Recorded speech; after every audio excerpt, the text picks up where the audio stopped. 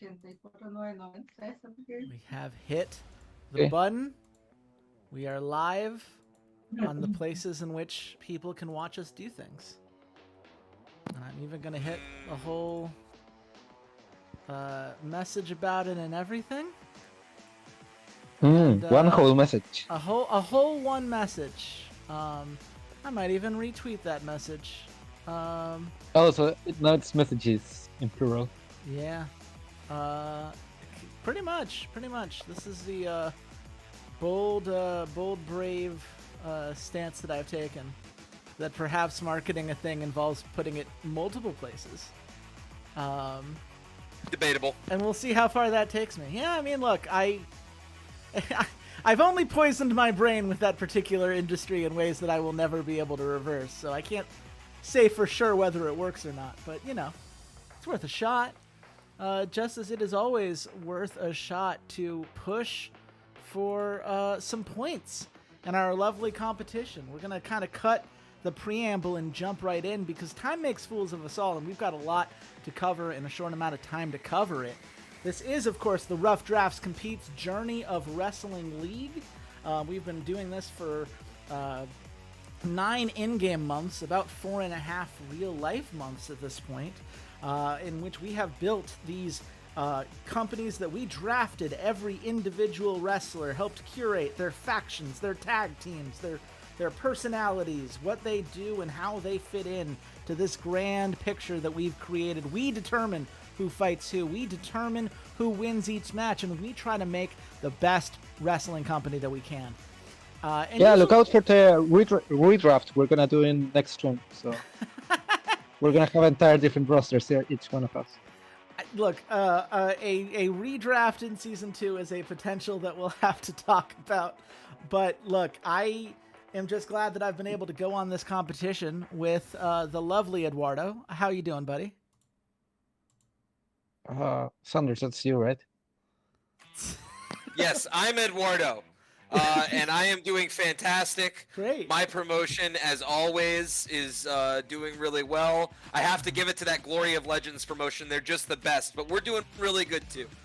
Well, I heard, Eduardo, that you tied with my other guest, Xander. Say hi to the nice people at home, Xander. Hi, I'm also Xander, and I'm doing really well. Eduardo, you have to pick one. Eduardo and Xander, that's illegal. Wait, hold on a second. You gave him you, so you could be him. And I gave you one. I'm not giving you both. Yeah.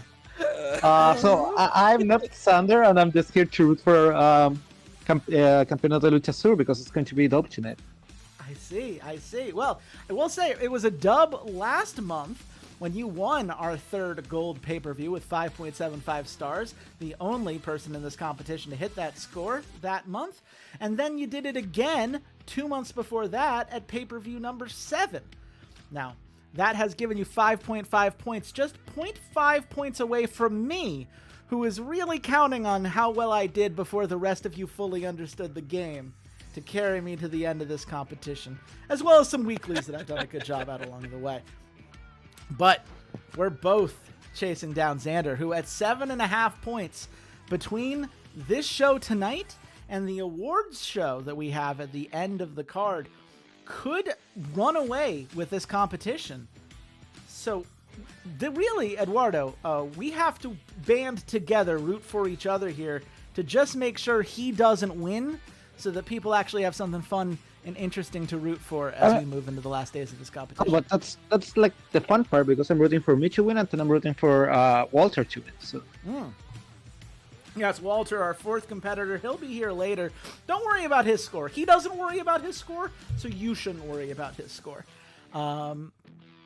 See, I'm going more for like he should have like a moral win. So. Moral victory, yes. Exactly. Well, see, he had one of those, and then Chase rescored everything and took it away from him because Chase is mean and a bully. That's the only reason. It's the only reason I did it. Is I felt like making him sad specifically. No other things were concerns at the time. I think like maybe like Chase was concerned that Walter was doing too well, so that's why he did. Yeah, I had to take him down a peg. He needed a nerf for sure. I mean, Especially, I mean, we're risking an overflow error, right? If he gets the negative awards, does the negative wrap back around to a max score? Who can say? What we can say is that we had quite the tournament heading into this pay-per-view. The Campeonato de Luchasaur put on the new Omnissiah Valiant Ascendance tournament as, I guess, the real meaning behind the Nova Championship. Because after all, Kyle Cage tragically tore his quad at the last pay-per-view, was unable to defend and maintain his title. So it's all been up for grabs now. Eduardo, beyond the top 4 for that very exciting tournament, what can people expect from Spirit Fury at the Campeonato de Luchasaur tonight? They can expect a lot of action in forms of a lot of Halloween matches. This will not show up in the stream because we lack the visual capacity for that. But today we have a lot of Halloween Havoc themed things around there. And also everything in the ladders will be replaced by pumpkins. Spoiler alert, there will be a couple ladder matches. And there will be also very spooky street fights. So I hope no one gets Halloween tonight. Yes, well, I'm sure there will be some spooky heels and some spooky underdogs looking to get some upsets along the way. I think we're just going to jump right on into it. And let's start here by saying we don't care what the predictions say for this particular event. The writers can say what they're going to say. We just want to hear from our competitors tonight. So, Eduardo, talk us through the Guardianes del Pucara Femenino Championship. It looks like a triple threat tag street fight between Phantom Troop, Lethal Tempo, and Dominion. How did we get here and what's on the line for these competitors? Well, everything's on the line tonight. It's going to be one of the final tag fights for the Guardianes del Pucara Femenino. We have Phantom Troop and Lethal Tempo and Dominion, who think they can take Phantom Troop down. Phantom Troop struggled a bit in the earlier season, but they have proved dominant now that they finally reached the title, and they will be fighting very hard to not get rid of the title so early. Yeah, absolutely. I mean, look, the Phantom Troop just took it back from Lethal Tempo. Lethal Tempo would love nothing more than to keep this flip-flopping belt flip-flopping. But Dominion, with Ivy Chavez and the rise she's been on, always dangerous. Xander, who do you think's getting the win tonight? You know, I think that, you're looking at Phantom Troop, you're looking at Lethal Tempo as the two front runners here. And I'm pretty torn. I like the idea of Lethal Tempo getting a win, but Phantom Troop did just, get this not too long ago, so I think it's just going to be Phantom Troop keeping it. Is he right, Eduardo? For the most part, I'm going to say that, yeah, he's right. Phantom Troop is going to keep it. Phantom Troop does indeed keep it. It's a 4.75 star match. It's a hot match, and it puts the feud between Dominion and Phantom Troop over, which you like to see. Also starts a feud between Dominion and Lethal Tempo. We'll have to see what you do with that. And oh, look at that. A nice 23-point boost for this belt. A very solid score. With some matches like that, it'll be back up where it used to be in no time. So a very nice way to start the evening. But we move on, and this is great. It was a roulette. Anything was possible for this gimmick, and you rolled, I think, about as well as you can get, Eduardo. That's a tables, ladders, and chairs match for free, thanks to that lovely artifact you cashed in. Tell us how that gimmick is going to affect this Guardianes del Pucara Masculino fatal four-way for the championship. Well, I think for a bit of it, at least, it was to be expected. Like, Campeonato Luchasaur has always said that this hardcore, especially ladders and tables matches. And yeah, like, Psycho Circus obviously finally climbed to the title. But I think Hiroshima Hots may have a bit more experience in this kind of hardcore matches. So we're going to see if they can hold it, or if maybe like the Constellation on Here and Now can make a push for it. Yeah, I mean, the Hiroshima Hotties were the first tag champions that the Campeonato de Luchasaur had. Back then, they were feuding against the Constellation, which is kind of funny to think about, given how the division has developed. But certainly, they'd love to get it back. The Constellation would love to make their footprint. No, Here and Now has been feuding against the Constellation for a while, and Psycho Circus have looked very strong, and I know have been one of your faves, Xander. Who do you think's getting the win? Listen, Psycho Circus keep it, because if they don't, I'm not happy. And if Eduardo makes me not happy, no holy shit moments for you, Eduardo. Okay, no, I'm just kidding. I really think it's going to be Psycho Circus. And I want to see them win. So I'm rooting for them regardless of whether they win or lose. Psycho Circus. I'm a Psycho Circus fan. I'm keeping the faith. Psycho Circus. Well, Eduardo, do you want to let him down or should I? No, we're gonna have the first upset of the night, and it's going to be a Constellation win. The Constellation, after feuding so much for this belt in the early days, finally got their hands on it. And look at that. It's a 6-star match. The fans are in. Psycho Circus Hiroshima Hotties maybe Not all the fans. as happy, but the fans loved it. The critics loved it. That is a holy shit moment as Clayton Brown throws Psycho off a ladder through 2 tables outside. A little bit of a morale hit for the belt because it was a quick switch. Carnival of Carnage obviously taking a little bit of a hit as a faction, but nothing that either of those can't handle.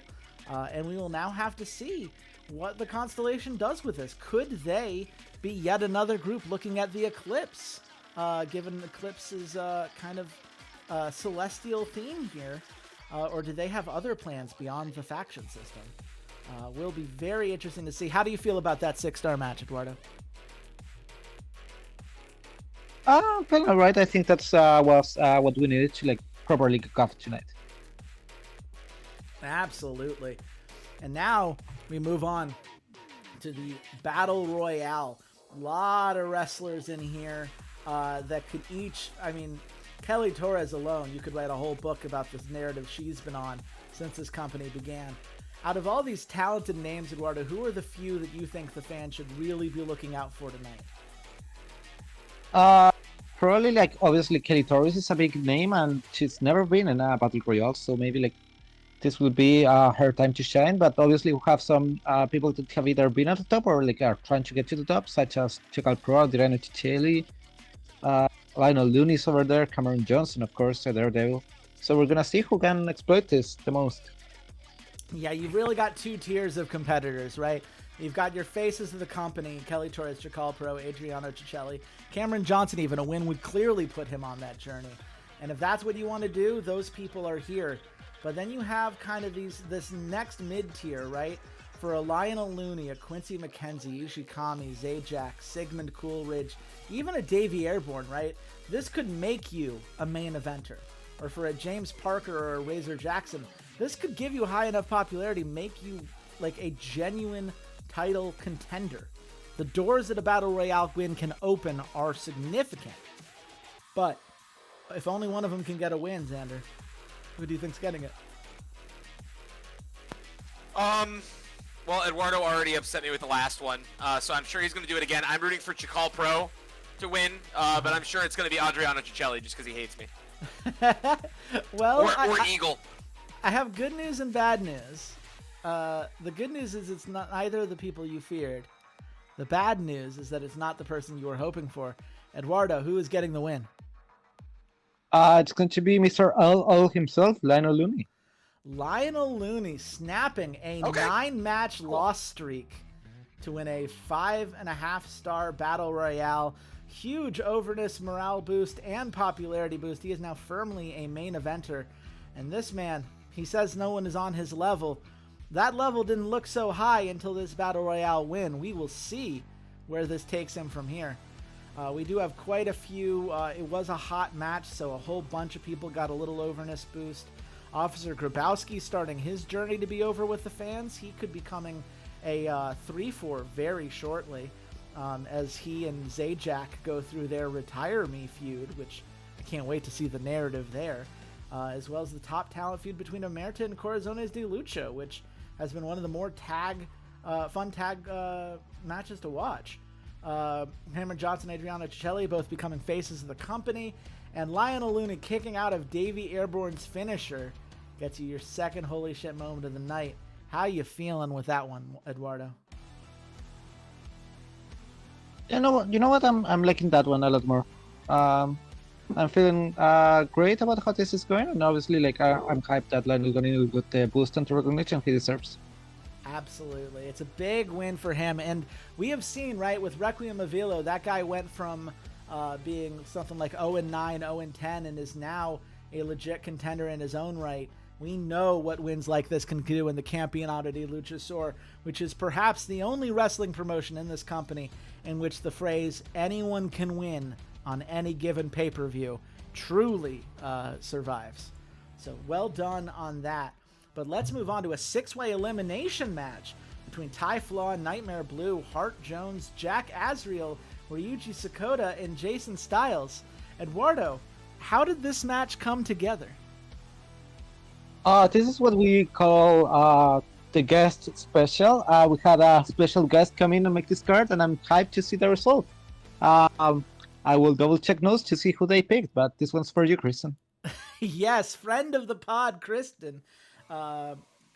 Very much the person who put this together and chose the winner, which means, Xander, your ability to read who is getting the win has to be thrown into disarray here. How are you going to try to read our guest tonight? I've got absolutely no idea.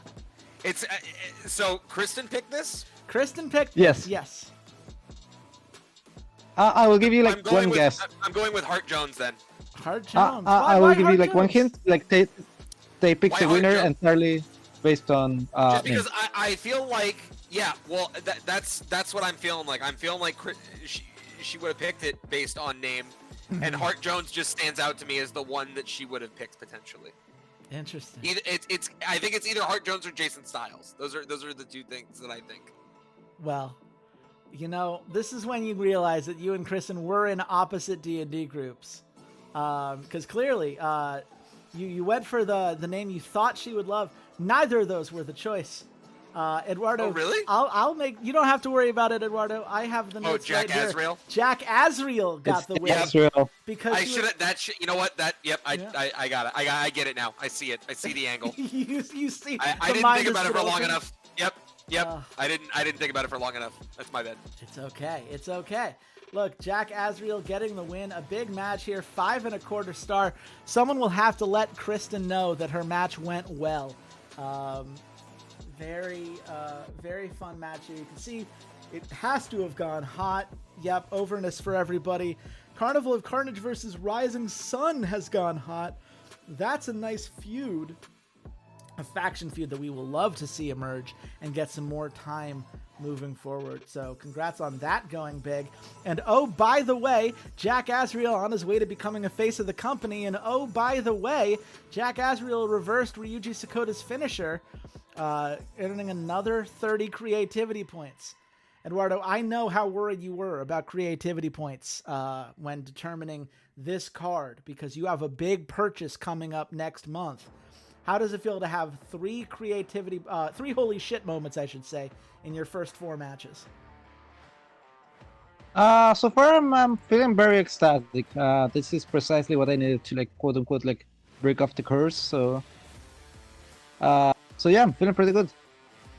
That is very fair. Some great matches so far, but we move on now to a semi-final match of the new Omnissiah Valiant Ascendants tournament. The semifinals and finals were held for this pay-per-view. The finals will determine who is the new Nova champion. So each of these matches, you still have to win the next match. You have to that back and forth between giving it your all to make sure you get to the finals and maintaining enough energy that you can still grab the golden teddy bear on a pole once you get to it. This is a silver teddy bear on a pole match.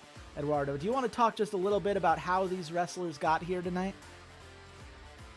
I mean, like, I don't think I need to make any special comments. Like, Liam Draco and XT Gun speaks for themselves. Like, Liam Draco has been very big when it comes to, like, special figures matches. And most of his 9 wins come impressively from those kind of matches, like Battle Royales or multi-man matches. Mm-hmm. And XT Gun has obviously an impeccable career. He's been fighting all along the way, and he's been a main eventer for as long as the promotion's been on. Yeah, well, it is. I don't think neither of them have been like a champion yet, so they both like gonna be looking for that. Yeah, well, I was going to say XT Gun only became a main eventer as a result of this tournament. I appreciate the kind of tongue-in-cheek I'm nature you've got, but Pretty sure he was a main event when like a couple months ago, but okay. he was not. This is the 29 seed in your company, my friend. Gabriel Oh my Rivera. god. Okay. He beat in the first round, beating a literal face of the company and a huge part of Sagrada Familia. Battled his way next against Ed Thompson, a guy who's battled Amatridor Anderson for a title, and then beat Jason Cortez, who is one of the big members of the House of Hardcore, if I recall correctly. So he, as the 29 seed, has climbed and climbed and climbed.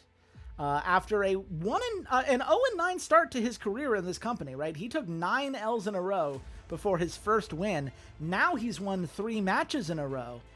And the question is that momentum for XT Gun enough to overtake Liam Draco, the fighter, the Battle Royale champion, the one that we have seen so many times, Xander, emerge out of just the toughest conditions that the Campeonato de Luchasaur could throw at a competitor?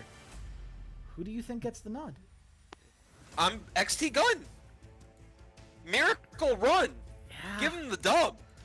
Does it change if I tell you that Liam Draco beat Haley in the quarterfinals, the literal greatest? No. XT Gun. Miracle Run. Okay. Eduardo. I appreciate the enthusiasm, but unfortunately tonight it's going to be Liam Drago taking the W. Boo.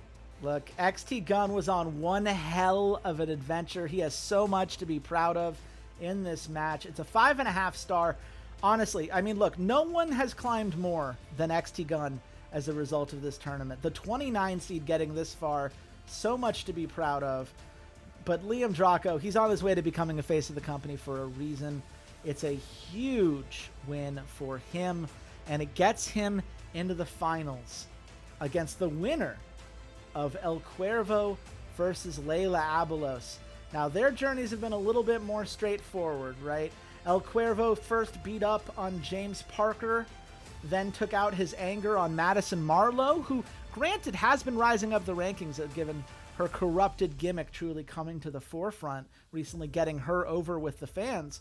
And then El Cuervo harshed the dreams of Christopher Knox, one of the other main competitors who had pulled off multiple upsets to get this far. Meanwhile, Leila Abelos was versus Allison Cruzan in the first round, then Lulu Cherry in the second, followed by Hijiro Boldo, the 31 seed, who somehow made it to top 8 and also happened to get over by the end of it.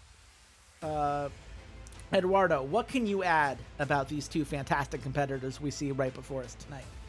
I mean, if there's one match that there's nothing to add, it's this one. Like El Cuervo, after injuring the former champion on his rampage path in order to take the title, and then Leila Abelos, who's been a formidable contender on her own right, but has struggled a bit on the women's roster thanks to the sheer amount of talent that there's there, and both struggling to take the title. Will this be like the first time a female wrestler holds the Nova Championship? Yes, this is an intergender belt, so there's absolutely no reason that Leila could not end up taking a fierce reign for this belt. The question is, Xander, do you think that Leila has this, or will El Cuervo, the man who injured Kyle Cage, continue his streak towards taking Kyle's title? Nope. Leila Abelos. Well, Eduardo? Who's getting the nod? It's going to be El Cuervo. Yeah. I'm gonna stop guessing. I'm not happy. 5 3/4 stars. He's literally the guy who injured Kyle Cage. That was it's the whole story. It'd be so weird if he got eliminated this early on. Yeah, I think the issue here is that Xander, unlike Walter, he does not watch AEW, so he does not know the fans. No, the issue is that you didn't give XT Gun the win. Okay, XT Gun should have made finals. That's all I'm saying. Well, El Cuervo is now a face of the company, which is nice to see. We've got 4 people starting their journey to be face of the company as of the card tonight, but El Cuervo, the one who locks in his 6th and final month, and oh boy has he earned it, right? Winning that initial feud versus Kyle Cage, battling back from his own injury to go back and forth against Conrad Supernova, who we're going to see later on tonight. I mean, what a story the Raven has had in this company. But we will move on because any follow-up question I would ask you will be saved for our finals here. Instead, I want to hear about the greatest championship, a ladder match between Hae Lee, the Grand Invitational winner who was handed this belt for her success there, versus Violetta, the Violet one, who took the title from her. Eduardo, what can we expect from this match tonight? I mean, Haley's just going to be the same as El Cuervo on a rampage in order to take back the title that she sees as rightfully hers. While Violetta, she was a former Regent champion, after that fell from glory a bit and is now very happy with the greatest champion, which she feels is even a step up. So it's going to be a real carnage here on the ring to see who will take the championship from the ladder. Absolutely. I mean, look, Hae Lee, the lunatic, battled her way through that Grand Invitational, really earned the belt that was created in her honor, but Violetta put in a lot of work to take this title back and secure it for herself. Xander, who do you think gets the nod tonight?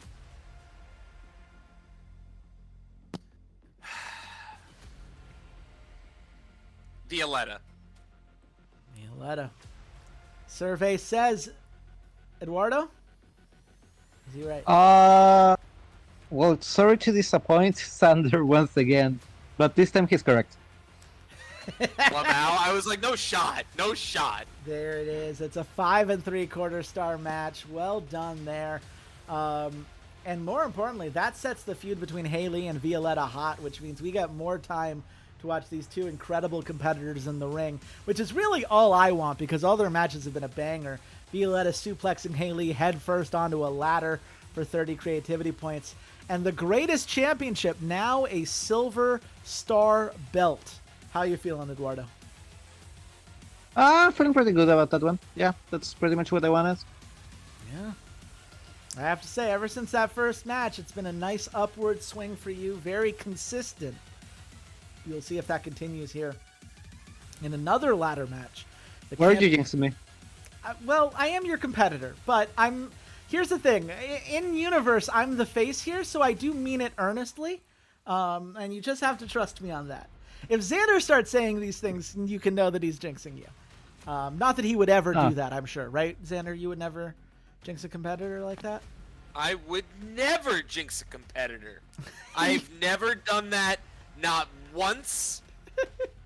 You can't find a single time today that I did that. Yeah, you can't find earlier in this broadcast when you threatened to withhold creativity points if it didn't go a certain way. I would never. There we go. Campeonato Slander. and 2 championship. It's a 6-way ladder match. Max Campbell, the current title holder, but Gabriel Rivera, Gambler, Hijiro Boulder, Jason Cortez, Caden Lee, a lot of people who did very well in that tournament that we just recapped here, Eduardo. What brings each of these competitors to the ring, and who should the fans be looking out for if they're looking for an upset tonight? I mean, like, probably if you're looking for an upset, you're gonna look at Caden Lee or Jason Cortez, who are like still on like proving themselves, but they still like are missing a bit to that. As we've mentioned, like Caden Lee like had a bit of a downfall, especially after like changing factions forcefully. But Max Campbell is also going to be trying to defend that.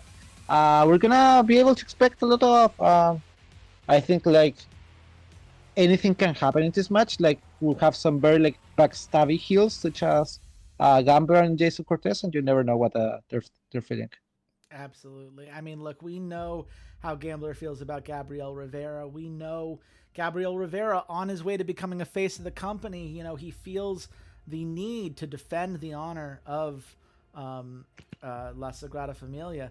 And Caden Lee, as you said, he is finally finding himself a little bit after feeling adrift, leaving Rising Sun forcibly to join the Carnival of Carnage. the question is, Xander, which of these competitors do you think is getting the nod tonight? None of them. No, I'm just kidding. It's going to be. It's a rare six-way loss title. Coming out, yeah, coming from the rafters. It's no. A fan has come in and taken the belt. No, it's gonna be Gabriel Rivera. That's who I'm rooting for tonight. You're rooting for Gabriel Rivera. Eduardo. He's gonna snap the losing streak and take the dub home. Who are you rooting for here, Eduardo? Max Campbell. That is right. The champion retains. It was a fool. I fooled you all along by presenting underdogs specifically, throwing you off the path of Max Campbell, the Golden Bow, excuse me, doing what needed to be done with a nice championship win here. It's a 5-star match, but it's a match that gets everybody popularity and overness, which is the kind of hot match we're looking for. Gambler Hijiro Buldo getting hot with their own feud gives them plenty of room to grow.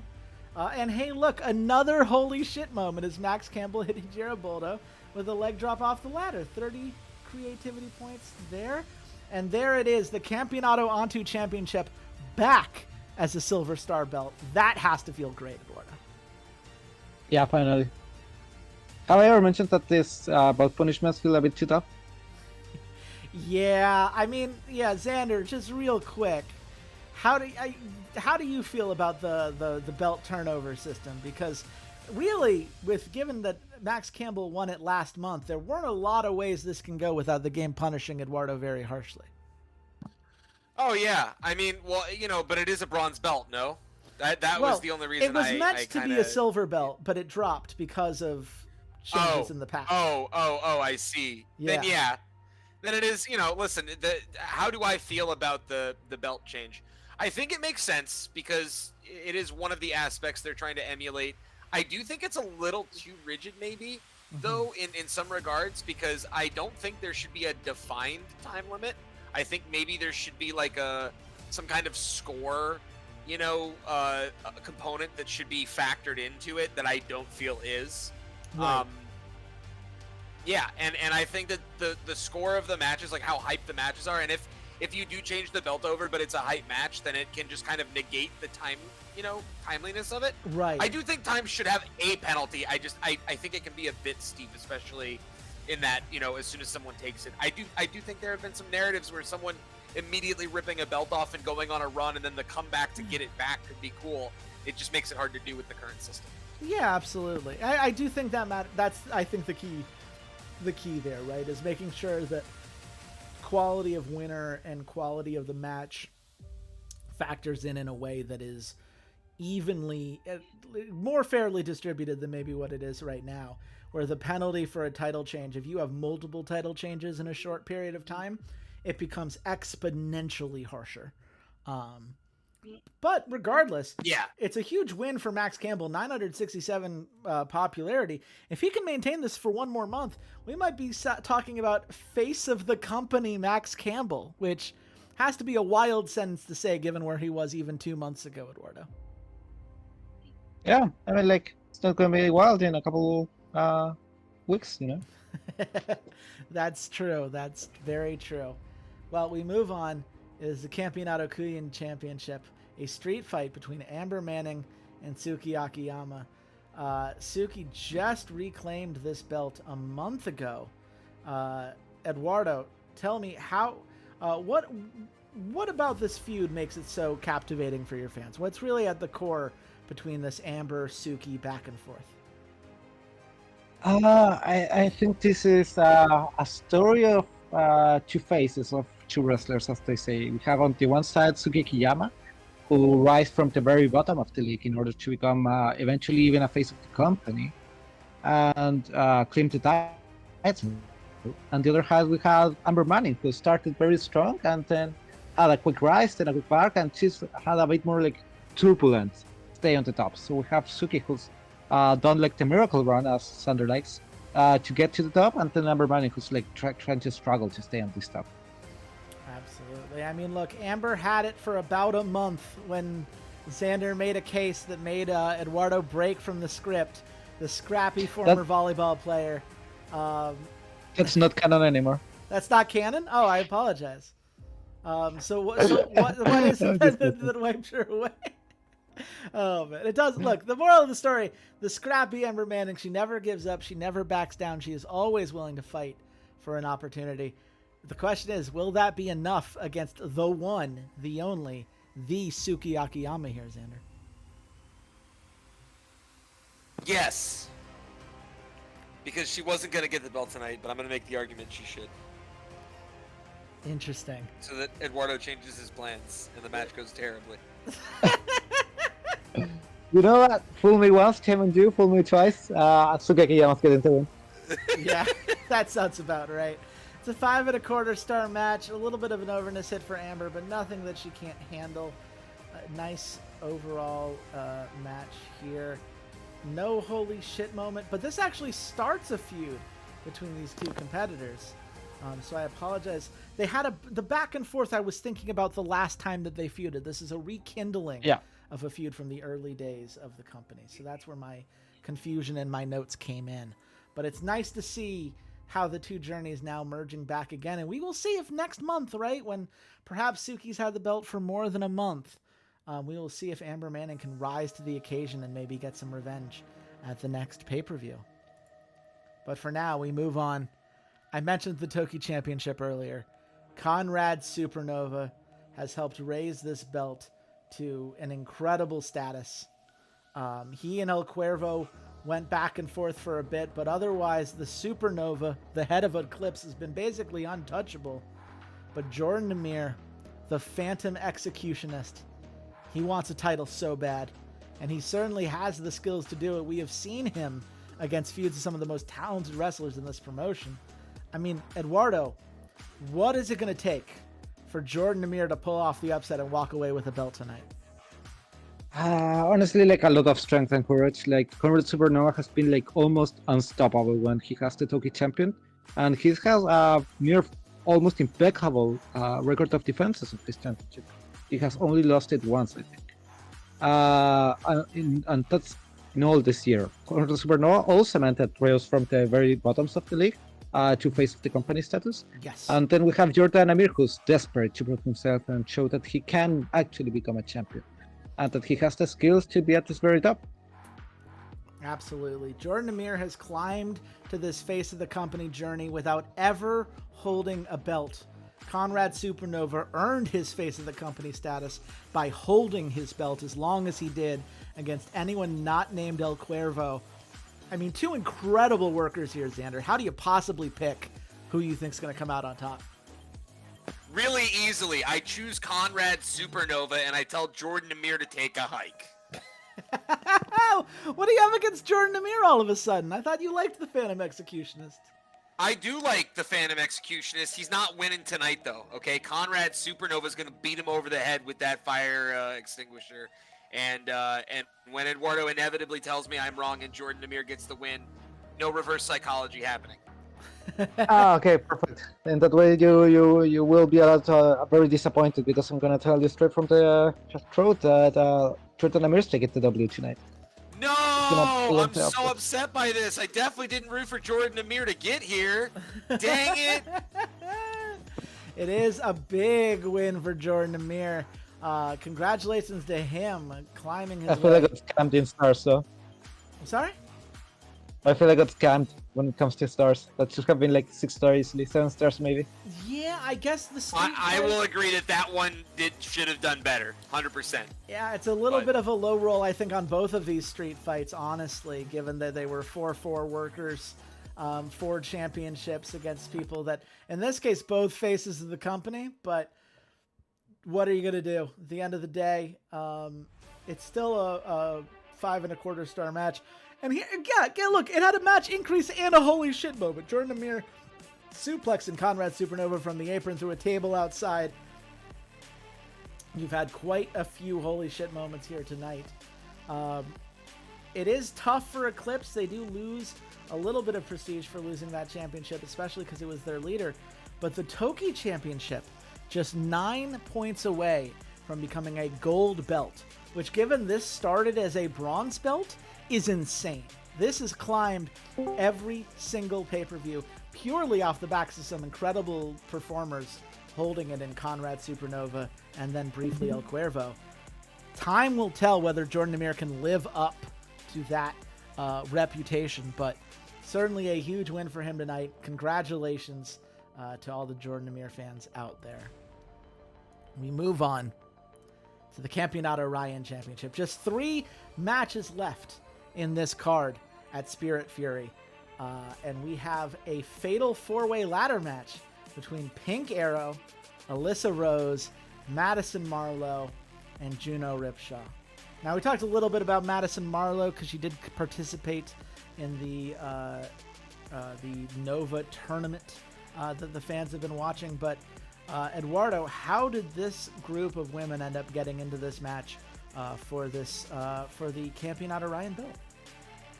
I mean, like, I don't know how, like, I'm not gonna tell you how they got here. I'm gonna tell you that they will struggle to get out of this one in one piece with the sheer amount of talent and anger and desperation they all have to claim this belt.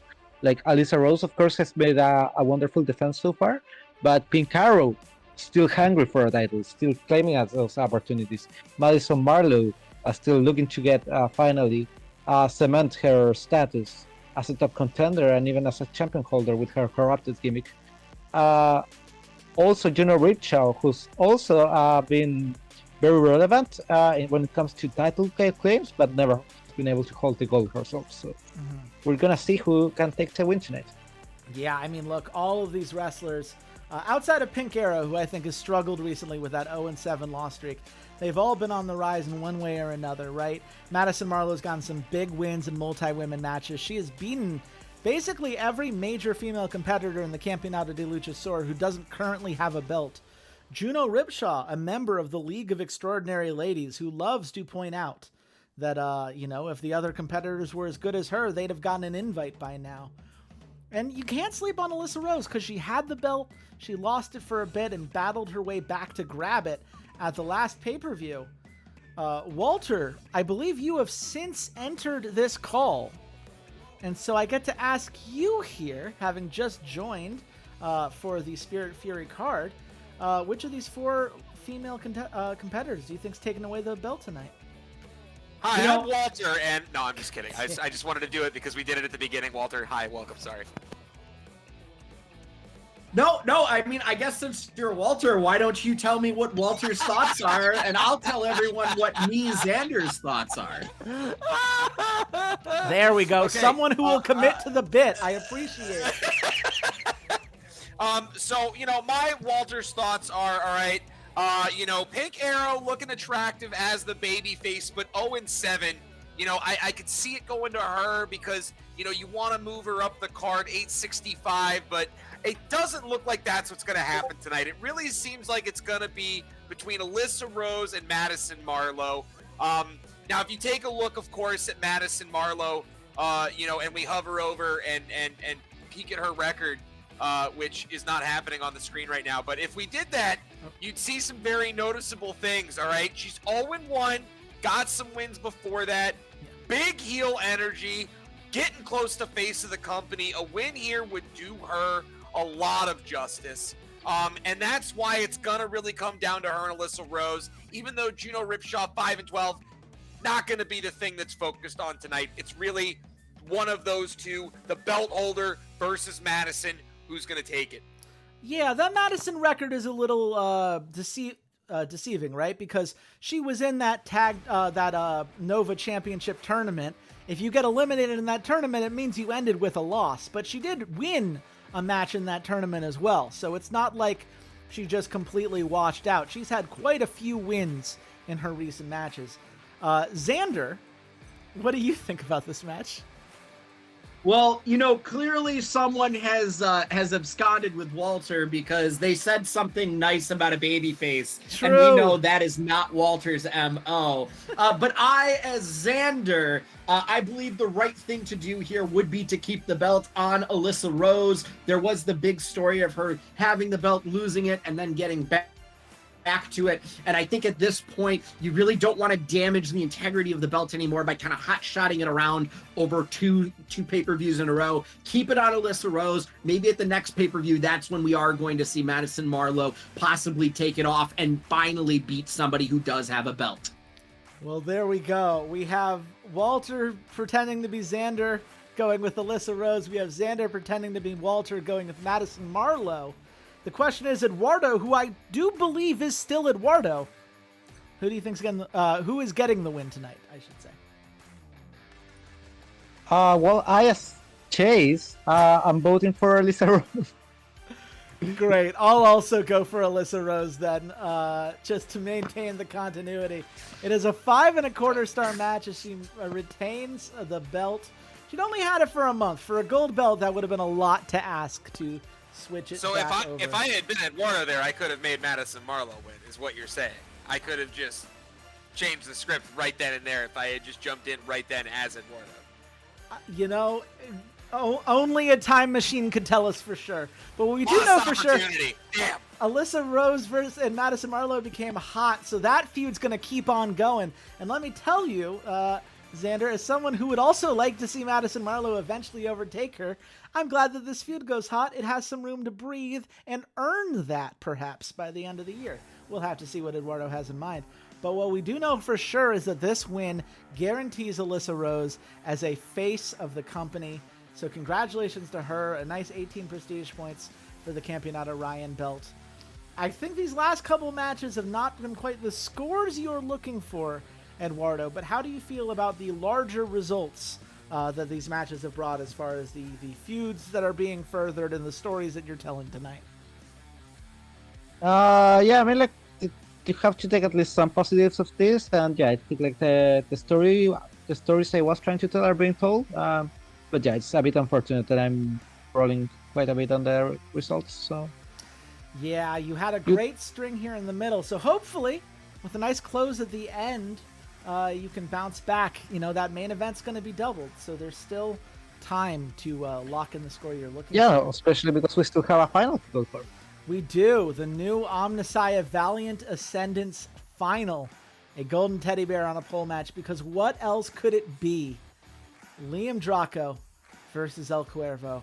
We talked about the journey these two competitors took to get here, and you can see they're both tired, right? They're both near 50% fatigue, or like they have battled through it at this tournament, and now against each other. What is it going to take to become the new Nova champion here tonight, Eduardo? I mean, only unfortunately for both of these contenders that have like struggled very hard to get to this place, only one can be like the new Omnissiah. And we're gonna see if Liam Draco can finish this fantastic run, or if El Cuervo will finish his path to revenge and claim the title that he feels should have been like rightfully his from the start. Absolutely. I mean, look, he's the guy who injured Kyle Cage. If it was not for him and his actions, which he was very happy to boast about on an episode of Destination during one of the weeklies, this tournament would not exist at all. So I'll turn to you, Xander, and I do mean the actual Xander this time. Damn. Who do you think's getting the nod? I think it's going to be Liam Draco. I think, El Cuervo's made a really solid run. He's doing well, the Raven, but I think it's going to be Liam Draco. It's going to be the guy that I didn't want to beat XT Gun, because if it's not him, then I'm really mad. Like, if XT Gun is at least going to not make finals, right? Like, if he's at least not going to make finals, it better be because Liam Draco, the fighter, comes out on top and wins the whole thing. Liam was just that good. If Liam falls and El Cuervo wins, and that puts like XT Gun ostensibly in like his miracle run was a fluke, blah, blah, blah discussion, then honestly, Eduardo and I are really going to have a problem, like a physical problem. I mean, you do canonically go to Chile every week. And I will go again. All right. I will change Eduardo's clocks. I will make him late for work. I will set up some very nice tripwire at the entrance, so as he's running out the door, he just eats it. All right. I'll spill coffee on him. Listen, I won't do anything that actively hurts him. Okay, but I will make his day worse. That's everything. When you're just like, how can I make it worse? A couple of those are very hurting. I was going to say, several of those seem like pain would be involved, but What do I know? Minor pain, not like not like world-ending pain. Okay, we know what I'm capable of. All right, but that being said, just mild to moderate pain. Okay, like a 3 on the scale, but just multiple times throughout the day. Spoken like a true American. Walter, what is your pick for this match? I mean, the problem is that Xander is wrong. It should be El Cuervo. And listen, I understand that there was a miracle run going on. There's a good story there, but there's an even better story with the mega heel El Cuervo bragging about the injury to Kyle Cage, holding this championship until the eventual return. And then you have the built-in injury feud raring and ready to go for him to get revenge on El Cuervo. It just makes sense. Well, Walter says it just makes sense. Do you agree, Eduardo?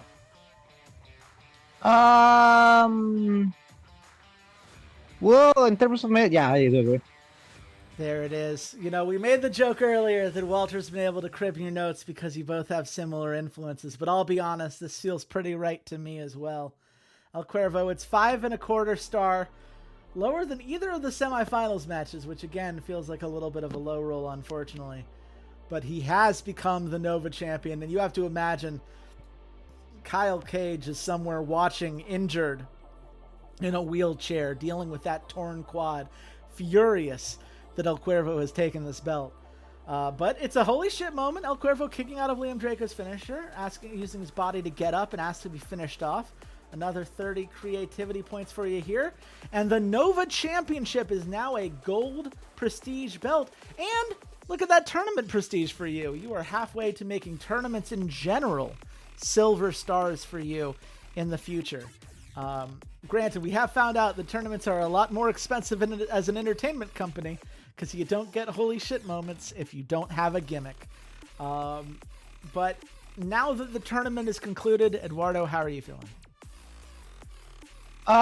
This should have costed like 100 creativity points less, but no. Really, I think like the stories I wanted to tell were told. I think this has allowed some prominent figures like XT to rise up to the prominence, and we'll be seeing more of them. So I'm very happy. Also, this has been our first intergender event in this competition, and I think it went pretty well in that regard. Oh, absolutely. I mean, look, if you look at this bracket, right? Even just going back to top 8, look at XT Gun, look at Christopher Knox, look at Hijiro Boldo. Those are 3 wrestlers right there who are now all over with the fans and all main eventers who were not main eventers before. And for that alone, I think you've given yourself some utility that's going to pay off in a big way moving forward. But we've got one more match, the Campeonato Andino Championship. It is a 6-way ladder match. Isamu Masucci, Shichiro Ishihara, Amatrayadora Anderson, Ed Thompson, Daiwick Damerla, Brady Velasquez. 6 of the best, highest-rated competitors in this company. Eduardo, what should the fans be looking for tonight? Like if you're gonna just watch one match of the night, it's gonna be this one. Like with the sheer amount of talent that all of these competitors are bringing into it, it's going to be one of the for the ages. Absolutely. I mean, look, Isamu Masucci and Shichiro Ishihara have been feuding for a while now. They feuded at the very beginning of this company. They were the first 2 people to hold this Campeonato Andino belt. Amatrayadora Anderson lost it to Isamu Masucci. Ed Thompson had been challenging him for quite a while. That feud still maintaining itself. And Daiwick Damerla, Brady Velasquez, just 2 incredible wrestlers, both of whom have been hungry to earn this opportunity and sure would like to make that happen for them the same way that Masucci came in and took it from Amatrayadora. Walter, we'll start with you this time. Who do you think gets the nod? This is very difficult because it does feel like anyone can win this. And that's the great part about a ladder match, right? Mm-hmm. Anybody can win a ladder match. All you got to do is climb to the top, grab the belt. Even Ed Thompson, who you just hovered over, could technically win this match. But I'm going to stay with Masucci. I'm going to stay with the current champion. And for some reason, ladder matches also love the current champion when they're heels. It is a great way to build up a bunch of different feuds, to get a look at what would Masucci look like against Ed Thompson's or Daiwick Damara or one of these other guys that maybe we haven't gotten a lot of interaction with yet. So keep the belt on Masucci. And going into the gold pay-per-view, this will give you a much better idea of who should be the contender for that giant end of the year pay-per-view. I mean, that certainly makes a lot of sense to me. What about you, Xander? Do you agree with that analysis? Nope, because it should have been XT Gun. No version of this is gonna put XT Gun in this match. Should have. Well, okay, fair enough. Do you have a backup plan since XT Gun's not here? Nope. XT Gun. That's my answer. Well, Eduardo. Listen, I'll take XT the Gun first point comes on the out from the prediction. crowd. Oh man, you are the person who fills out a March Madness bracket and selects the winner as a school that didn't qualify for the event. Correct. Who's getting the win here? Brooklyn Eduardo? College. It's gonna be the one on. Funnily enough, it's going to be a graduate from Brooklyn College. It's going to be the one and only Masucci Isamu. Yeah, Isamu Masucci. Walter, you called it basically exactly. It's a 5-star match? That's a low roll of all low rolls if ever I've seen one. I feel rebuffed. Yeah, I mean, look, you had every roll went right for you at the last pay-per-view. This had a lot of rolls go wrong. The fact that it was a hot match of 6 4-star competitors and the ladder match was an increased effect, that is absolutely wild to me that it was only 5 stars. It sucks that that's the match that's going to get doubled. Let's just get the final score here. I didn't know it was possible to load that roll with all those boosts. You sure would think that it wouldn't be, but this game works in mysterious ways sometimes. I will say it's 5.5 stars, which is still a very reasonable score. If we were a little bit earlier in the competition, I would say you would still be in contention to win the night. But I will admit it has been 6 months of in-game time since a 5.5 was enough to take home a W. Eduardo, any final thoughts here as you look at, well, a pay-per-view that undeniably had a lot of things go well in terms of holy shit moments, in terms of face of the companies, in terms of increasing belt prestige, balanced with some critics giving your matches a score that felt a little bit rough. How are you feeling overall? Yeah, I mean, I hate the critics, but jokes aside, I think this was more of a setup storytelling event, and also like my plan was to do a Nico tournament that like an Nico event that did well in terms of points, critical points, and I got the ones that I wanted. So I think I managed to get my expectations, but I do wish like at least the last main event did not low roll so hard. So I wish my competitors a lot of low rolls as well. Oh my goodness. Well, I understand where you're coming from. I do wish you the best here. I know you have to go, so any final words to the fans before you head out tonight? No, just enjoy the rest of the stream. There's gonna be some light matches coming on. There's going to be a lot of fun storytelling. I will not spoil, wink wink, and that's not just because I don't know what's coming up, but there's going to be a lot of fun entertainment to be gone, for sure. So yeah. Also, like if Empress Kabuki does not retain, I'm gonna be bad. But that's all. Okay, good to know. No pressure on Walter here. Thank you so much for your time, Eduardo. Always a pleasure. We wish the best for the Campeonato de Luchasaur here. But ultimately, this opens some doors for the Stamford Wrestling Alliance. Because the last couple weeks, Xander and I have not managed to get a 5.75. If you can, Walter, that might be enough to secure your first pay-per-view win. How are you feeling heading into the night, and what can fans expect from End Times tonight? Well, you know, when Eduardo said, you know, I really hope for a lot of low rolls for my competitors, I kind of almost unmuted my mic and said, sure thing, buddy, I got you, don't worry about it. But I think I have a hell of a show here. I really do. And At the end of the day, I am the narrative champion, and that is what matters the most to me, is am I telling the best story?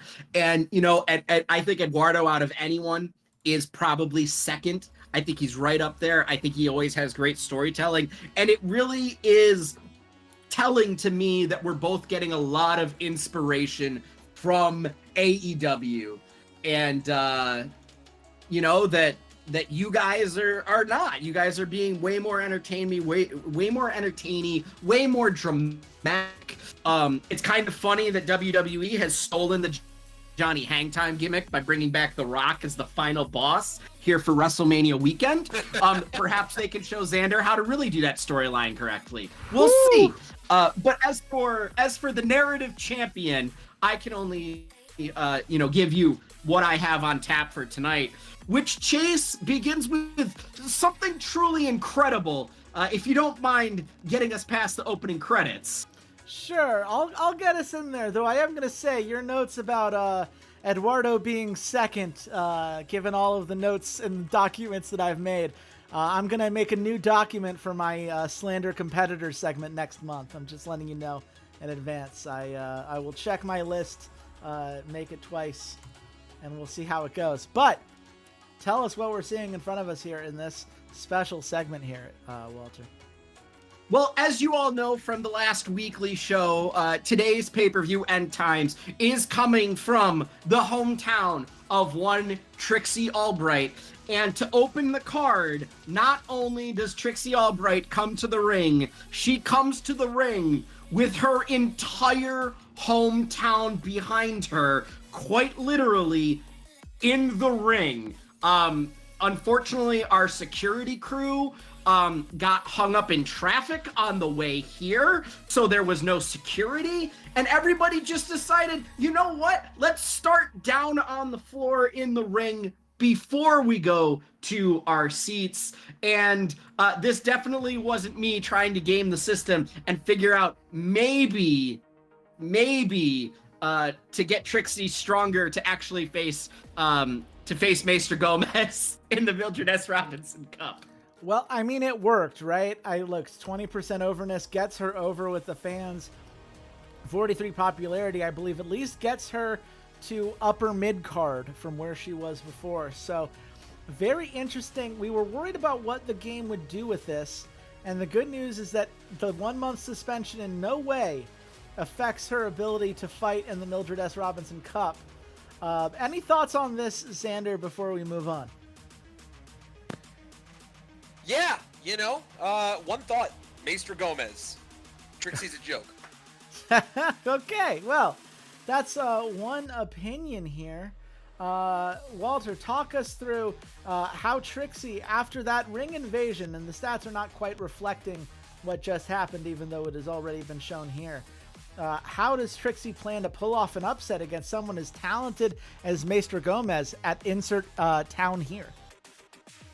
I think the big thing is that it's twofold, right? You got to embrace the energy of the hometown fans, right? You have to understand you are not just doing it for yourself, you're doing it for them. When you let them come to the ring with you, when you make everything about the fact that this is your hometown, right? This is where you are from. But sometimes that's going to get in your head. You're going to be a little bit, as we like to say about the Buffalo Bills, Josh Allen, sugar high. Right? You're a little sugar high. You're trying a little bit too hard. So she really has to figure out the right way to balance the energy that's coming off the crowd with her own energy and channel it into an actual victory. Meanwhile, on the other side, Maester Gomez, this is where she believes she belongs. She deserves a title, right? She spent a lot of time building up Brooklyn Cambril, feuding with Angelina Cardinal, and they're now in the upper echelon of the women's division, challenging the likes of Empress Kabuki for the women's title. But Maester Gomez really hasn't had much of a shot at being a champion in her own right, and she believes that she can invigorate this kind of mid-card belt the same way that the Empress has done it with the women's championship. Well, that is the question, Xander. Do you believe that Maester Gomez has what it takes to invigorate this belt and take the next step in her career? Or does Trixie Albright, with the fans clearly behind her, as we saw from that ring invasion, pull off the upset? I think I know from your previous comments where you're going, but I am Listen, required by law to ask anyway. I get why, when you're in a place like insert town name here, that you want to bring the fans in and make them a part of the show, and Trixie's the right person to do that. I get it, okay? But putting her in the ring with Maestra Gomez, are you serious right now? Maestra murders her, dead, and the fans upset and good. Their tears fuel us. Spoken like a true heel. Walter, is he right? Well, first of all, it's insert hometown here, not insert town here. Insert hometown here. Sorry. But, Yes. But you would be correct. Maestra Gomez is going to get the victory here in a beautiful 5-star match. Absolutely. Very solid match. This is actually, I didn't realize how far down Trixie Albright was. This gets her into the upper mid card because just being in the ring with Trixie does her some favors. Maestra Gomez, of course, now starting her face of the company journey, which is big for her. We love to see the Mildred S. Robinson Cup slowly climbing its way up. A very strong performance from Maestra Gomez tonight. How are you feeling about how this broke down? And I guess, is there anything from Trixie that we're seeing as I imagine security finally catching up to her and escorting her off the premises with this suspension? No, this is something that it's a behind the scenes thing. She walked to the back after her loss. She took her lumps just like she needed. I did warn her. She said she wanted to do something with her family for her entrance. I said, listen, they got to be licensed. We got to, go through all these treks and rehearsals. We can't do it. And she said, oh, okay, no worries. And I, kind of had a glint in her eye. And I warned her, listen, if you do something you're not supposed to, I am going to have to suspend her. And while I can't blame her for the hundreds upon hundreds of people and all their actions, she will have to take her suspension on the chin. But in all honesty, I'm a little disappointed I have to suspend her, because I think with that match, she has proven that she is not a jabroni in this company, that she might need to be someone that, not just Maestra Gomez, but these other mid-card women really need to keep their eye on, and she's not going to just be an afterthought. Absolutely. I can't wait to see what you have planned for Trixie, especially because I know some more training is coming in. She is the star in the making. We will see just how far that star can take her. But we move on now. It's a brass ring battle royale. Colton Scribner appears to have put his contract, his cash-in contract, on the line. I mean, Walter, first, why would Colton agree to do this tonight, given he's already got a match as part of the new Gaston brothers? And two, who are the wrestlers that these fans should be looking out for, given the level of talent that's in this battle royale? Well, here's the thing. It wasn't up to the new Gaston brothers. It was my decision to put this contract on the line. I realized Colton Scribner's not cashing in on anyone. He hasn't teased it. He hasn't tried to say, oh, maybe I'll go after anyone. If anything, he's just held onto it and done nothing with it. And that is not what the point of the brass ring is supposed to be. It is supposed to be a tool for someone to choose their shot to try and take down someone like a Christopher Devlin or an Ethan Wilde. And it's very clear Colton Scribner has no intention of doing it at this time. I am slightly worried. I do believe we had put a timeline written into that contract, and this is sort of my way of telling Colton, hey, shit or get off the pot, buddy. Either use the contract like you're supposed to, or we're gonna force you to start defending it, because he hasn't really had to defend it up until now. I mean, that's very fair to being. And look, there are a lot of people who would love it, right? Ray Sangre just one overness away. And maybe, given how hard of a time he's had against Wesley Lee Morris, maybe a way to circumvent some of those traditional boundaries would be helpful, right? We know Kaya Lucha, Devontae Harrell, Eddie Davis, Raka. These are people who have always tried to move their way up the card. Someone like a Shohei Hirano, or a Craig Opley even. Craig Opley potentially could start his journey to become a face of the company. There are some big names here that could all very much benefit. And let's just not ignore that name, Daniel Stevenson, at the back here. A late entry, you could say, into this event. The question is, Xander. Yes, he is the last entrant, actually. He is lucky number 23, if I remember correctly. Yes, you liked that number specifically, I believe. Yeah, lucky number 23. So, Xander, who's getting the nod? I don't care who wins. I will say there's one person here I have to root for. Okay? And that is none other than Devontae Harrell. Look at that guy standing in the back up there. He's the GOAT. He's the prowess, the strength, all of the skill sets you want to see behind somebody trying to take the brass ring. That's who I'm rooting for tonight. That's who should collect the dub. And, you know, whatever Walter does, Walter does. You have always been a fan of Prodigy. I am in no way, shape, or form surprised that that continues tonight. Is he right here, Walter? Or do you have someone else in mind to take this contract? You know, this belt, this contract is for someone like a Devontae Harrell, right? Someone that is kind of just sitting in the mid card that, you know, shows up, wrestles really good matches, but hasn't had a shot at a championship yet. Again, someone Eddie Davis, a really good choice potentially, but no, winning from number 23, Daniel Stevenson. Yeah, he is a scary guy to give a belt like this, and he has indeed grabbed it. 5 1/4 star battle royale match right here. Boosts a feud between Colden Scribner and Daniel Stevenson that I think has been sitting in the background, given the two of them have been working together for a bit. Fascinating to see that go through. But it is a hot match, which means that Rayson Gray is now over with the fans. He's now a 4-3. And Jace Scribner and Virginia Warbler now starting their own journey to become over with the fans. We've got a treachery feud started between Kenji Saber and Daniel Stevenson, which I wonder if that had, like, there must have been Daniel Stevenson eliminating him specifically at some point? No. So Kenji Saber had been a part of Eternum, right, and then left Eternum to join Made in Japan.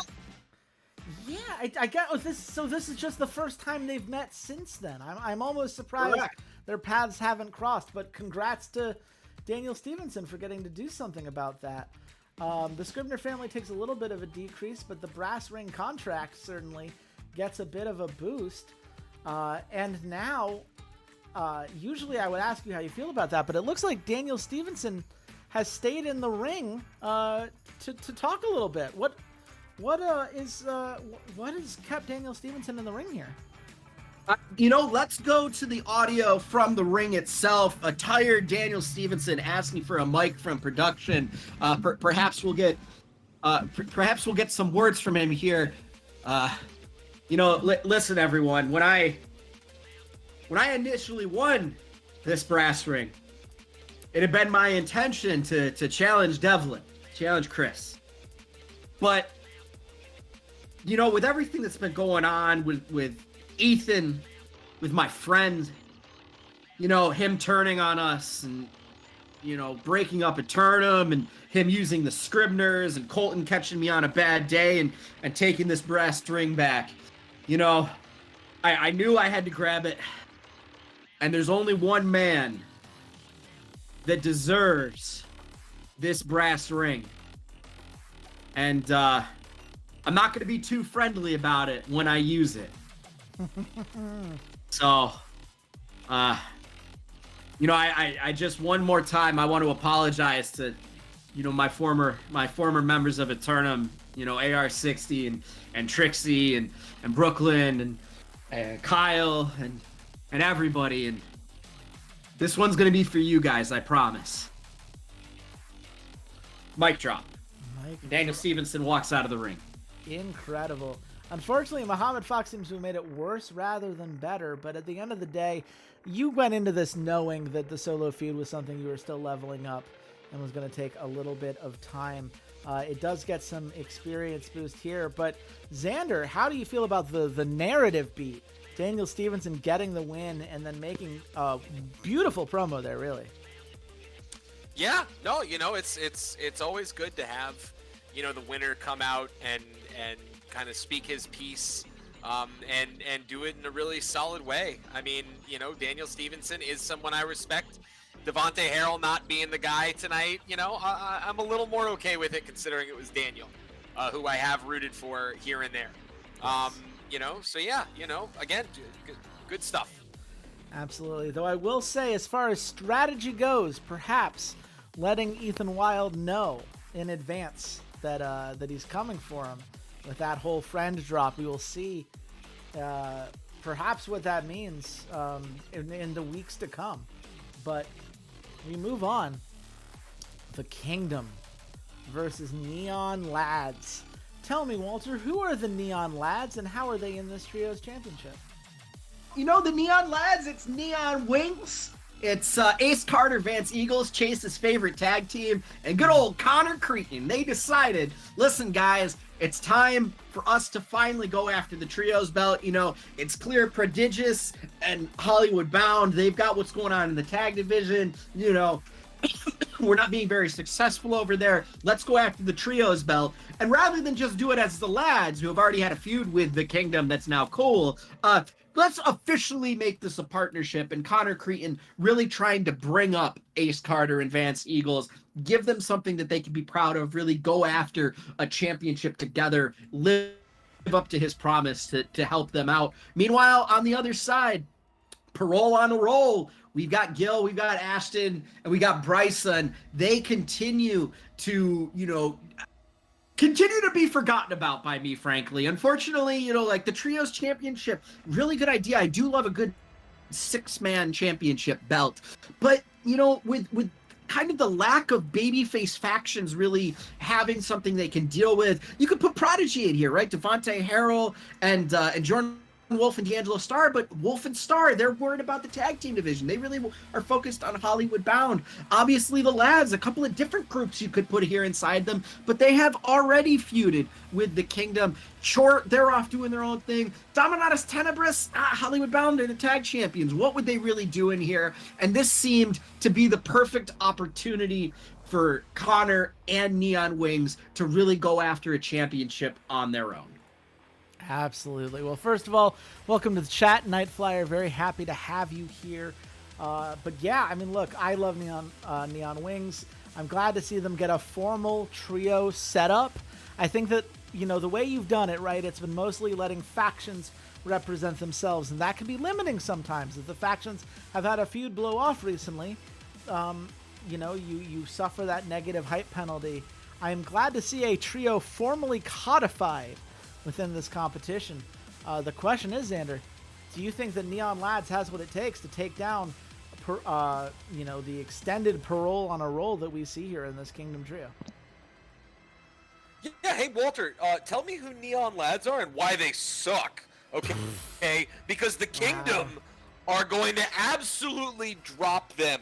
All right, kicked, dropped out of the ring, and honestly dropped from relevance. The Kingdom. Wow, you hate Neon Wings in a way that I think is directly mirrored by how much you know that I like them, and I don't know how to feel about that.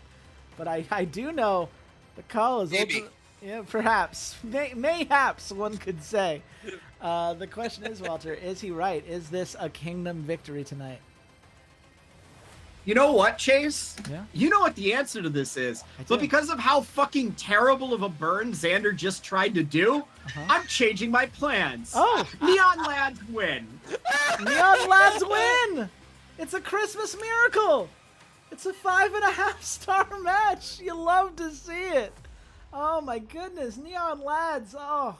A trio with a whole name and everything holding the belt. What a time to be alive.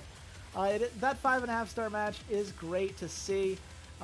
It is also going to give your first holy shit moment of the night as Vance Eagles refuse to give up as you called out for 2 minutes in Bryson's finisher. That's 30 creativity points and an overness boost here. The Kingdom takes a little bit of a hit, but the Lads needed that win, right? They had fallen to Reputation 4 as the Kingdom had gone to Reputation 7. This really equalizes a little bit between the two of them. and it helps bring this bronze belt very close to hitting silver. Given the result, how do you feel about this last-second story change that you built here, Walter? You know, I fucking love it. Thanks, Xander. I appreciate it. Thanks you're for being welcome. so bad at trash talking. I actually think I was so good at trash talking that I got you to alter your plans, so you're welcome. Well, we will have to see how that shakes out. I, for one, am ecstatic about how that went. But we do move on to the tag championship match between Hollywood Bound and Kingdom Come. Walter, for the fans who haven't been watching the weeklies, who are Kingdom Come and how did they secure this spot to challenge the now 5-month-long champions, Hollywood Bound? You know, Kingdom Come, it is Drew King and Jules Murphy. And if you remember, months and months ago, there was the entire feud between them about Jules Murphy leaving the lads and joining the Kingdom. And the crazy thing is, it's actually worked out pretty well for Jules Murphy. He's had a couple of title shots against Christopher Devlin, including main eventing a pay-per-view. And Drew King has really stuck to his word of trying to elevate him in a way that the lads never did. I mean, if you look at the lads roster, you have Connor Cretin, you have Craig Opley, you had at the time Down Under, who were the first tag team champions, you had Neon Wings, who were up and coming tag, and now trios champions with Connor Cretin, and really in what probably should have been Jules Murphy's spot, the up and coming babyface Chase, that just grasped onto the crowd and never let go. The crowd is so far behind Chase. They love him. And maybe that should have been Jules Murphy's spot. Unfortunately, the singles competition really hasn't turned out that well. Lucked out of a match against another match against Christopher Devlin when Eternum defeated the Kingdom in an elimination match that set up the end of Eternum as Daniel Stevenson lost to Christopher Devlin. But to make it up, Drew King suggested to Jules Murphy, hey, perhaps we should enter that Harold G. Vincent tag tournament. They need tag teams. And while they weren't very successful in the tournament, losing in the very first round to the eventual champions, Prodigious, they've continued to work together. They've continued to work their way up the tag team card, defeating the Irish Lads 3 weeks ago, winning a match against AR 62 weeks ago that the Killers did interfere in to get their chance to challenge Hollywood Bound here tonight for the tag team championship. Meanwhile, Hollywood Bound have been on a roll since they acquired the championship. Their only loss in tag team competition being in the finals of the Harold G. Vincent Cup, where they did lose to Prodigious. And, you know, everything is heading towards Winter Zone in the tag division, whether it will be Hollywood Bound as champions and whether Prodigious will be able to hold on to the guaranteed contract long enough to challenge them at Winter Zone. Yeah, I mean, look, this tag division has been such a fascinating kind of back and forth to see. I love everything that's come on with Kingdom Come.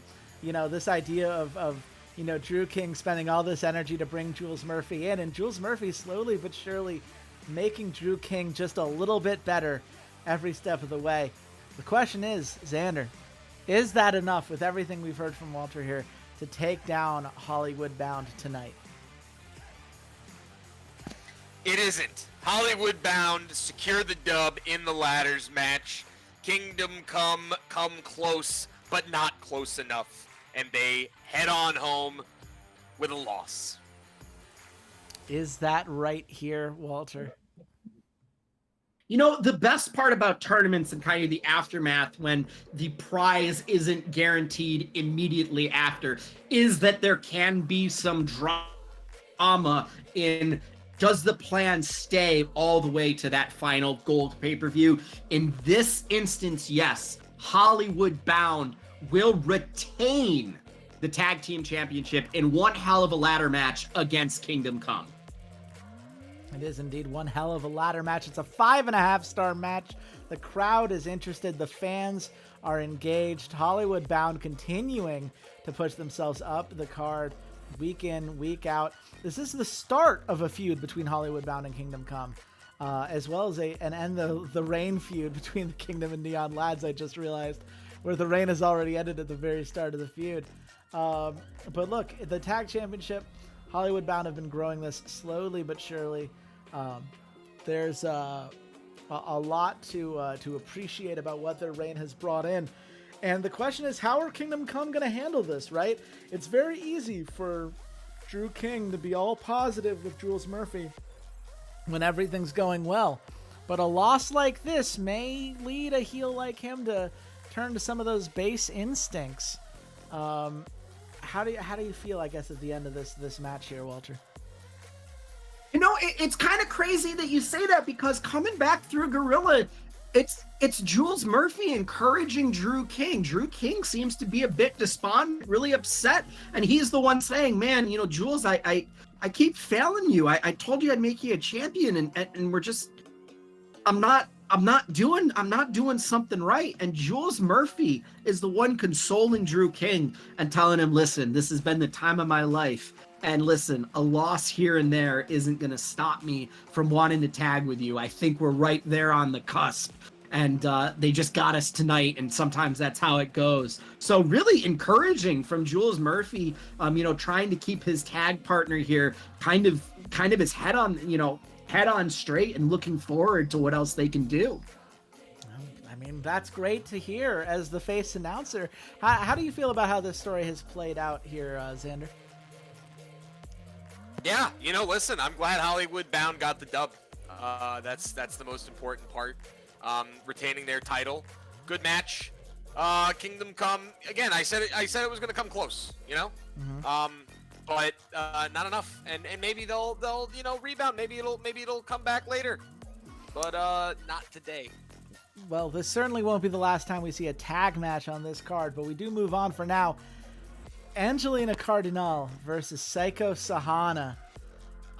Walter, I mean, we've seen this play out in the weeklies recently, but for those who have not been watching, how did Angelina Cardinal decide? However her name is pronounced. I feel like we change it every time we talk about it. How has she ended up in the ring against Psycho Sahana, of all people?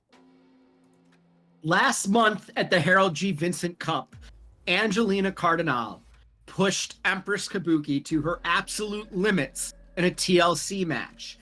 And just when it looked like the Empress's reign of terror would be ended, a shadowy figure from the crowd emerged to take Angelina Cardinal out and secure the reign of Empress Kabuki. That woman was Psycho Sahana. The following week, Angelina Cardinal came out, dared Psycho Sahana to face her in the ring, but Psycho Sahana did not emerge until Angelina Cardinal returned to the backstage area where Psycho Sahana attacked her, leaving her in a pool of her own blood. And then last week, the contenders to Empress Kabuki, that is Jessie Mallory, Brooklyn Cambrille, and Raven, all challenged Made in Japan, Psycho Sahana, Empress Kabuki, and Talia Adler. When Angelina Cardinal emerged from the crowd to chase off Psycho Sahana and leave Talia Adler stranded in the center of the ring, while the three challengers finished her off and pinned her in front of an angry Empress. Angelina Cardinal finally getting her hands in an official SWA ring on Psycho Sahana in this street fight. Man, I have loved how this has played out. I mean, look, Psycho, she's done what she needed to do to get in the Empress's good side, to stand out from the crowd, but this might have been a bit more than she can chew. Xander, who do you think's getting the win tonight?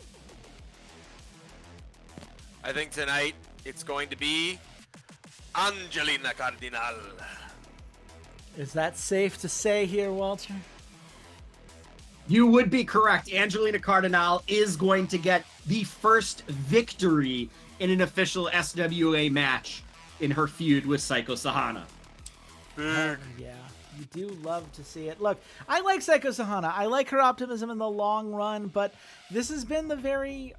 I don't want to say the chicken shit heel per se, but someone who has been very opportunistic and has avoided the fair fight. It only makes sense that the first time that happens, it's a little bit tough for her. So I'm glad to see Angelina continue to do well. And I'm excited to see where this goes moving forward, right? The good psychology bonus tells me that the fans are engaged with what you're building.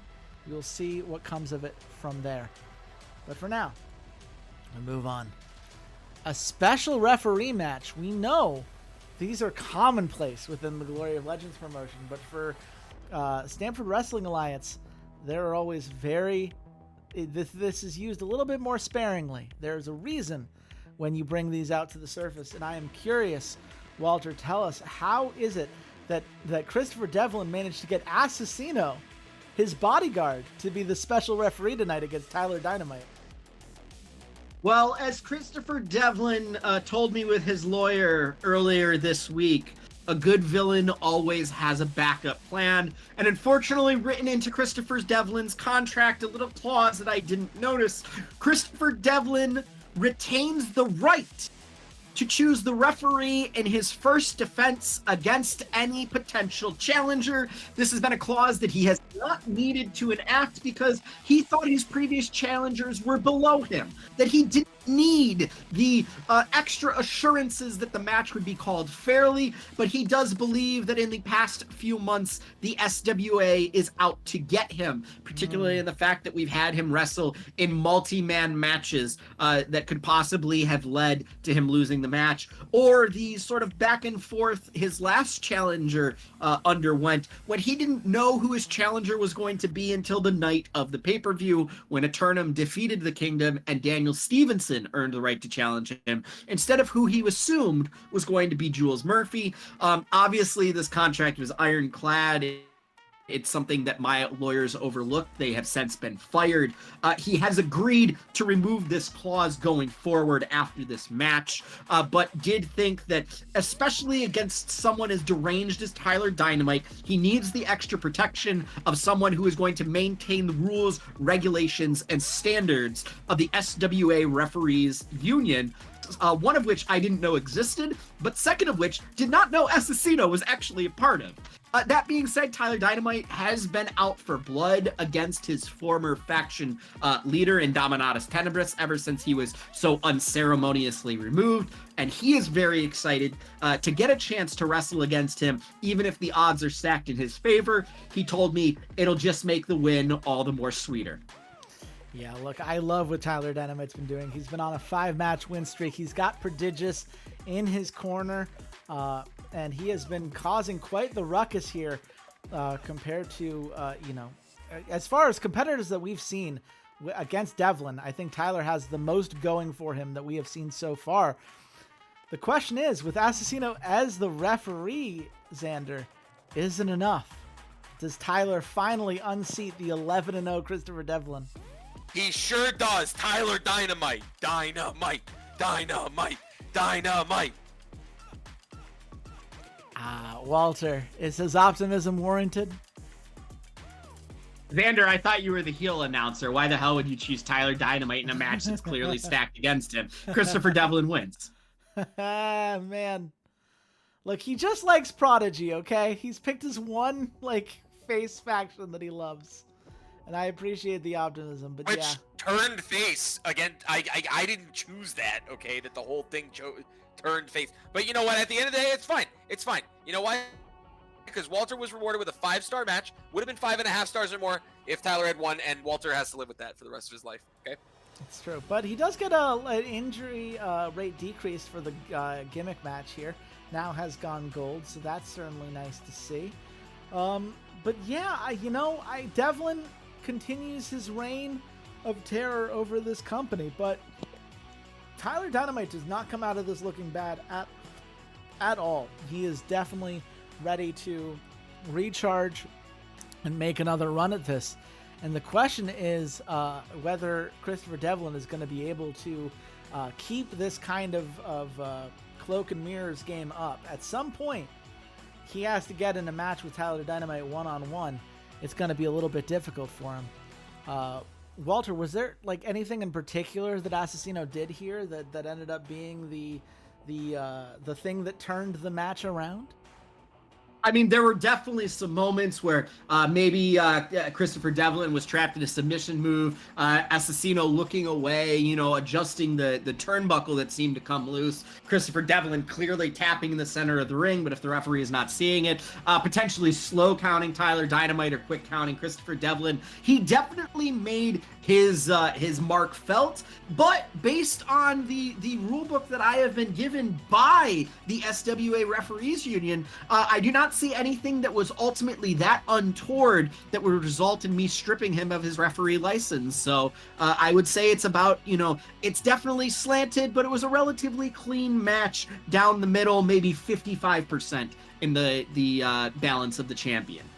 Well, that's, I mean, that speaks to just Christopher Devlin. There's a reason that he's 12-0 in this company, even beyond whatever advantages he might have at his resources. You can't forget that he's just that damn good, as well as a powerful leader who has used his influence accordingly. But we move on now. This is a 4-way tag match. No gimmick, just 4 tags giving their all here.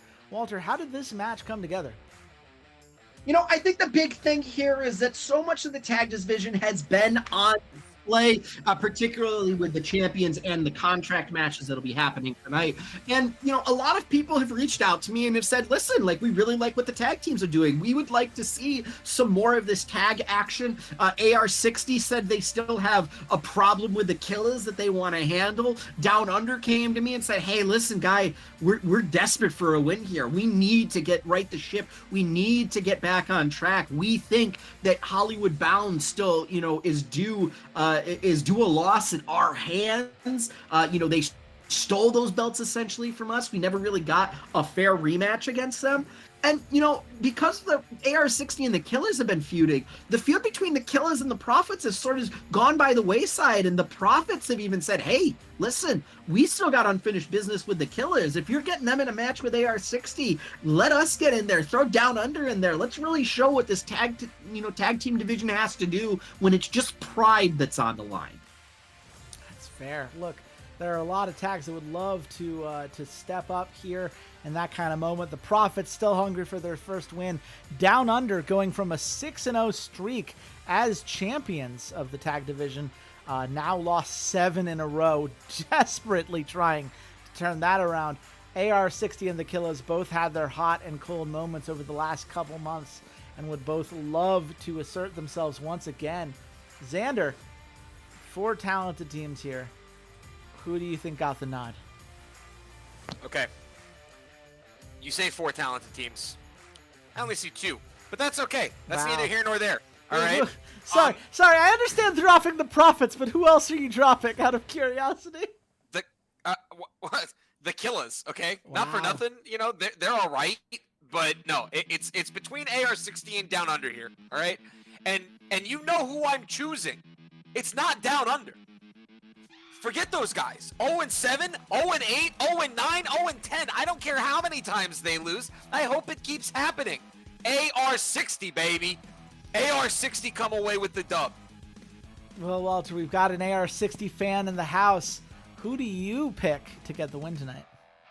It is funny to me that Xander would point out Down Under and AR60 as the far and above favorites in this match, but forgetting that the Killers have a blood feud with AR60. The two of them will eventually brawl to the outside of the ring. They will go off into the crowd. They will go off backstage. And what this essentially about halfway through does become is a one-on-one tag match between Down Under and the Profits. Both of them hungry to break their losing streaks.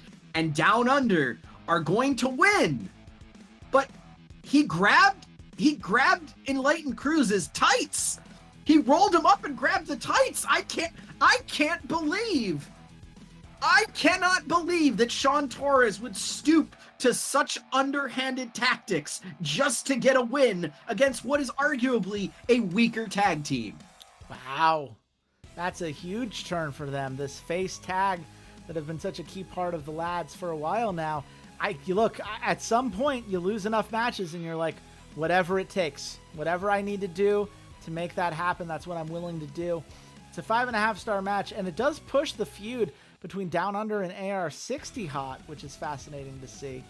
No holy shit moments here, but actually, yeah, no other boost to speak of. But a 5.5 star match for a match with no gimmick has to feel pretty darn good. Xander, do you feel a little bit better knowing what Down Under needed to do in order to turn that around? No, AR60 should have kept their eyes on the prize. No. We will see if AR60 bounce back now that that feud against Down Under has gone hot in its own right. But Walter, we move on. Wesley Morris versus Keiichi Sakurai. How did this match come together? Well, the big thing has been the story of Wesley Morris getting revenge on Ray Sangre for embarrassing him at the Harold G. Vincent Cup.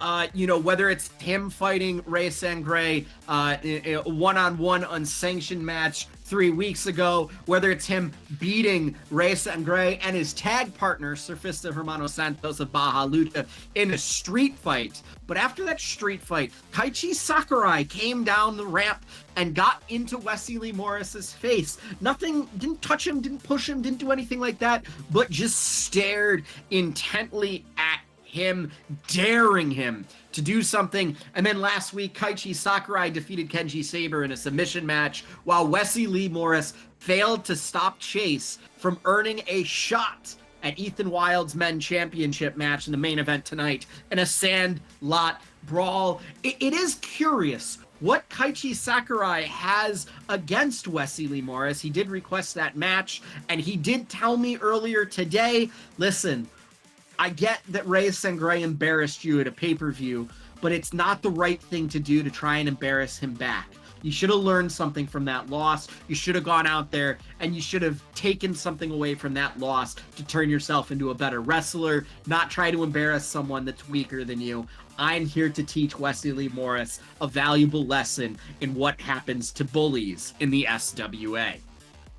Well, I have to admit, as the face announcer here, I have to root for the guy standing up against bullies in this league. And Keiichi Sakurai, I loved the stare down you gave him. I love what he's done recently to set himself up to stand up against a mammoth like what Wesley Morris has been within this company. Xander, who do you think is getting the nod? I hope the bully wins. You're rooting for Wesley Morris. Walter, who is getting the nod, and perhaps how are they getting the nod might be a valuable question here. Well, during this match, which honestly, it looks like Keiichi Sakurai is probably going to win. What's this? It's Heizo Ogawa's music? It's all of Made in Japan? What are they doing here? And Made in Japan caused the distraction that allows Wesley Morris to win with a roll-up. Yeah, I mean, look, this furthers a lot of feuds that Keiichi Sakurai has had with Made in Japan. That is a lot of people who have gone out of their way to make sure that Sakurai does not win this match. It is a low-scoring match, but you knew that with the distraction penalty, that was very likely. This is a pure narrative push, and it's one that I really like, given what you've been building with Sakurai on multiple different avenues. It does lead to a holy shit moment as Wesley Morris was about to hit Keiichi Sakurai with his finisher before they both collapsed from exhaustion. I imagine perhaps right after that is when Made in Japan realized that they needed to get in there or else Keiichi Sakurai was going to grab the win. Xander, what are your thoughts seeing this distraction come through? Wesley deserves the win because he knows how to get down and dirty. And Keiichi learned a valuable lesson. Bullies always win. I'm just kidding. But I'm glad Yes. the bully won. What a valuable lesson to teach all of our fans watching from home, of course. Look, that's wrestling. I mean, it takes 10 guys to stop the not bullies, so. That's true. That's true. The bully unions have really gotten a lot stronger than they were But back when I who was gets in the elementary win? school. Exactly. It's true.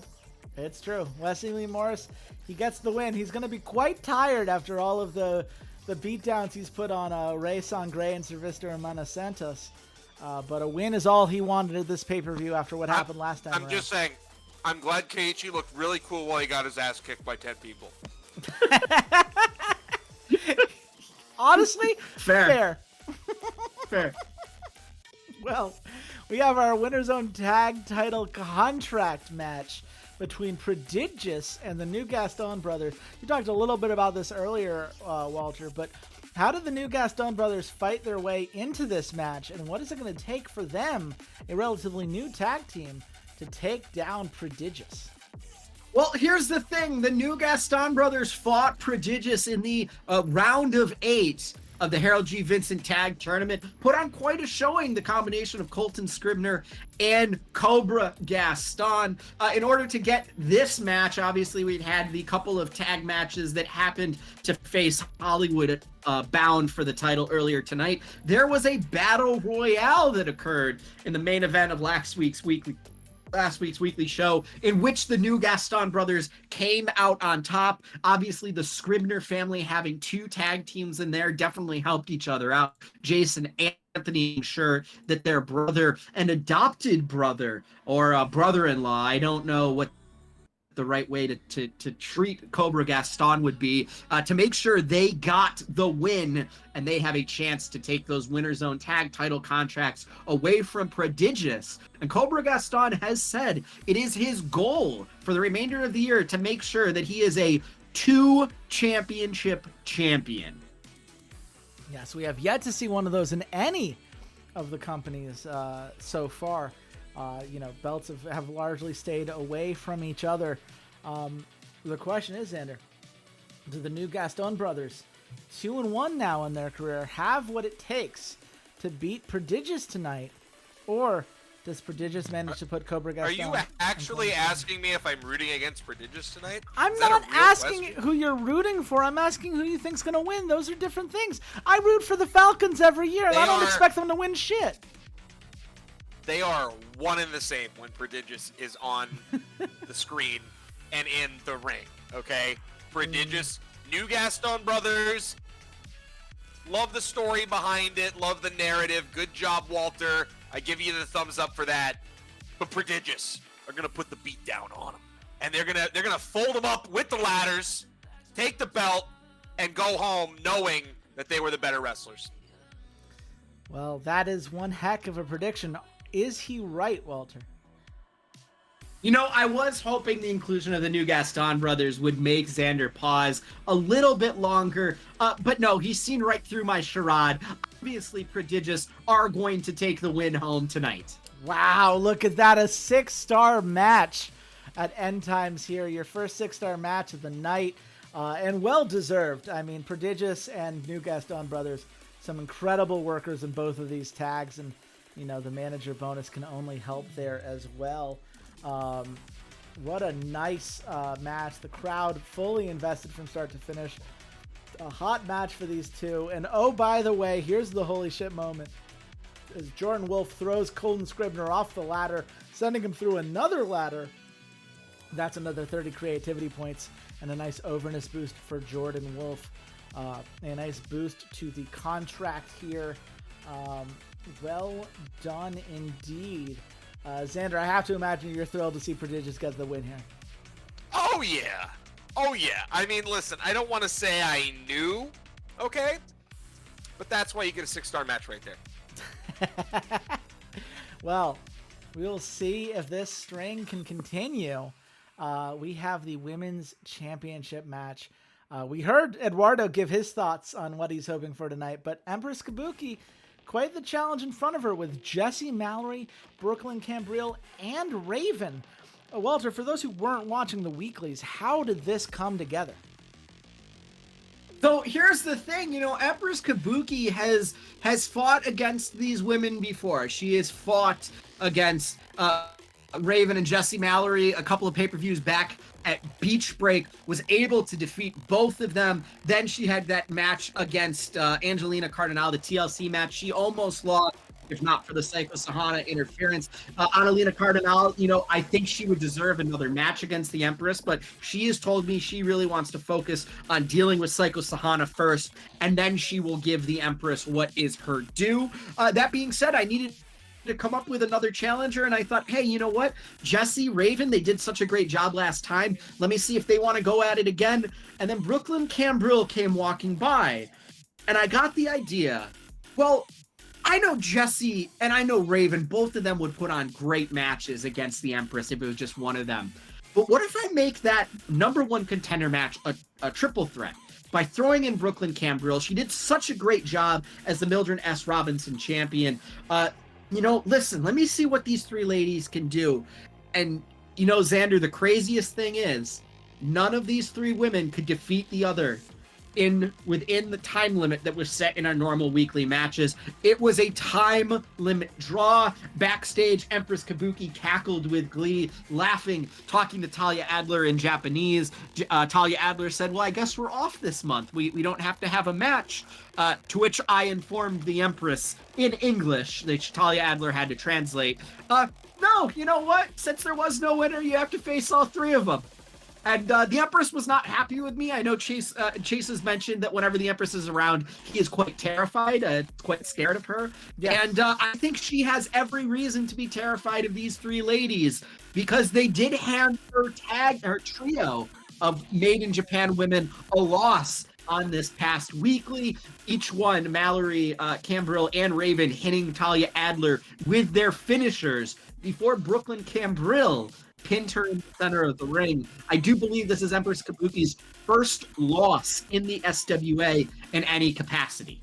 Well, she had lost a previous tag match with Talia Adler before. Talia Adler is responsible for both of her multi-women losses, but as a singles competitor, she has yet to ever lose. So you're 100% right that the Empress losses are very rare, and they have all been Talia Adler. And I guess Psycho Sahana's fault if you include her running away from the ring in that trios match, essentially turning it into a 2v3, as Talia Adler was unable to tap out as she got hit by finisher after finisher after finisher. The question is, Xander, do any of these individual competitors have enough in the tank to take down Empress Kabuki tonight? Man, I would love to see Brooklyn Cambril be the one to do it. I just don't know that it's going to happen tonight. I'm really hoping deep down that Brooklyn at the Gold pay-per-view overtakes Empress Kabuki and gets the win. That being said, tonight I think the Empress is still just too good. I think Jessie Mallory probably has a strong showing. Brooklyn has a strong showing. Raven is also here. But it's gonna be Empress Kabuki taking the win. Man, no love for Raven, the 4-4 glorified badass. Nope. Well, I can't help you there, but I can ask Walter, who is getting the win here? I do like the idea of Brooklyn Cambril winning at some point. It is something I have considered, I have pondered as I am writing out the shows in my head. But I can tell you it won't happen tonight. Empress Kabuki survives the four-way dance.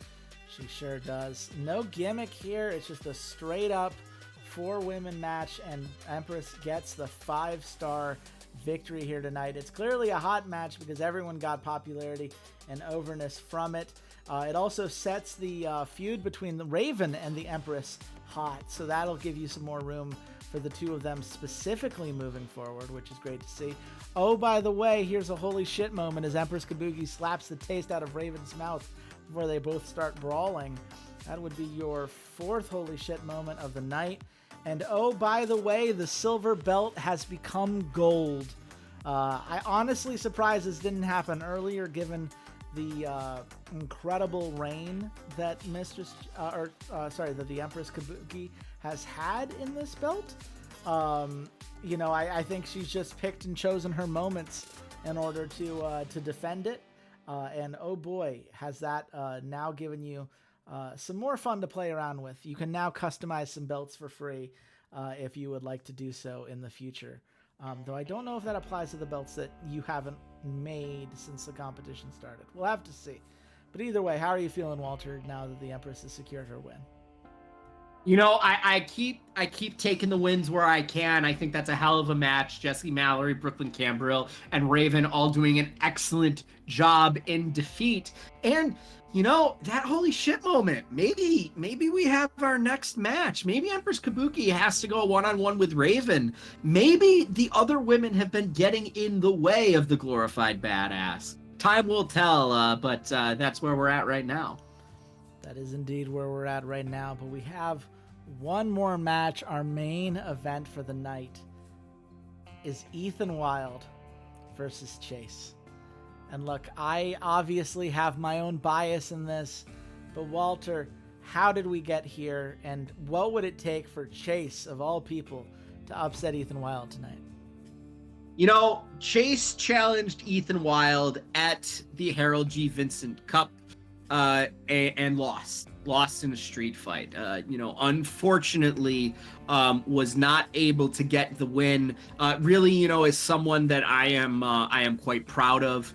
I think has done a really good job, considering I initially drafted him as a joke, purely to kind of get under Chase's skin. Listen, he's had some great matches. He's had some great championship match, an ambulance match against Christopher Devlin for the world title at Heatwave. He was part of the four-way dance at Schools Out with Christopher Devlin, Jules Murphy, and Connor Cretin. Every time I put this wrestler up against anyone, he succeeds, right? He goes above and beyond. He gets the fans behind him. Everybody loves Chase. And how we got here is after his failure against Ethan Wild last month, he came to me during the week, during the last weekly, and he said, boss, you know, Axel, he hasn't been around since the tag team tournament. You know, he's kind of nursing some he's banged up a little bit, not like really hurt, but just kind of nursing some bumps and some bruises. Until he comes back, I'd love another shot at Ethan Wild. I think I was really close to beating him.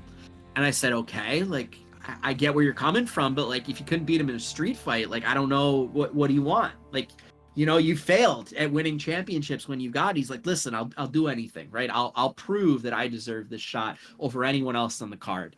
And I said, hey, listen, you know, I do think somebody needs to teach Wesley Lee Morris a little bit of a lesson about what it means to be a bully, right? Like, bro, you can't go around beating up Ray Sangre every single week, even though he's asked me for that every single week. Wesley Lee Morris said, since losing at the Harold G. Vincent Cup, has asked me for a one-on-one match with Ray Sangre. He got one versus him and Ray Sangre's tag partner. I'm done with this. You know what? I don't want to hear about Ray Sangre anymore from Wesley Lee Morris. Chase, go take him out back. Go take him into the sandlot out back and teach him what we do to bullies in the SWA. And you know what? Chase fucking did it.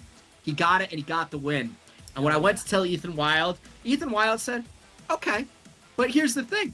I want it to be a straight match. I want it to be mano a mano. I want my champion bonuses, basically. He has to pin me or submit me in the middle of the ring. If he's disqualified, if anything crazy happens, I get the belt, right? He can beat me on a disqualification. I don't care. He's got to beat me 1, 2, 3 in the center of the ring or make me submit to earn this championship. And I say, hey, listen, you're the champ. You know what? I love you, Ethan. I think what you've been doing is great. You do deserve that, right? You deserve the same treatment that I give Cobra or that I give Christopher Devlin, even though you are the second person to hold the SWA Men's Championship. Yeah, and he agreed to it. He agreed to it. And he understood, right? And I know me saying, hey, you're the second guy to win it might seem like a slam. But he understands I don't mean it that way. I just mean that as the fact. You beat Craig Opley for that belt, and I should treat you with the same respect on your 8-0 win streak that I treat a Christopher Devlin or a Cobra Gaston or even Empress fucking Kabuki. So if you want a straight match against Chase, you get the main event. You've proven you deserve it. Go for it, buddy. That's very fair to me. I don't know if that decision helps or hurts Chase at the end of the day. I mean, he is obviously a 4-4 worker in his own right, though very tired given his last few matches he's had to take on. The question is, Xander, who do you think is getting the nod here? I naturally have to root for one person here. Mm-hmm. And he shares the same name as the Wild Boys, because it's Ethan Wild. Yeah, for sure. I was not Chase. expecting you to root for Chase. There was never a moment in my mind where I was like, yeah, Xander's gonna be in my corner for sure. You're like, where's he going with this? Who's he gonna choose? Yeah, no, it's Ethan Wild. Okay, listen, I like the come up for Chase, especially given where Walter started, trying to literally crush this guy's career, and just because the game continued to shine upon him and the narrative that was built out of it, he's getting this shot up against a guy like Ethan Wild. But I think Ethan's too good right now. I think this is just Ethan continuing his run.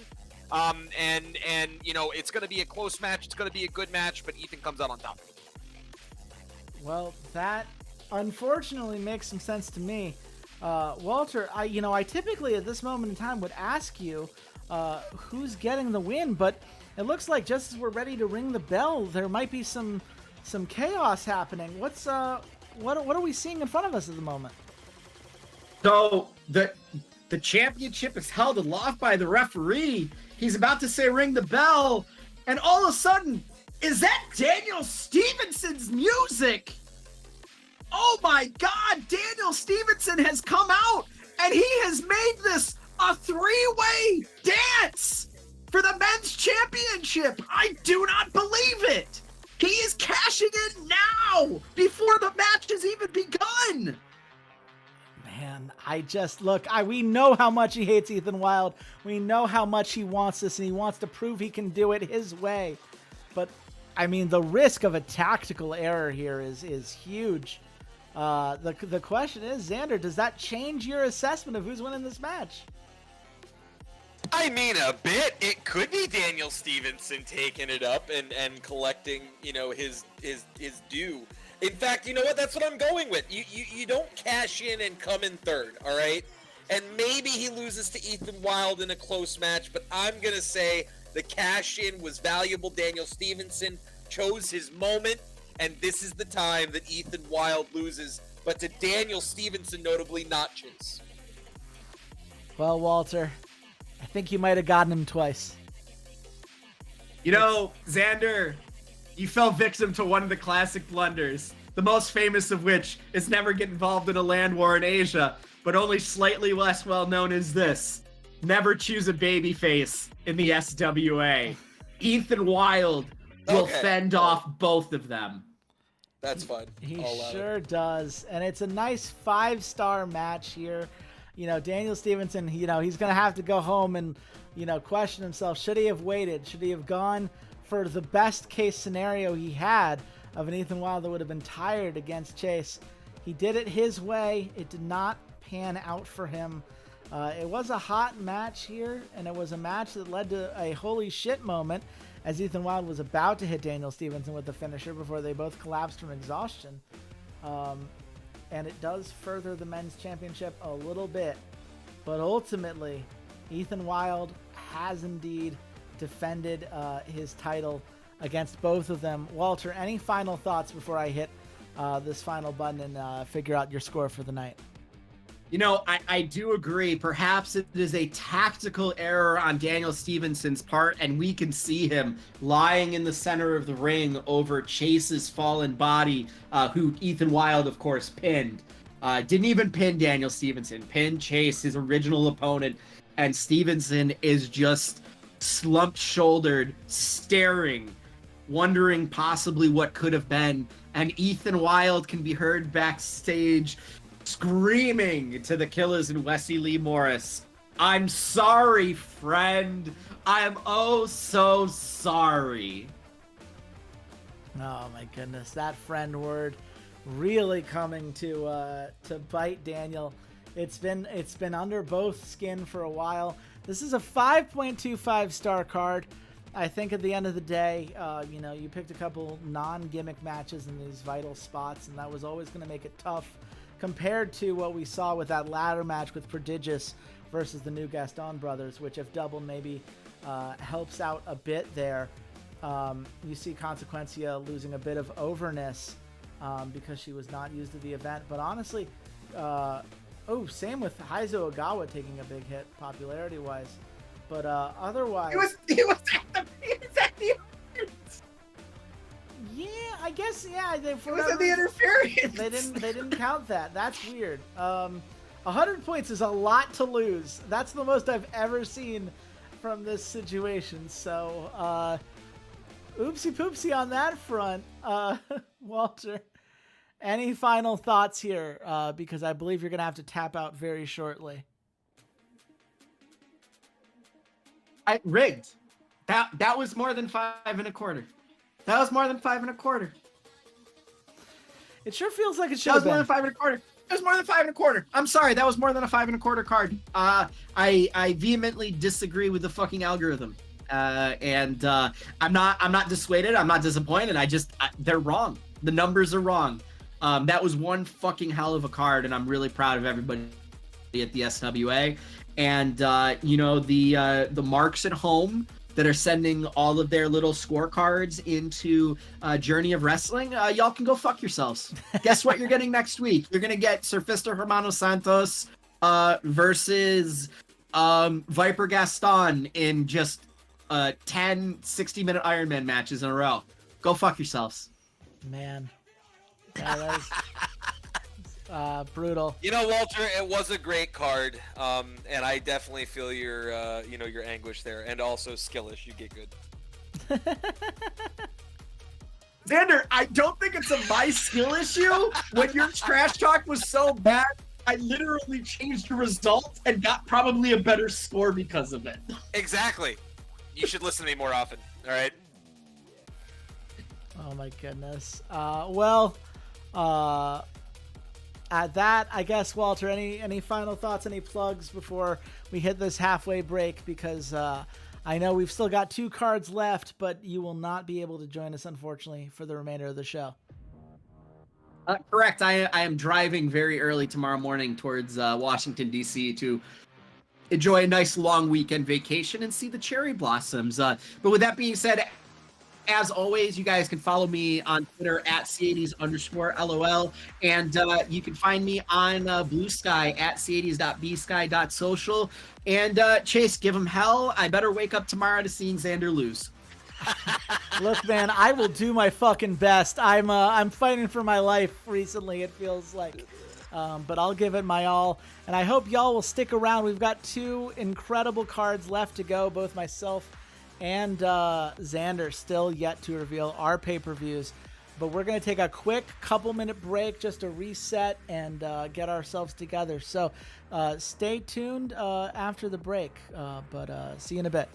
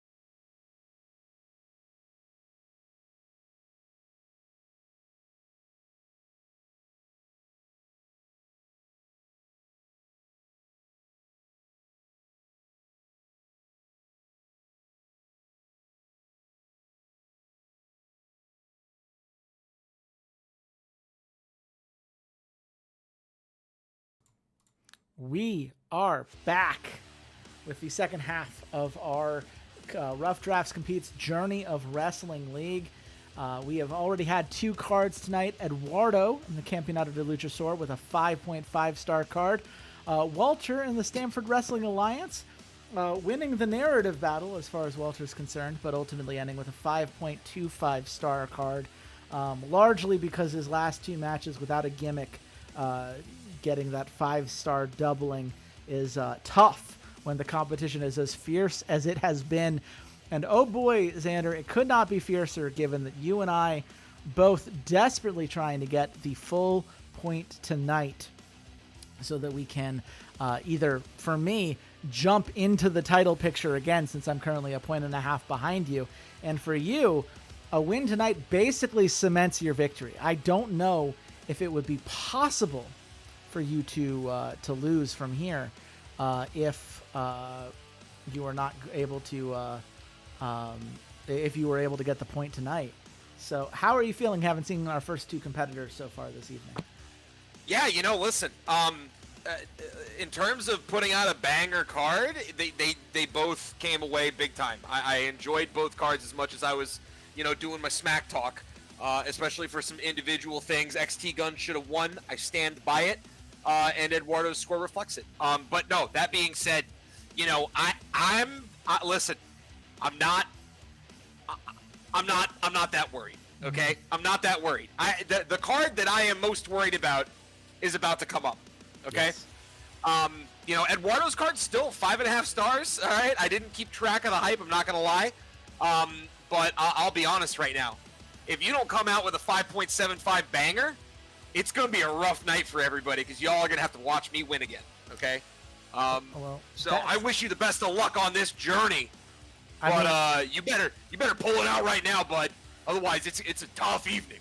Well, I've got a 5.75 in plan tonight at Pact of Doom. And sure, you may or may not be aware of some DMs I've sent you about my concerns about this card, specifically in the 120 creativity points I didn't have to spend because I misclicked on that whole Wolverine thing a while back. But look, from a narrative perspective, what I did with the points that I have available to me, from the hype that I have, from the talents that I have in the biggest matches possible, I feel good about what I put together. I think as far as a 13-match card, which you were the only person to use a mega show in this competition this month, I feel like I've done what I need to do to give myself the best chance possible. And I cannot wait to show y'all what Magically Enhanced Wrestling has in store at Pact of Doom tonight. So let's just jump on into it. No need for these predictions. Who cares? Because we start with a Battle Royale match. Look, this is the technical blow-off between Independence and the Southern Sentries, though narratively this will continue throughout the night.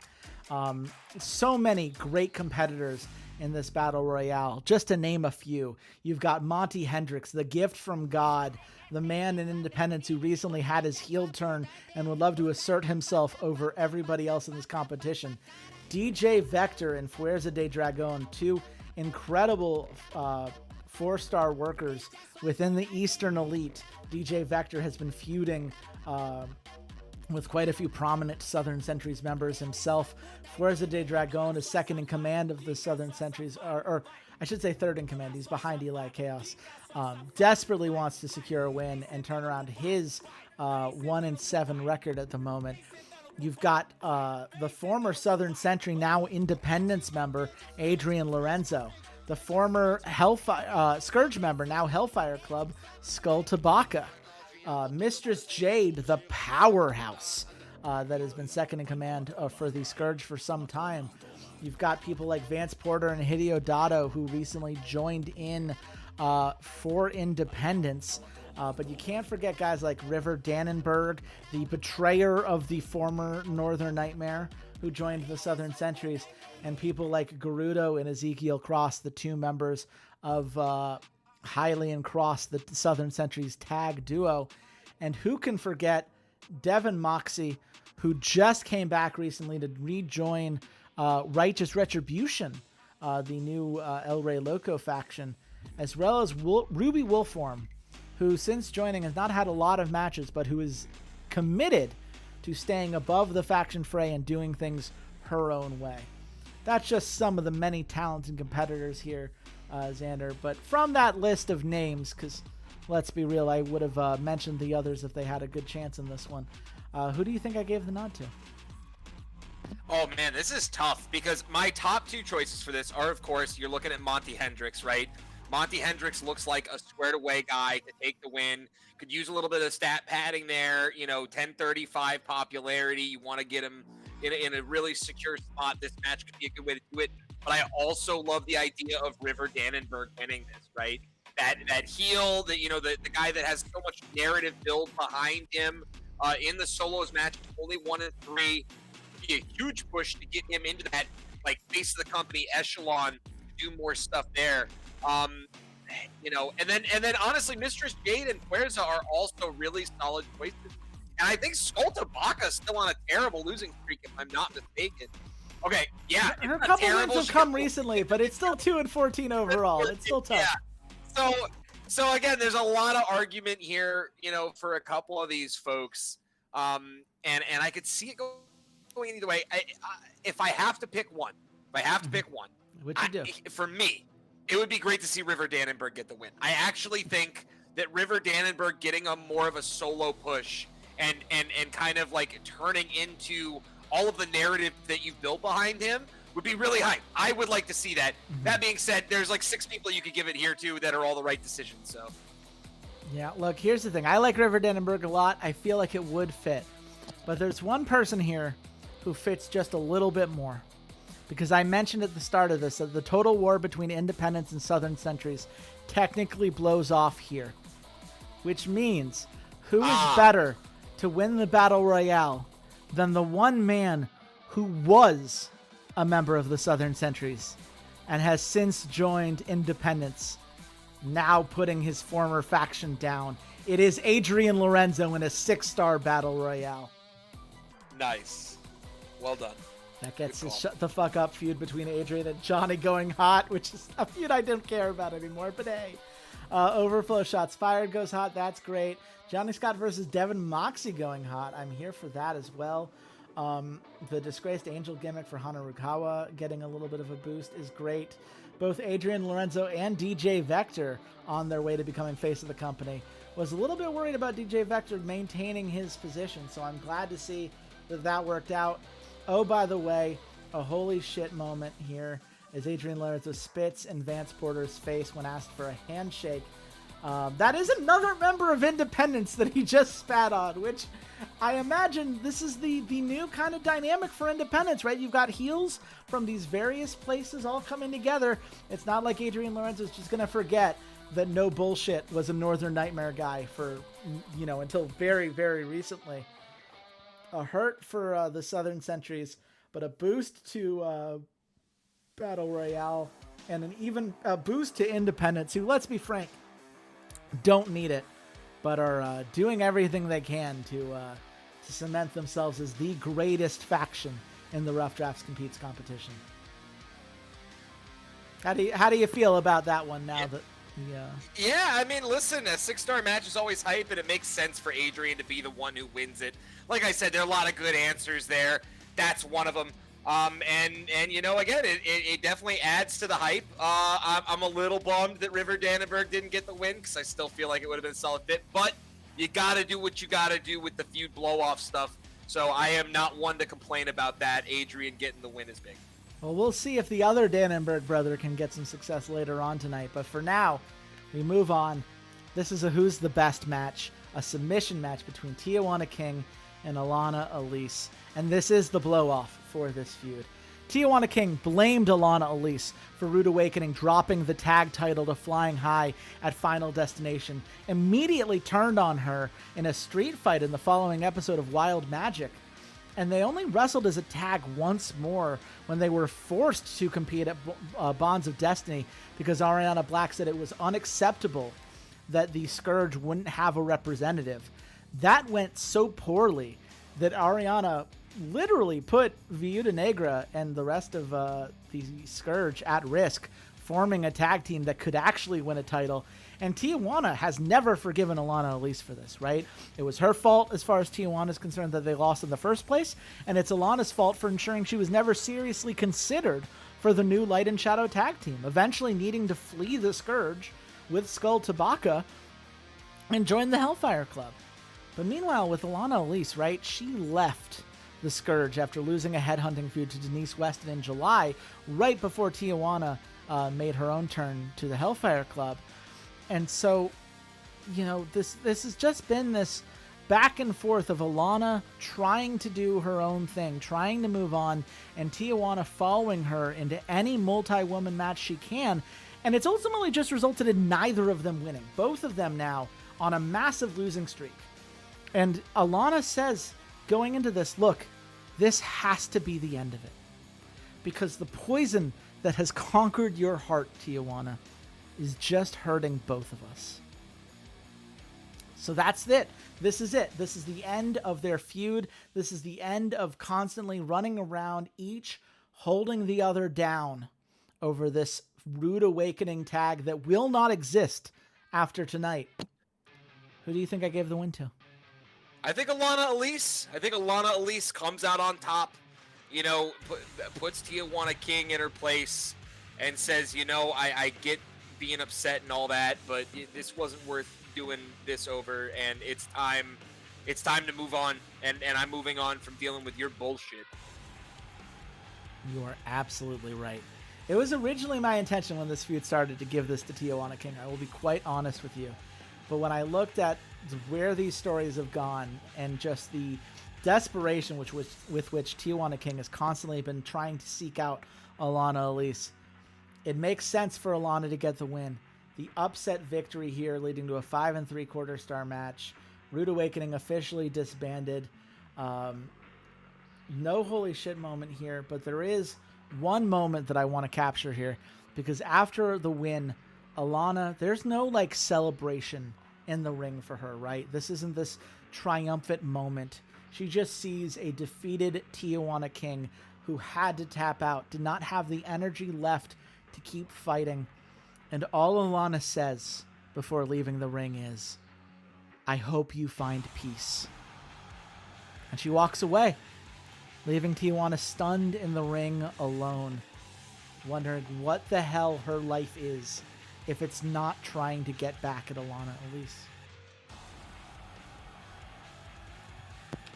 Yeah.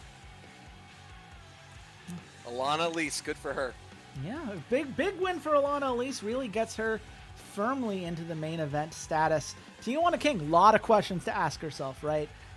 She has not been focused, as she has been fully lasered in on taking on Alana Elise. And hopefully this is a wake-up call. And I think Alana wants that for her, right? Like, there was a time in which they got together and worked well together, despite one being a face and one being a heel, right? They were still a tag that won a title together. And I love that Alana Elise seems to have some sort of empathy there, despite everything that has happened. And I hope Tijuana King learns from it. I hope it makes her better in the long run. But we do have to move on, because we have a 3v3 tag street fight match between the Western Watch and Righteous Retribution. Look, you know, Xander, that at Crown of Madness, El Rey Loco fought 1v2 against Prince Pretty Pink and Lucas Meltzer and fell in a heroic final stand that was never going to work out for him, but did impress a lot of people, most notably in this match, Highway Robbery, right? After the Northern Nightmare disbanded, they were looking for a place that they could believe in, right? That was worth them joining up and working to get some old-fashioned justice, right? And the El Rey Loco, the fallen Mad King, earned their respect through his grit and determination in the ring. But Lucas Meltzer, right, he was the one when Prince Pretty Pink said, no, don't wrestle him. You don't have to humor him. You don't have to allow this man to challenge us, challenge what we've built, and potentially undermine our place as the Western Watch. You don't need to do this, Lucas. Lucas believed in fairness, right? He went out in that 1v1 match. And tonight, he has agreed to represent the Western Watch alongside Unlimited, which is Bryson Pierce and Evan Zane. And look, let's be real. Unlimited are a 2-8 tag team on a 4-match loss streak, which sounds real bad until you remember that Highway Robbery have lost 6 in a row themselves. They've got a 5-8 record propped up by their early reign as Defenders of the Realm, but they have been largely lost ever since then. So the question is not which of these tag teams has what it takes to lift up the solo individual that is on their side, but it's a real question of, does the Western Watch and the synergy they've built matter more than Righteous Retribution being able to rally around a single cause together tonight? You know, you got Western Watch, you got Righteous Retribution, but only one of them have Lucas Meltzer. It's true. And that's why I'm rooting for the Western Watch, even though I know they're up against El Rey Loco. All right, don't care. Meltzer all day. Look, I love your love for Meltzer. I know as the heel of the two of us, it means a lot that you have found a face that you truly believe in. And I'm sorry. And I want you to know that I'm sorry. Yeah, and it's a 6-star match. Nope, you should still be sorry. I'm still sorry. I'm happy with the 6-star match, but I am still sorry. That's fair. Because look, I have a plan, and by the end of the night, you're going to understand why I had to do this tonight. Righteous Retribution needs this win. And it's a big win for them. It's a hot match. It's going to get Rob DiBiase on his way to becoming a face of the company. And a holy shit moment, El Rey Loco hitting Evan Zane with a hard headbutt that almost knocks both of them out. A big win for him. And a nice win for Righteous Retribution. Lucas Meltzer, he gets his guys right, Unlimited. Like, look, we did our best. Nothing to be ashamed of losing a street fight match against a team like Highway Robbery and El Rey Loco. We're going to have to come together. And we need to protect each other because who knows what's going on in the Prince's mind right now. But I've got you, is Lucas's real point here. And we will get to the Prince later on tonight. But for now, we move on to a street fight match between Alpha Jackson and Victor Magnus. Now, this feud started back in August when Alpha Jackson made a surprise attack on Victor at the first Wild Magic show of the month. Alpha then beat Victor Magnus in a submission match in which Victor chose to pass out entirely rather than tap out. The two have smack-talked regularly since then, arguing over who is the true leader of the faction. Alpha Jackson, of course, bragging about sicking 4 of the Southern Sentries members against Fuerza de Dragon back in August in a handicap beatdown. But ultimately, this feud has allowed them to get in each other's way, right? They were both in an Iron Man match against Fishbone at Crown of Madness, and they didn't know at the time that Arsenico was going to cash in. Maybe in the end it was for the best that neither of them won and could become victims of that cash in. But at the time, it was just the two of them wearing each other down. And that's been the name of it, right? Alpha Jackson tried to prepare himself for this match with a match against DJ Vector in the Go Home episode before Pact of Doom tonight. But Victor Magnus interfered and cost him the win. So you've got Alpha Jackson, the alpha male, the peak of masculinity in magically enhanced wrestling. And you've got Victor Magnus, the faction leader of the Southern Sentries. And let's be real, he desperately needs this win. Because if he doesn't win tonight, if we're on a 6-match loss streak for Victor and he's lost both matches against Alpha Jackson, this feud makes no sense anymore, right? So that's the real question. Is this a blow-off match with Alpha Jackson getting the win? Or does Victor Magnus strike back and make this feud a lot closer as we move forward? Like, I'm sure you want to give it to Victor so it is closer, but I don't care. Alpha Jackson. Look, I'm not ready to blow off the feud yet. And that means Victor needs a goddamn win, and he's going to get it tonight. It's a 5 1/4 star match. Not quite the score I was looking for here, but Alpha certainly stays in his peak. Look, Victor Magnus is a faction leader, right? It's easy to look at his 4-9 record, but most of those losses came against Fishbone, who was the greatest wrestler in this promotion. Wishbone. Fishbone's alter ego. Yes, absolutely right. Look, Fishbone, I think you've noticed this with my company, right? I believe that if you feud against an incredible competitor, it does make you better even if you lose the feud, right? Sure. Victor Magnus is better for having fought against Fishbone. Alpha Wishbone. Jackson is better for the people that he's feuded against. But Victor Magnus has enough in the tank. He is not rolling over and losing his faction, the one thing that truly matters to him, without a fight. And the feud went hot. And as a result, I get more time. That's valid. Okay. I would have still liked to see Alpha Jackson win. I am a big Alpha Jackson fan. Look, spoiler alert, I have good news for you about 2 months from now. Great. Can't wait. I wanted this feud to matter a little bit longer, and this gets Victor Magnus on his own way to becoming a face of the company. And it's a holy shit moment as Victor Magnus reverses Alpha Jackson's finisher, cursing him and hitting his own. That was the whole goal tonight. This feud matters. And as a result, it's now at 100. It's now over. And we get a chance to really explore what this means. And I think that's better for both competitors at the end of the day. Even if Alpha Jackson is obviously going to be furious after a loss tonight, we will see how he bounces back. We will see what Victor can do with his momentum, finally breaking a 5-loss streak. But we move on now to what I like to call a classic everyone here hates at least one other person here and for good reason match. Yes. The core of the match. Very, very brief title. Yeah, I know. I really like being succinct. That's the one thing that you know about me, having heard my podcasts and my streams and just having known me as an individual, is how brief I like to be in naming things. But look, though, the core of this match is that Ashen Nieves, he's a new member of Independence, right? And Independence has their feud against the Eastern Elite. Arsenico made the call that the Eastern Elite must be punished for how they failed to run this league back when Fishbone was in charge, right? There's a big reason that they have been pushing this idea of order amidst the chaos that the magically enhanced wrestling has become. And that means bringing Eli Chaos out into the ring. And sure, Eli Chaos is 1 in 10, but he's still an 18-year-old 4-4 face who has no choice but to answer a call out like this, right? If Ashen Nieves says, I'm here to beat you down and prove that Independence is better than the Eastern Elite, Fishbone has to send out his second in command to answer that call. And Gavin Smith, right? Like, the Southern Sentries have to send somebody to go fight against Independence in this match. Gavin Smith, having fought against Eli Chaos in the past, happy to be here, happy to just cause chaos, right?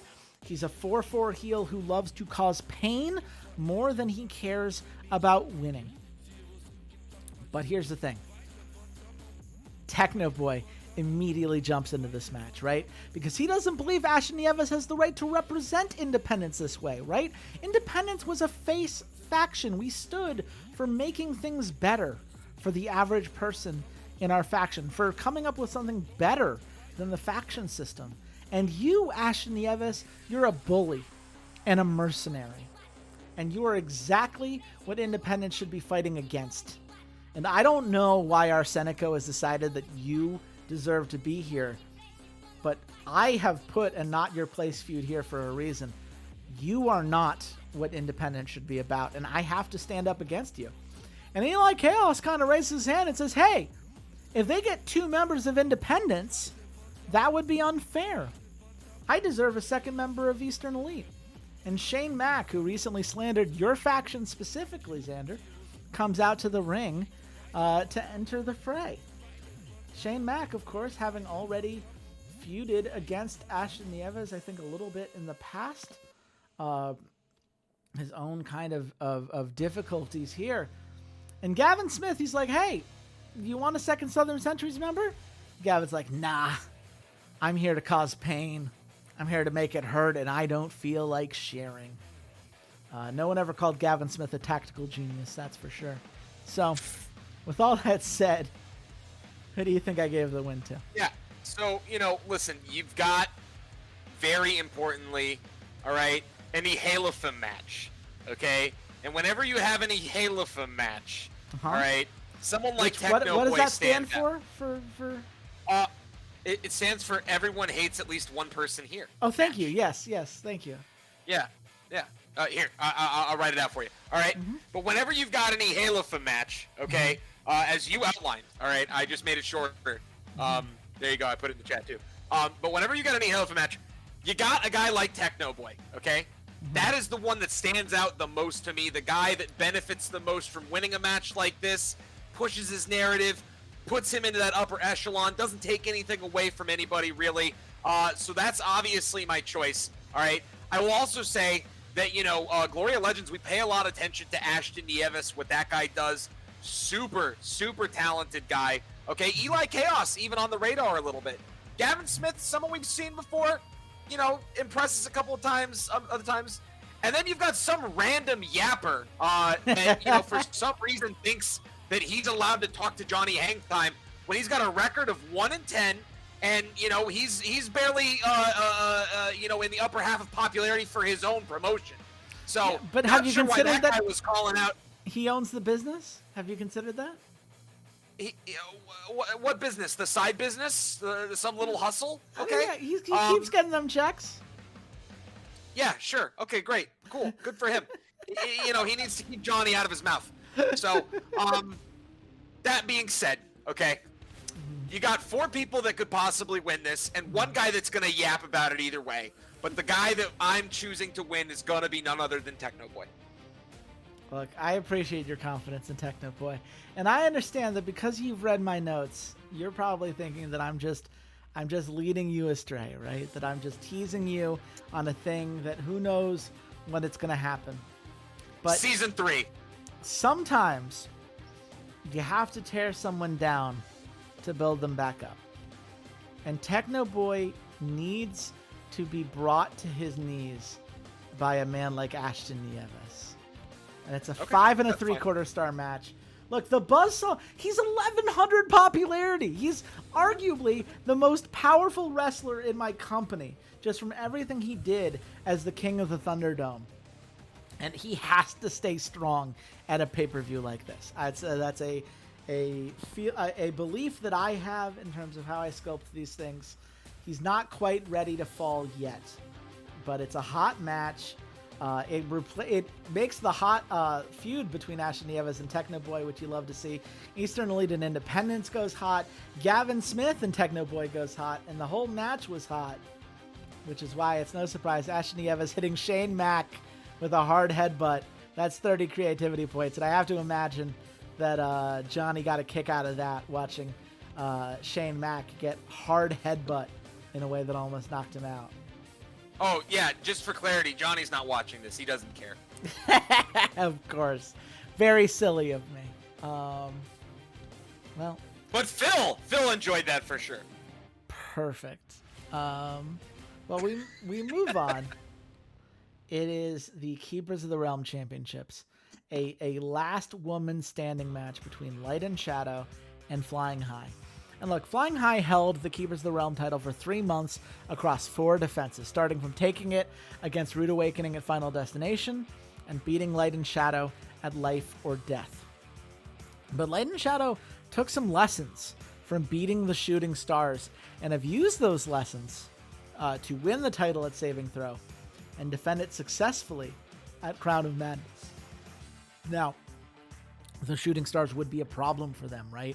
We have seen tag teams, right? They get in that 1v2 situation, especially with 2 tags from the Sky Sentinels. You can imagine how helpful it would be for Ai Hakai and Davida to have a fellow face tag from their faction in the ring with them at this moment in time. But Emu Amiko, which I have to pronounce that way because you're currently in the lead, injured Cyan Orion in a vicious beatdown 2 months ago to ensure this would be a 1v1 feud. Which means Flying High are not just fighting to take their title back, they're fighting to avenge their fallen comrades in the Shooting Stars.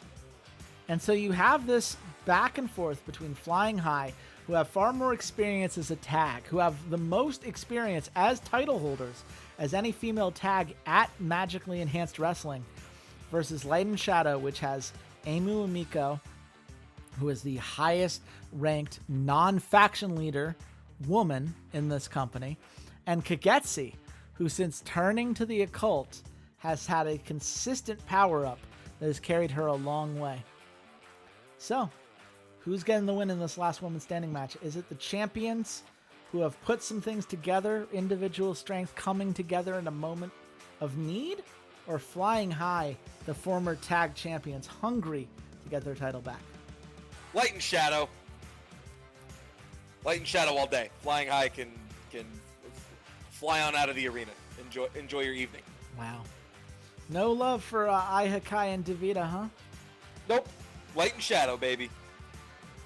I mean, yeah, like, it's a 6-star match, and they've only had it for 2 months. I was for sure going to let Light and Shadow win a little longer, but you could at least pretend to be invested in the greatest champions that... No, I can't. I can't pretend. I mean, that's fair. It's been a belt that has struggled, but Ai Hakai and Emu Umiko goes hot as a feud, so that's nice to see. Kagetsi on her way to becoming a face of the company. What a time to be alive. What a time to be alive, seriously. And a holy shit moment as Kagetsi jumps off the Titantron onto Davida. 30 creativity points. I gotta tell you, Keepers of the Realm belt getting a bit of a boost. With all these holy shit moments and all of these high scores, this is exactly what I needed. And I know saying that halfway through the card is asking myself to get jinxed. It's a terrible thing that has just left my mouth. For the sake incoming 4-star match. I'm choosing not to believe in that, but I'm just happy with how things have gone so far. All of my winners. I mean, that's fair. You have a bunch of 6-star matches. I'd be happy too. Yeah. There's a lot to be happy with, but we move on. The Justice Joust Championship. And I think you'll be happy to see this, Xander, as someone who has been there for all of our pay-per-views in the past. It's not just another match between Larger Than Life and Liquid Steel, which, to be fair, the fans are by no means tired with, right? Liquid Steel first took the belt in April at Chaos Controlled by beating the Chosen Ones and Risk It All. Then beat Larger Than Life twice. Larger Than Life left the Eastern Elite once Jay Xavier from the Western Watch joined the Eastern Elite regularly because Larger Than Life had no interest in being the second best trio within their own faction. And they joined Independence. And it was that move that allowed them to take the title, overtake their former faction cohorts at Bonds of Destiny, and defended it successfully at Saving Throw and Crown of Madness, as well as Life or Death. But Risk It All, the Southern Centuries trio that has yet to win a single match as a trio, they've mostly lost a lot of matches to the Chosen Ones, have demanded that they be allowed back into the competitive picture. And honestly, that's fair, right?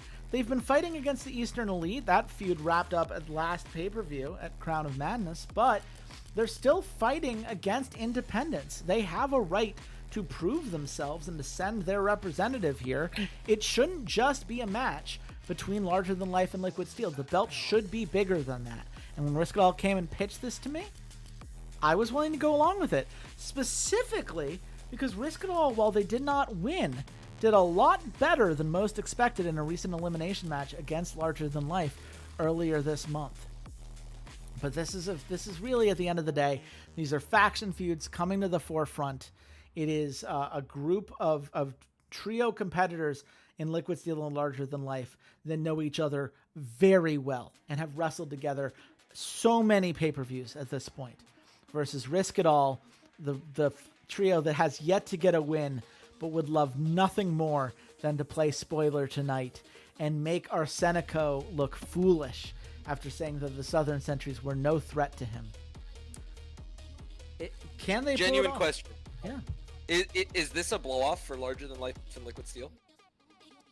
Am I required to reveal that, officer? Oh, okay. In that case, it's going to be Larger Than Life winning. Oh, man. It's not. It's Risk It All winning. Oh, God. Okay. Man. Okay, great. That's who I wanted to call the win. That's literally what I was going to say, and then I thought it was a blow-off for those two, so I changed it. Mind games. You Pew, pew, pew, juked me. pew. You juked me. Good job on the 6.5 star. Well done. Yeah, look, at the end of the day, Larger Than Life ultimately spends most of their energies taking down Liquid Steel, given that feud is much fiercer, and they don't consider Southern Sentries to be a threat, which allows the winless Risk It All to emerge as champions. And you mentioned Dannenberg earlier, right? It is Bryce Dannenberg who is the final person in this match at the end, which could not be more fitting. And look, Risk It All, obviously thrilled to win this. A 6.5-star match feels damn good for them. But this is also Arsenico in the back, looking very unhappy to see the Southern Sentries getting such a big win on this card. Eli Noble is on his way to becoming a face of the company. Excuse me? Excuse me? Interesting. I mean, look, the calculating opportunist, I guess, has earned that opportunity. I did not realize he was that high, but look, Bryce Dannenberg getting the holy shit moment, putting Michael Himalayan through the announce table with an elbow drop from the top rope. That feels right. The Jester's Joust belt benefits from a title change at the moment. And Risk It All has proven that they should not be underestimated, that they have a lot to bring to this company. And the Southern Sentries, after everything they've been through, finally get a win tonight. But we move on to the Flame Warlock Championship between Derek Nash and Ryu Otake. We saw at Crown of Madness, Derek Nash took the title from El Muerte Blanco, a man that he described as a coward and a terrible faction leader. One of the reasons that he chose to leave the Northern Nightmare for the Hellfire Club was how he felt abandoned by El Muerte Blanco. How he felt like River Dannenberg's betrayal was not handled appropriately, that he was left abandoned as Derek went against Fishbone without any support. And look, it did make him into the man he is today, the Extreme King, now halfway through his journey to become a face of the company. Maybe that doesn't happen if El Muerte Blanco gives him some support. He had to build it his own way. But understandably, he now has that resentment and is looking to prove himself as the Flame Warlock winner, because he's never looked better than he does right now at the top. But he is going up against Ryu Otake, the third highest ranked member of Independence. He would be second if it wasn't for the fact that Ashton Nieves is now in this faction. He is the top remaining face in the faction on a 2-match win streak and has been largely dominant when he's in the ring with 1 to 2 fighters, right? His losses have come in battle royales or other multi-man matches. And Ryu's win versus Mikey Dolan and Shane Mack at Crown of Madness, combined with his call-out at the Go Home Weekly, made it clear that he plans to represent all of Independence and take the Flame Warlock title for himself. This is everything that Arsenico called on when he said that Independence must wage war against the Hellfire Club, that the chaos that they represent cannot be allowed to exist under Arsenico and Independence's reign. So this is a match based on factional pride and individual skill, based on rather than personal resentment, right? Ryu does not have any problem with Derek Nash. Derek Nash does not have a problem with Ryu, but their factions have a problem with each other. And at the end of the day, only one of them can hold the belt. And they both believe they are too talented to lose tonight. So the question is, Xander, who's getting the win? It's going to be none other than Derek Nash keeping it tonight. Ryu Otake looking good on the come up. But I do think it's going to be Derek retaining his title tonight. The Extreme King. Too extreme for Mr. Otake. Yeah, tonight it's going to be too much for Ryu Otake to overcome. It's a 5 3/4-star match, which I will gladly take. A tough loss for Ryu, but ultimately it's against a guy like Derek Nash. There's no shame to be had in losing there. Sure, Arsenico does not look pleased, but at the end of the day, it was a huge ask to take on someone as talented as Derek Nash in this match. They've never fought together in the ring before, so Ryu Otake hadn't had the download that maybe he's had against some other competitors. And we will see what he learns from this, right? This is not the end of Ryu Otake's challenge to Derek Nash. We will see these two in the ring again sooner rather than later. But the last two matches have been a reminder, right? Independence can be strong. Independence can do a lot of things right and can benefit from everything that Arsenico has built for this faction. But they are not unbeatable. They are not impervious to the greatest wrestlers that these other factions have to offer. And if Arsenico came in calling for all these wars all at once and thought that they'd be able to push their opponents over, I think this card is a wake-up call that that's just not how this works. But we move on to the Frost Witch Championship. And look, Tilly Cooper has plenty of reasons to hate the Sky Sentinels. But beyond just looking at her former faction partner in Duka Igarashi and the frustration that came from that they stole Tilly feud that was blown off last month at Pact of Madness, Tilly Cooper's really mad that Duka Igarashi got away with a match with that First Blood battle they had in Wild Magic 2 weeks ago. The camera zoomed in later and discovered that Duka had managed to hide a little bit of bleeding underneath the collar of her outfit that Tilly Cooper had caused. Now, it's understandable that the refs missed it, right? They weren't trying to be on, like, Duka's payroll or anything like that. But according to Tilly, this battle should already be hers, right? She should already be the champion, and Duka is going to face the full force of her vengeance tonight. And yeah, you could look at Tilly Cooper and say, oh, she's 4-12. She's lost more matches than she's won recently. But that's because she's been feuding against Lorena Lucier, the second highest ranked female wrestler behind only Ariana Black. And Tilly has already won feuds against Gol Tabaka and Kagetsi, and she scored a win against Briar Allison not very long ago. But look, Duka Igarashi, just because that First Blood match may have had some questionable timings by the ref, she is by no means a pushover, right? She has beaten Ariana Black in the past. That's how she got this belt in the first place. And she destroyed Mistress Jade, preventing Mistress Jade from getting a single win off of Duka during the recent feud that blew off at Crown of Madness. So she has proven that she can stand up against the best that the Scourge have to throw at her. So the question is, does Tilly have what it takes to take on Duka tonight and secure a victory? Or is Duka going to retain her title?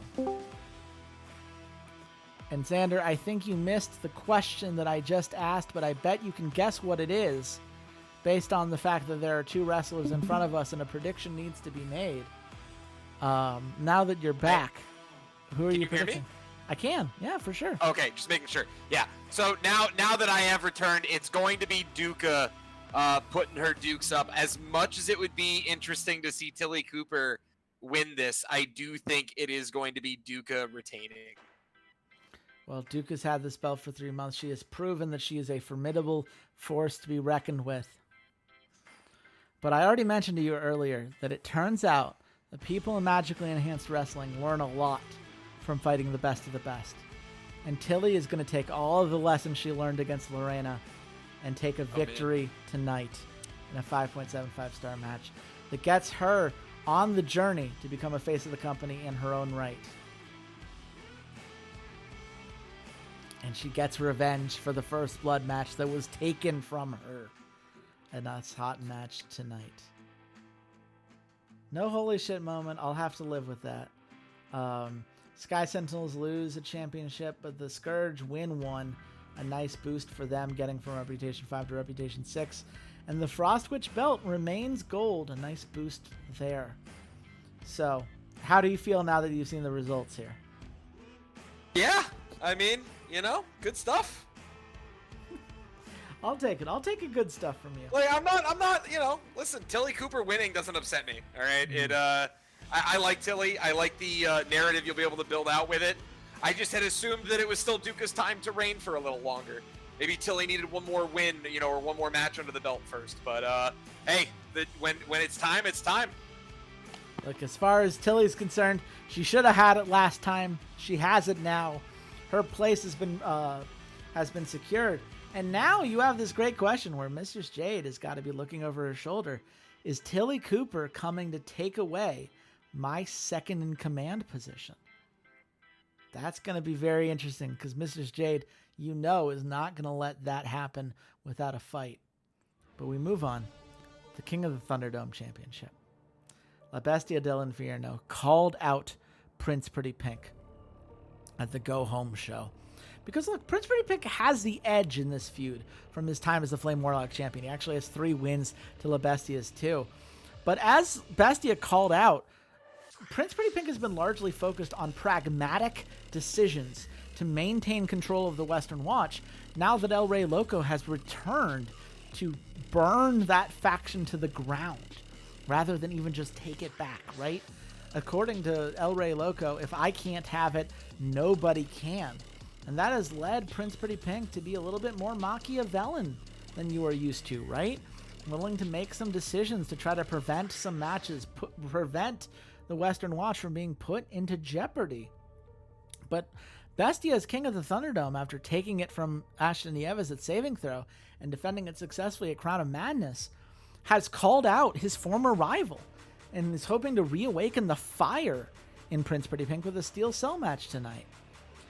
Look, obviously Prince Pretty Pink, he feels like he has to answer the call, right? If he's called out as a faction leader to battle for a title and chooses not to, that would be a huge sign of weakness that he cannot allow. And he does have the edge in this feud. But at the end of the day, Bestia sees this as a man in decline, right? The Prince Pretty Pink is not the man that once beat La Bestia 3 different times before El Muerte Blanco stole a win from Bestia.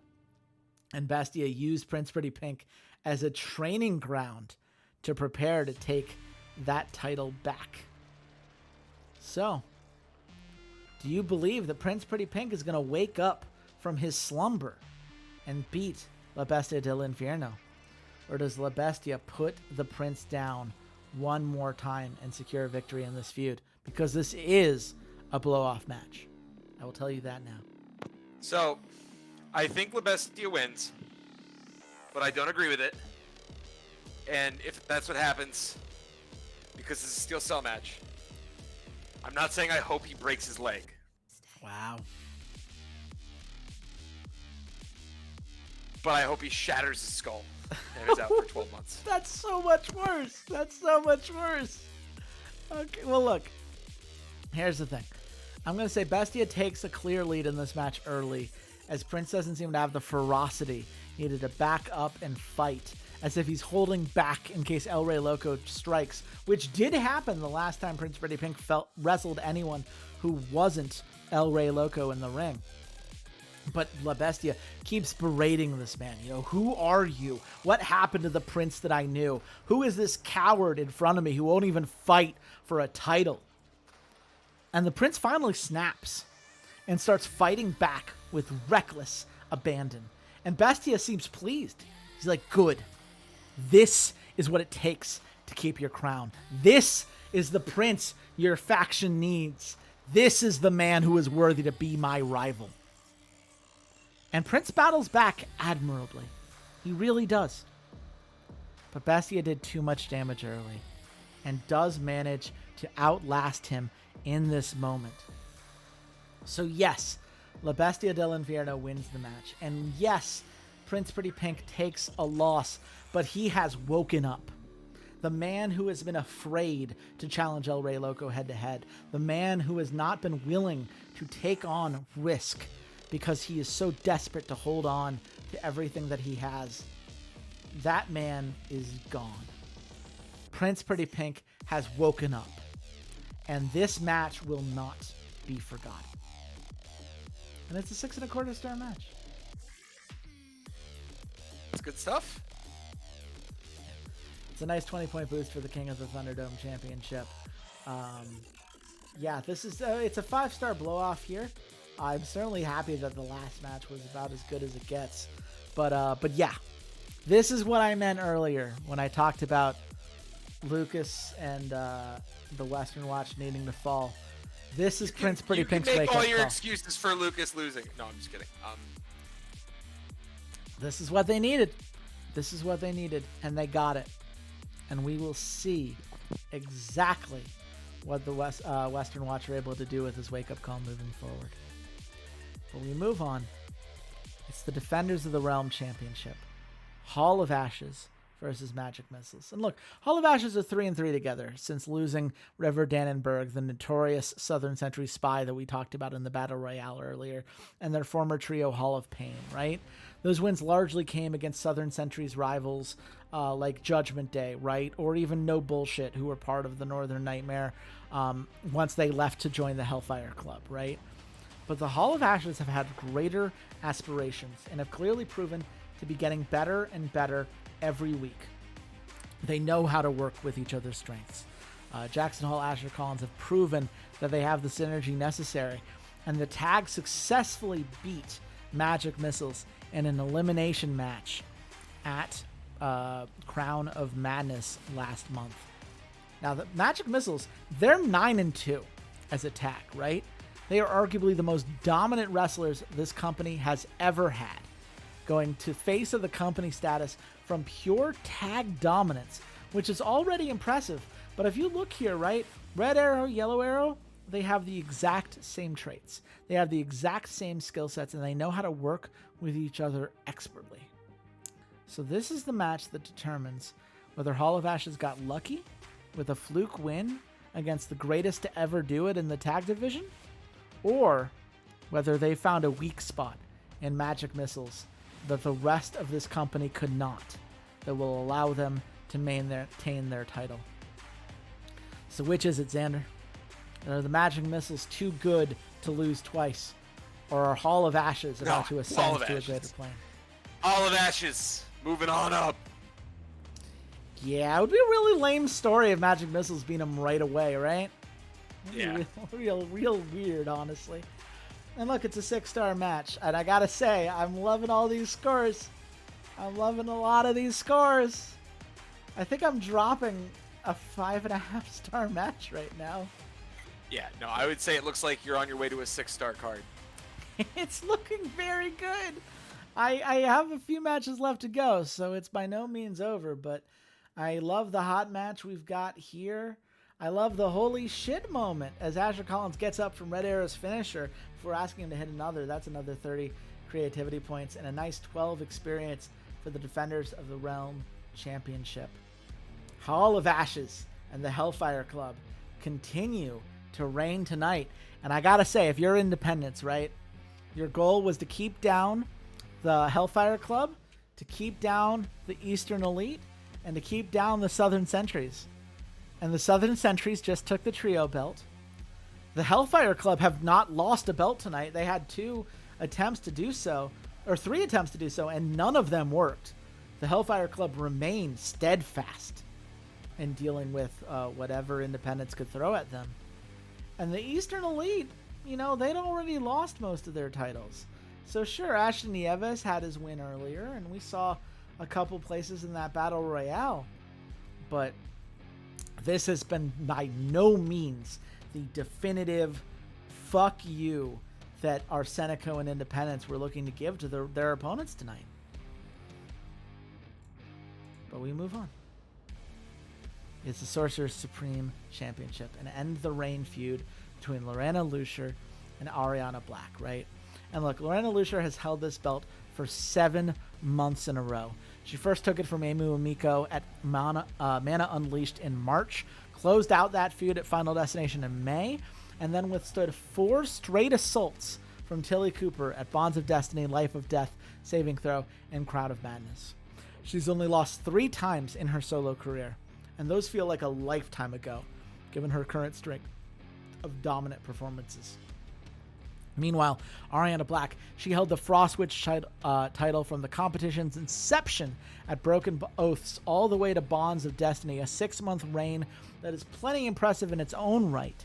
She only has 1 singles loss to her name, to Duka Igarashi, which she insists is a fluke, given how often she beat Duka before that match. But she also chose to move on and focus on taking care of her faction when Skull, Tabaka, and Tijuana King split for the Hellfire Club, and Rude Awakening and their tag title aspirations fell apart. So Ariana wants nothing more than to be the one to take Lorena Lucier down, right? But her strength as a title holder when she was the Frostwitch champion, it was multi-women matches, right? She was great at bringing multiple people into the match, figuring out how to play these other wrestlers against each other and take advantage of it. I went to go check her record, Xander, and you want to guess what her record is when she is in a 1v1 match? No idea. 1-1. She has only had 2 1v1 matches in her career, and it's a 50-50 split. Lorena Lucier has fought mostly one-on-one matches. As the Sorcerer Supreme, you get to decide how many people are competing for your belt, and Lorena wants to solo in on one person.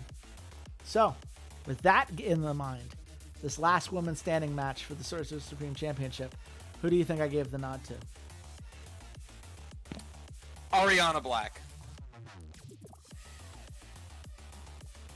Look, I love Ariana Black. You know I love Ariana Black. This is an End the Reign feud. Do you know how lame it would be if an End the Reign feud started with the person who is the challenger ending the reign in match 1? It would be and then awesome. The feud what do kept you mean? happening? I think you're missing out here. Okay, obviously, feud should end after the first match. I hear what you're saying, and I am choosing to go my own way. Because that's a 5 3/4 star match. Lorena Lucier is getting the win. And Ariana Black, she has not had a lot of 1v1 match experience. This is a wake-up call. That it is not as easy. Have you had a single match tonight where you didn't get a bonus? Yeah. My 6-star Battle Royale match. The 6-star Battle Royale. Yeah. That's no bonus needed for that one. wild. Dude, I fucking love this card. I told you, I had to do every little bit that I had to try to give myself every edge possible given how little money I had. And I'm feeling good about my life choices to this point. There is one match left. But Lorena Lucier powerbombing Ariana Black off the ramp and onto the ramps below. 30 creativity points. 1, 2, 3, 4, 5, 6, 7, 8 holy shit moments so far tonight. You know I did not have a lot of creativity points after when this card began. I needed this on so many different levels. But this is what's going to decide it. I take nothing for granted in this competition. I have seen what you are capable of. So I am giving it my all in this very last match. The Sorcerer Supreme Championship match between Arsenico and Fishbone. And look, Arsenico's cult leader ambitions have made themselves plain over the last few weeks, right? He has had a speech at each episode of Wild Magic that made it very clear that Independent sees many different factions as enemies to the order they have in mind for magically enhanced wrestling and the greater world at large. He called out Fishbone for being a bad leader for letting groups like the Southern Sentries and Hellfire Club grow in power under his reign, creating problems that Arsenico and Independence must now stop. But the Eastern Elite, as far as Arsenico is concerned, must pay the price for their negligence in his mind.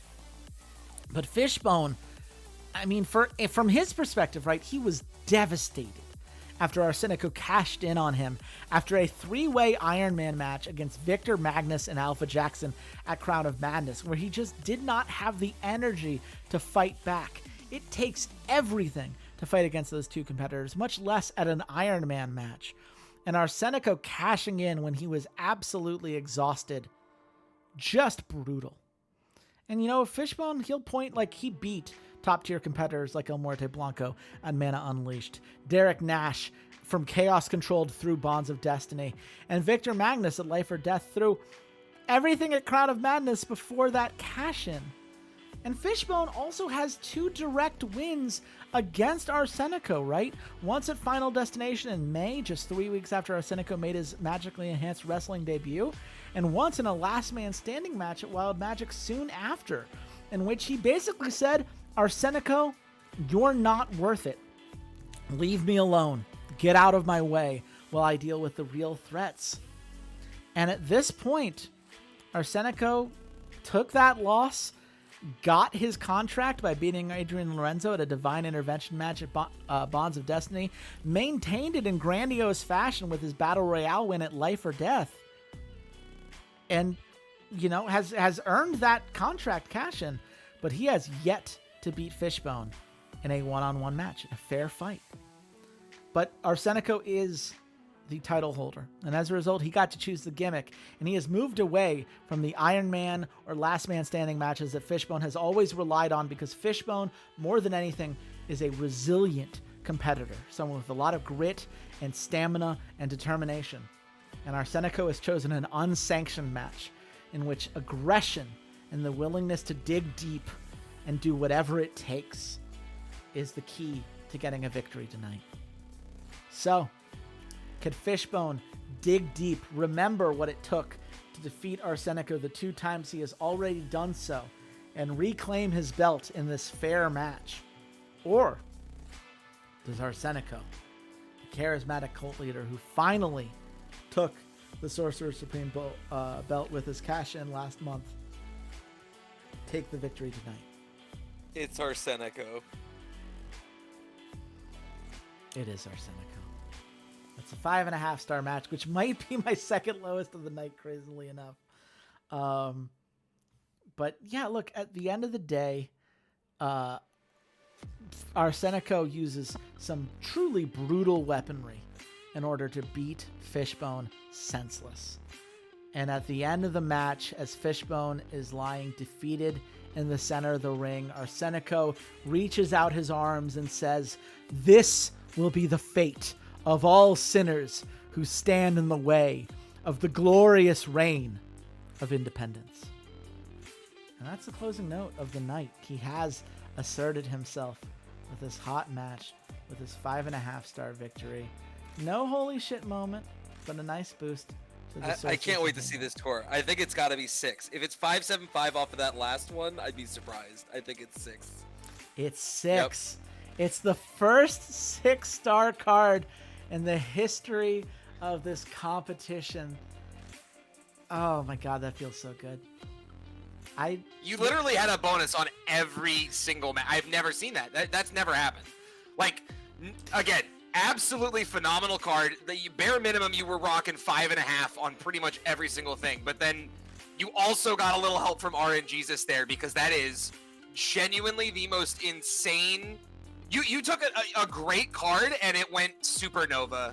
Like, well done, dude. Well done. I mean, look, I have no flame. Just well done. Yeah, at the end of the day, are there some matches that got some really nice boosts that really helped even this out? Absolutely. I have a couple of matches that get 6 stars without any boost, or would have been a 6-star still even if it hadn't gotten the boost. So it's a yes and situation, right? Where Eduardo low rolled on a lot of different cases. I high rolled whenever it was necessary. But I also put together a card in which that was high rolled on the whole damn card. I mean, look, there are some matches where, well, you know what? Look, I'm not gonna complain about any match. I got exactly what I wanted. You got exactly what you wanted. It's a great card. I am not saying it's not. This is at worst, even with low rolls here, you're rocking a 5.75. Like, this is a phenomenal card. You almost, if that last match goes differently, you arguably have a 6.25 card here, though. This is the highest card by a long shot that we've ever seen. And again, that is both, you did a phenomenal job with almost no creativity points, which is a statement in and of itself, because I know how hard you had to work to make this happen. But then on top of that, you did get some really nice rolls, and it just creates dude, I don't know how I'm going to beat this. I don't know how I don't think we'll ever see a card this high ever. I honestly, I'm going to say ever. I don't know that we'll ever see a card this high again. I will be amazed. This is insane. This is genuinely insane. And for how much you spent, that is a bang for buck, the best card hands down. I'm giving you the award for best event of the year. I don't care. That is insane. Well done, dude. Thank you. Like, genuine props. That's awesome. I'm very proud of the work I put in. I'm very glad that the game rewarded me at every opportunity they could have. Both of these things can be true simultaneously. Absolutely. And yeah, I just listen. I'd be flaming you if it was just you got gifted by the game, but it was genuinely both at every turn. Phenomenal work and the game hooking you up. They can both be true, like you said. That was just a phenomenal card, man. And given that it has been, I have not won a pay-per-view since pay-per-view 3. And I know it hasn't felt that way because I've always been competitive, but all of my points that I've gotten recently, they've been from the weeklies. That's where I've been able to do my best work. When it comes to a pay-per-view, I have lost every tiebreaker against you, or I've lost the tiebreakers against Eduardo, or more specifically, Eduardo's just outscored me even when I thought I had the tiebreaker in my disposal. This is finally everything that I wanted for a pay-per-view, and I'm so damn happy about it. I need to step away for just a moment, but Xander, would you like to tell the folks at home what you have in store for them at Gladiator Games tonight? Yeah, listen, we got Gladiator Games tonight, folks, okay? You got big stuff coming in here for Glory of Legends. I don't know that it's going to be as big as the card we just watched, but we do have 15 matches. We use that mega show. We're going to throw everything at our disposal to try and come up with a 6-star card that ties Chase and somehow wins on hype or something. I think that's the only shot we have tonight. 5.75 is not going to do it. I was feeling really good going into that, but I said it going into that. Chase's card, Magically Enhanced Wrestling was the squad to beat tonight. And damn, it's sure looking that way. So that being said, listen, Glory of Legends, we don't go to sleep on anything. We're not giving up. And we have some really big stuff, honestly.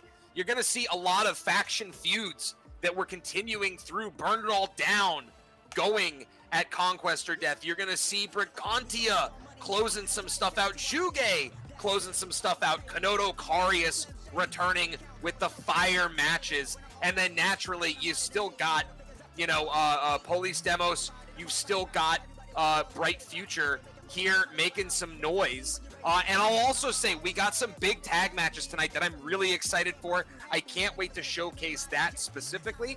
And then last but not least, some individual feuds on the blow-off, on the closeout. It's all going to be hype. It's all coming at you right about now. Absolutely. And let's jump on in. Again, we download the poster. We don't worry about these writers. But we start with a roulette match. The roulette, of course, we saw earlier. Any gimmick is possible. And it looks like we got a free Steel Cell match for here. So tell us, how did I'll take it. That's what I need. How did these 5 wrestlers end up in a Steel Cell tonight? Yeah, well, listen, the Steel Cell was random. Okay, we're gonna call it a audience audible. Okay, the promotion, we were ready to go. We spent the money to make sure, and by that I mean we spent the free artifacts that I've been gifted by the game because the game loves me. But we spent the money to make sure the audience could choose. So all the next 2 matches and this one, the gimmicks are chosen by the audience, and the wrestlers have to adapt. They have to be prepared, and they got to roll with the punches. So that's what's happening tonight.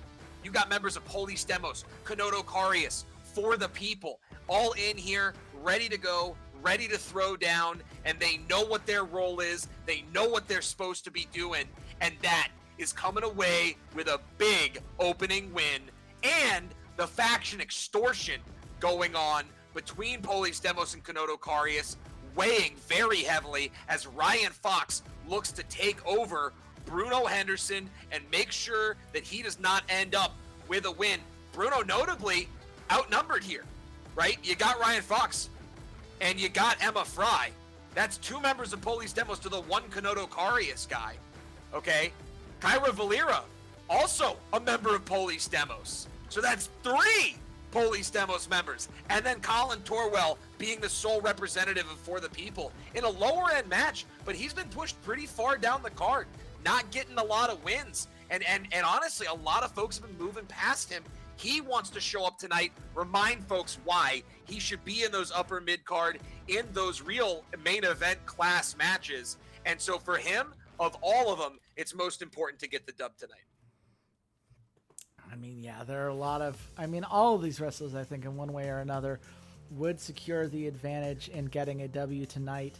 I do love the Ryan Fox concept. Getting him over with the crowd would be huge. Colin Torwell, I love what he can bring as a 4-4. Stopping that 7-match loss streak, I think, could be huge. Bruno Henderson just keeps on climbing up the card. The guy, his gimmick says jobber, but he has been anything but with how he's performed recently.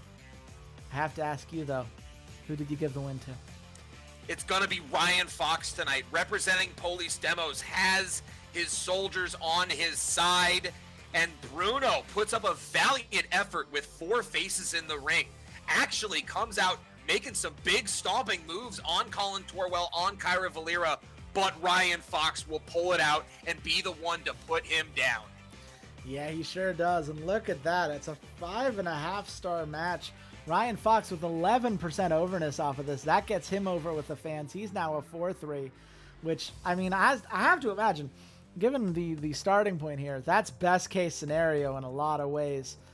Huge morale. And, yeah, I'll be honest. I thought this match was going to get dropped. I was expecting like a 4 3/4, 5-star flat. This was one we were kind of hoping to get dropped. 5.5-star, putting us here. This is a good baseline.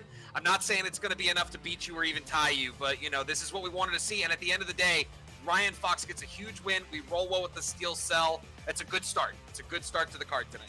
Yeah, damn good start indeed.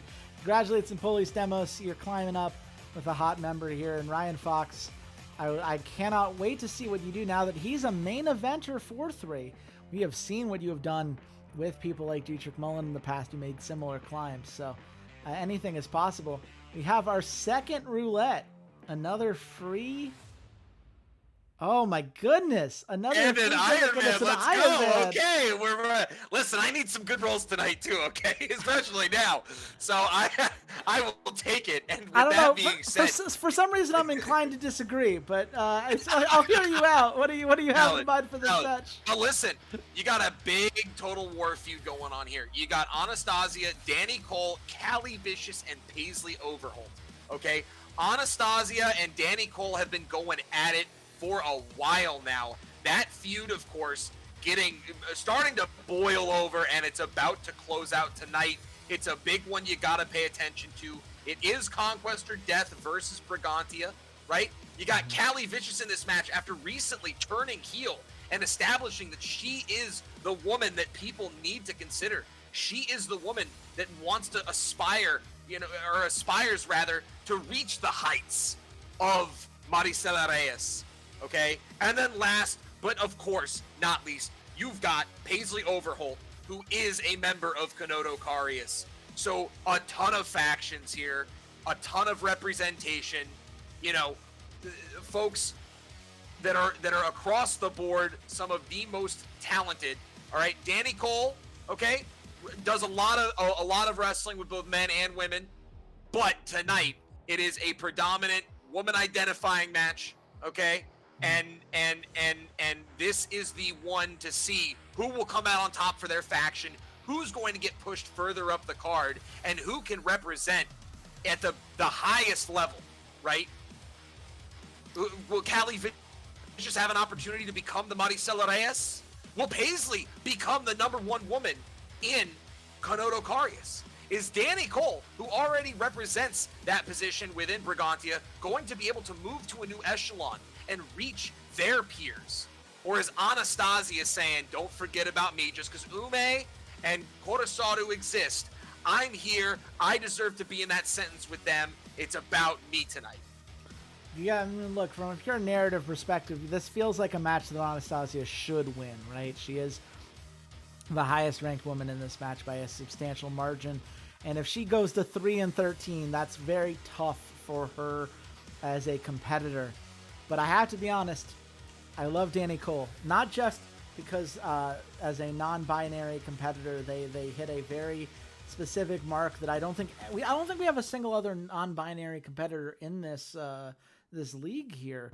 But also, I will forever love that the Brigantia member has the gimmick Bright Future, but you will never allow them to be in Bright Future, and I think that is based and cool.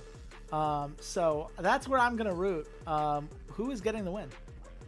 Listen, at moments it looks like it's going to be clear Anastasia. there's a couple of moments where Cali Vicious has some big moves that get dropped. But at the end of the night, Danny Cole is going to be the one coming away with it, representing Brigantia, having a huge match. And there you go. You see it right there. The greatest wrestler blow off, Danny winning, getting that overness push. Everybody loves the match. And Danny, on top of that, getting 80 popularity. Yeah. Not what we expected, but we will take it. Yeah. That's a big win tonight. It turns out Iron Man matches pretty good, especially when they're free. Yep. That's my favorite cost for an Iron Man match. I hope to try that out yes. sometime. I love that I've spent 160 creativity points. Oh, wait, no, I didn't. I spent 0 so far. I love that you started 2 faction feuds here. Burn It All Down, Brigantia Rising, and Burn It All Down, Konodo Karius, both kicking off here tonight. Brigantia Rising getting a little bit of a boost from a hot member in their faction. No holy shit moment yet, despite 2 people bleeding. You did get the blood reward here, obviously. But yeah, congratulations to Danny Cole blowing off that feud against Anastasia. 5-star blow off. Well earned by Danny, and I cannot wait to see what you have in store for Danny now that they have asserted themselves as a main eventer, as a 4-3. I imagine that their opportunities increase substantially with this kind of momentum behind them. Oh, you know it. We move on. Our 3rd roulette match, I believe our last roulette match of the night. Yes, the audience choosing, and it's a steel cage. We'll take it. Absolutely. It is a 7-way match here.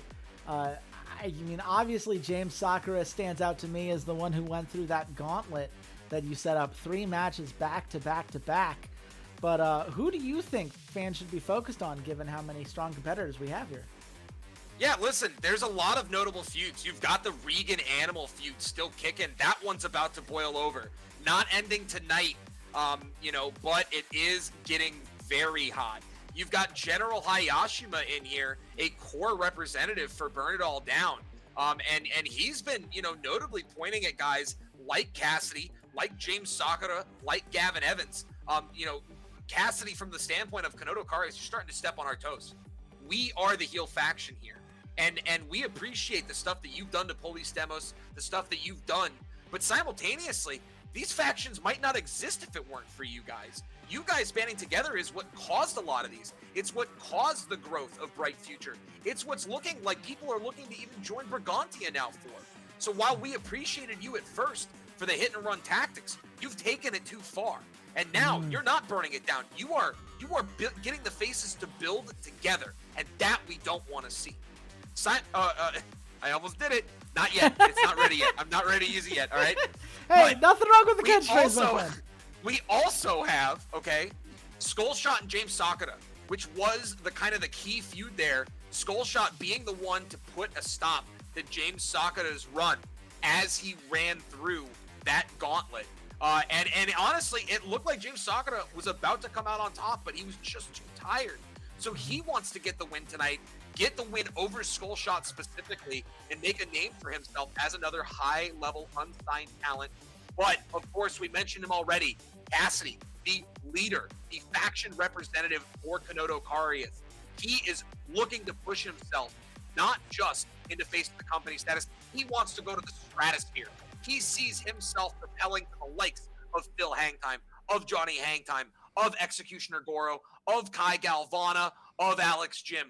He wants to be up there. He thinks he deserves it, and he will put down anybody that gets in his way. Yeah, look, I would love to tell you that I believe in Regan Awesome, because I love Regan Awesome from the original league that I had him in, and I think the 4'4", 19-year-old face's potential essentially endless.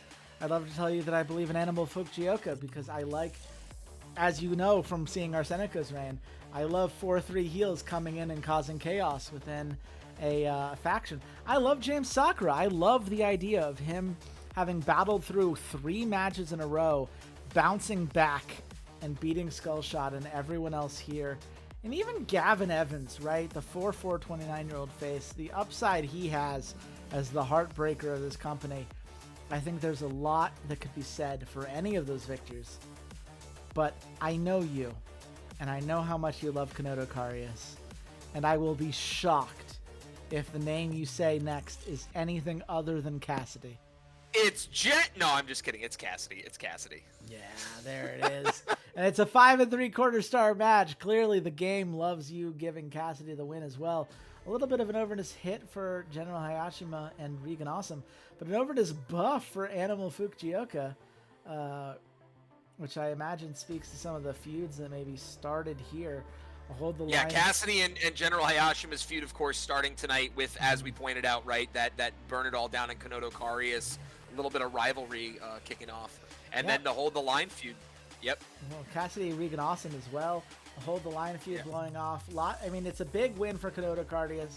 A hit for Bright Future, but one that doesn't lower them in the standings any further than where they already were. So it's a best case scenario for them in a lot of ways, but Konodo Karius just keeps climbing up this card.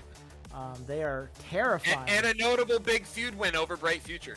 Yes, it's a big win for them and one they're going to be very proud of moving forward. But as we've seen with Konodo Karius, right, they're happy to feed Burn It All Down. They are willing to take on larger and larger competitors in this company.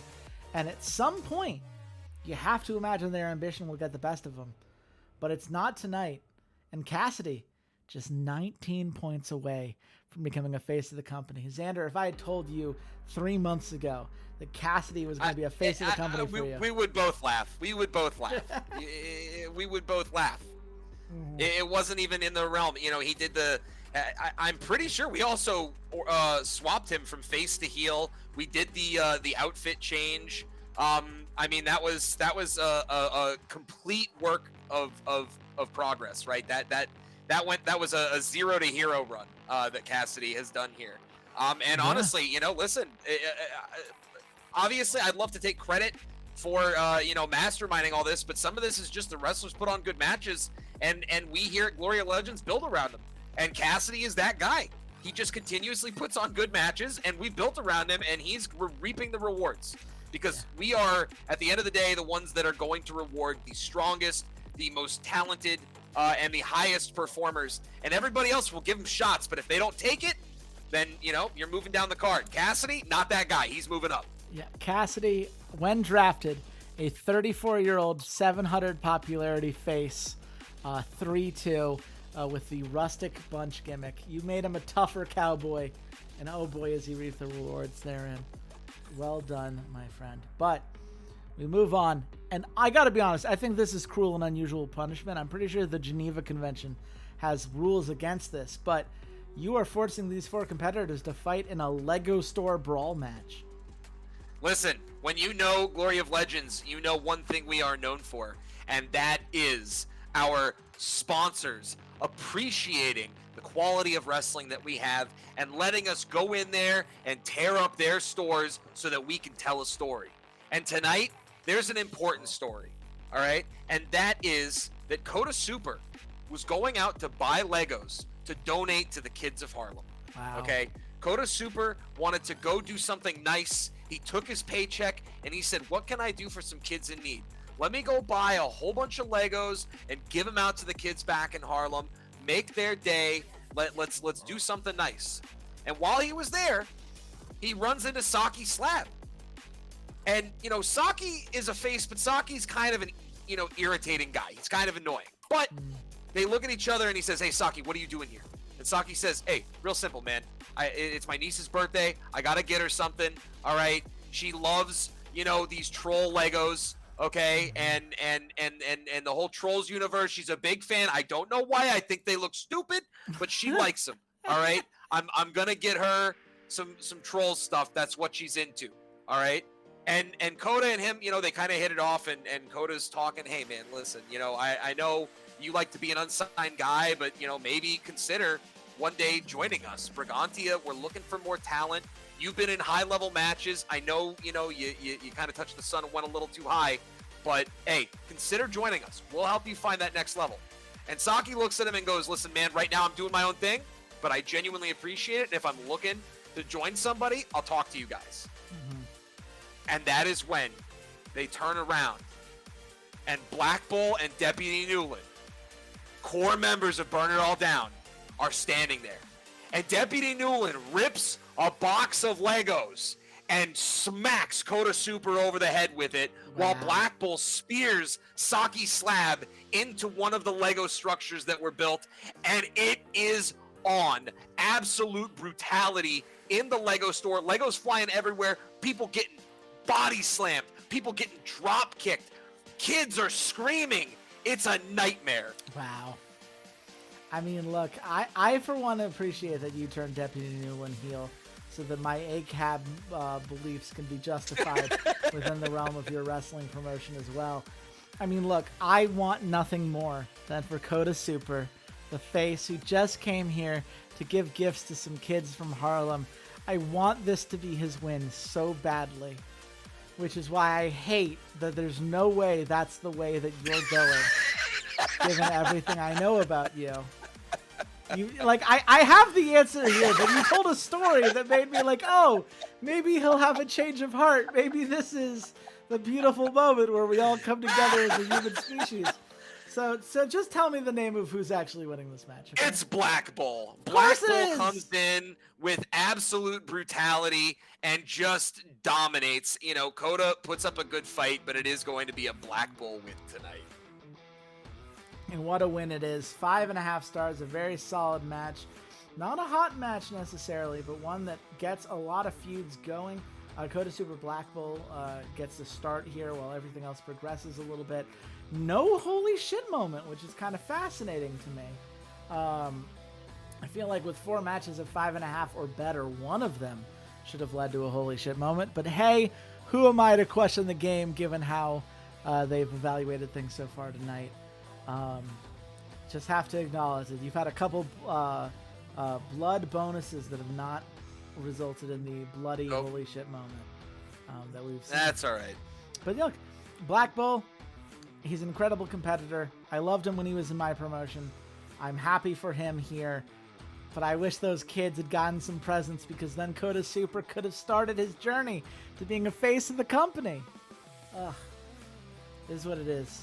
There's still time. It's just not tonight. It's not tonight, that's for sure. But we do have the Return to Glory Championship, a fatal 4-way I Quit match between Maricela Reyes, Alexandre Kennedy, Skullface, and Jay Avalon. How did we get here? Listen, Return to Glory is on the table, and there are 3 guys here who would desperately love to earn some glory.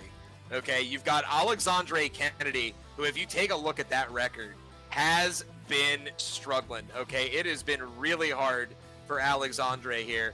And then simultaneously, you've got Skullface and Jay Avalon.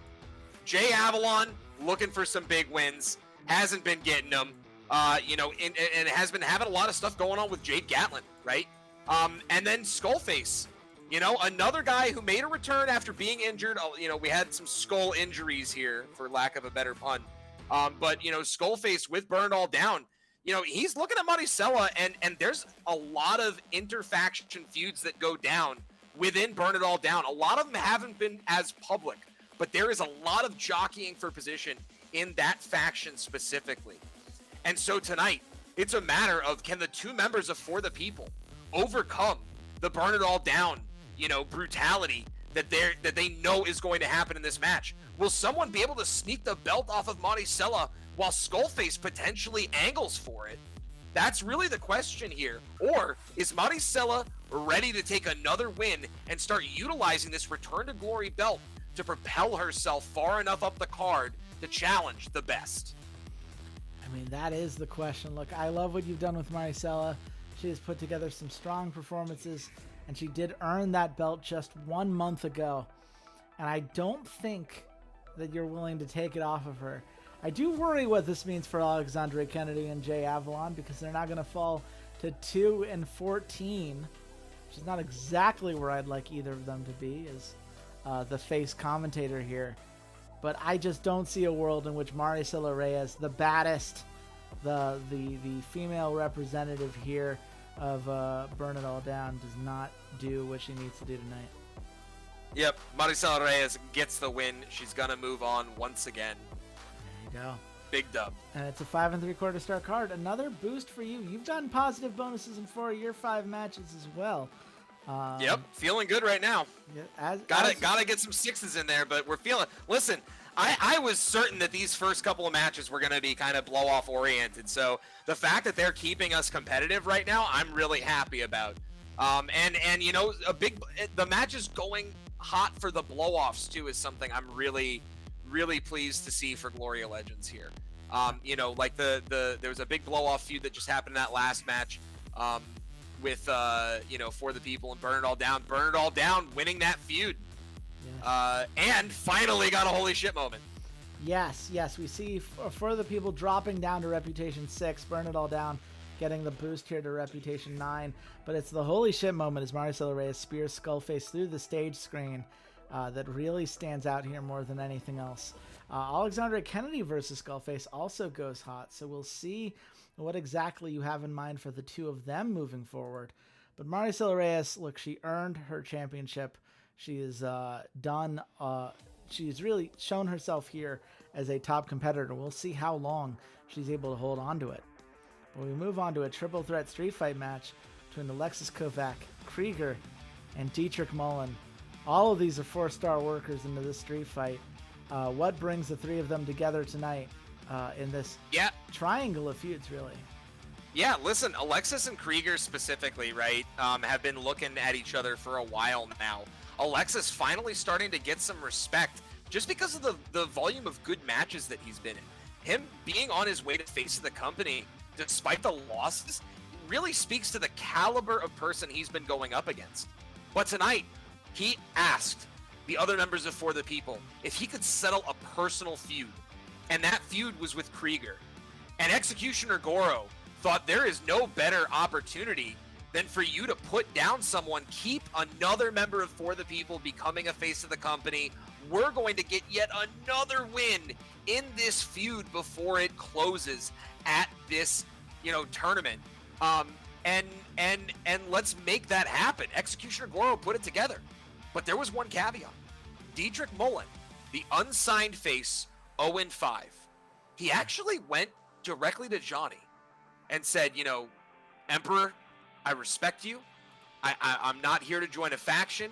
I'm not here to do any of this. I'm here to wrestle. I'm here to put on good matches. And at the end of the day, I'm here to prove myself. That, more than anything else, is what I'm here for. And I know you may not like me, but I think you can respect that. And Johnny looked at him and smiled and said, you know what? I'll give you a match you want tonight. You pick the match you want to be in, and it's yours. But don't disappoint me, or I'm not doing this for you again. And Dietrich looked. He took a look at the card. He saw Alexis and Krieger were going at it. He himself has a feud going on here and says, let me in there. I'll make something happen tonight. Or I will do everything I can to not embarrass myself and to prove that you were right to put me in this match. And Johnny just gives him a thumbs up and walks away. Look, I love seeing Dietrich Mullen in this match, and if this was a couple months ago, I would say, look, Dietrich Mullen, unstoppable, seems to be on this upward swing in which nothing can keep him down. But he's lost 5 matches in a row, and I feel like you're willing to slow burn Dietrich Mullen's rise to the top from here. And Krieger, I'd look at and say, look, Krieger, very talented guy, but he's got so much managerial stuff going on, right? He doesn't necessarily have his full focus at being a pure wrestler. And Alexis Kovac, he's got Hueso de Cabra, the legend, in his corner. He got the legendary endorsement. He got all of the support he needs to achieve his goal here. I feel like Alexis might have this one, but perhaps that's my wishful thinking as the face of this duo that we've got going on here. Who is getting the win? No, you're absolutely right. It's Alexis Kovac taking the win. Hueso de Cabra's training really coming in handy, coming in hot, and that's going to be, you know, the help there. Obviously, don't like to see that score, but that's going to be the one that gets dropped. So, yeah, that's you. Look, you built this with the idea that multiple matches were going to be dropped. It's fine for it to be this one, especially Krieger and Alexis Kovac start their feud.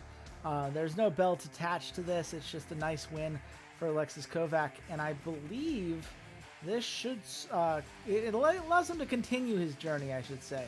as face of the company. He'd already started 1 month.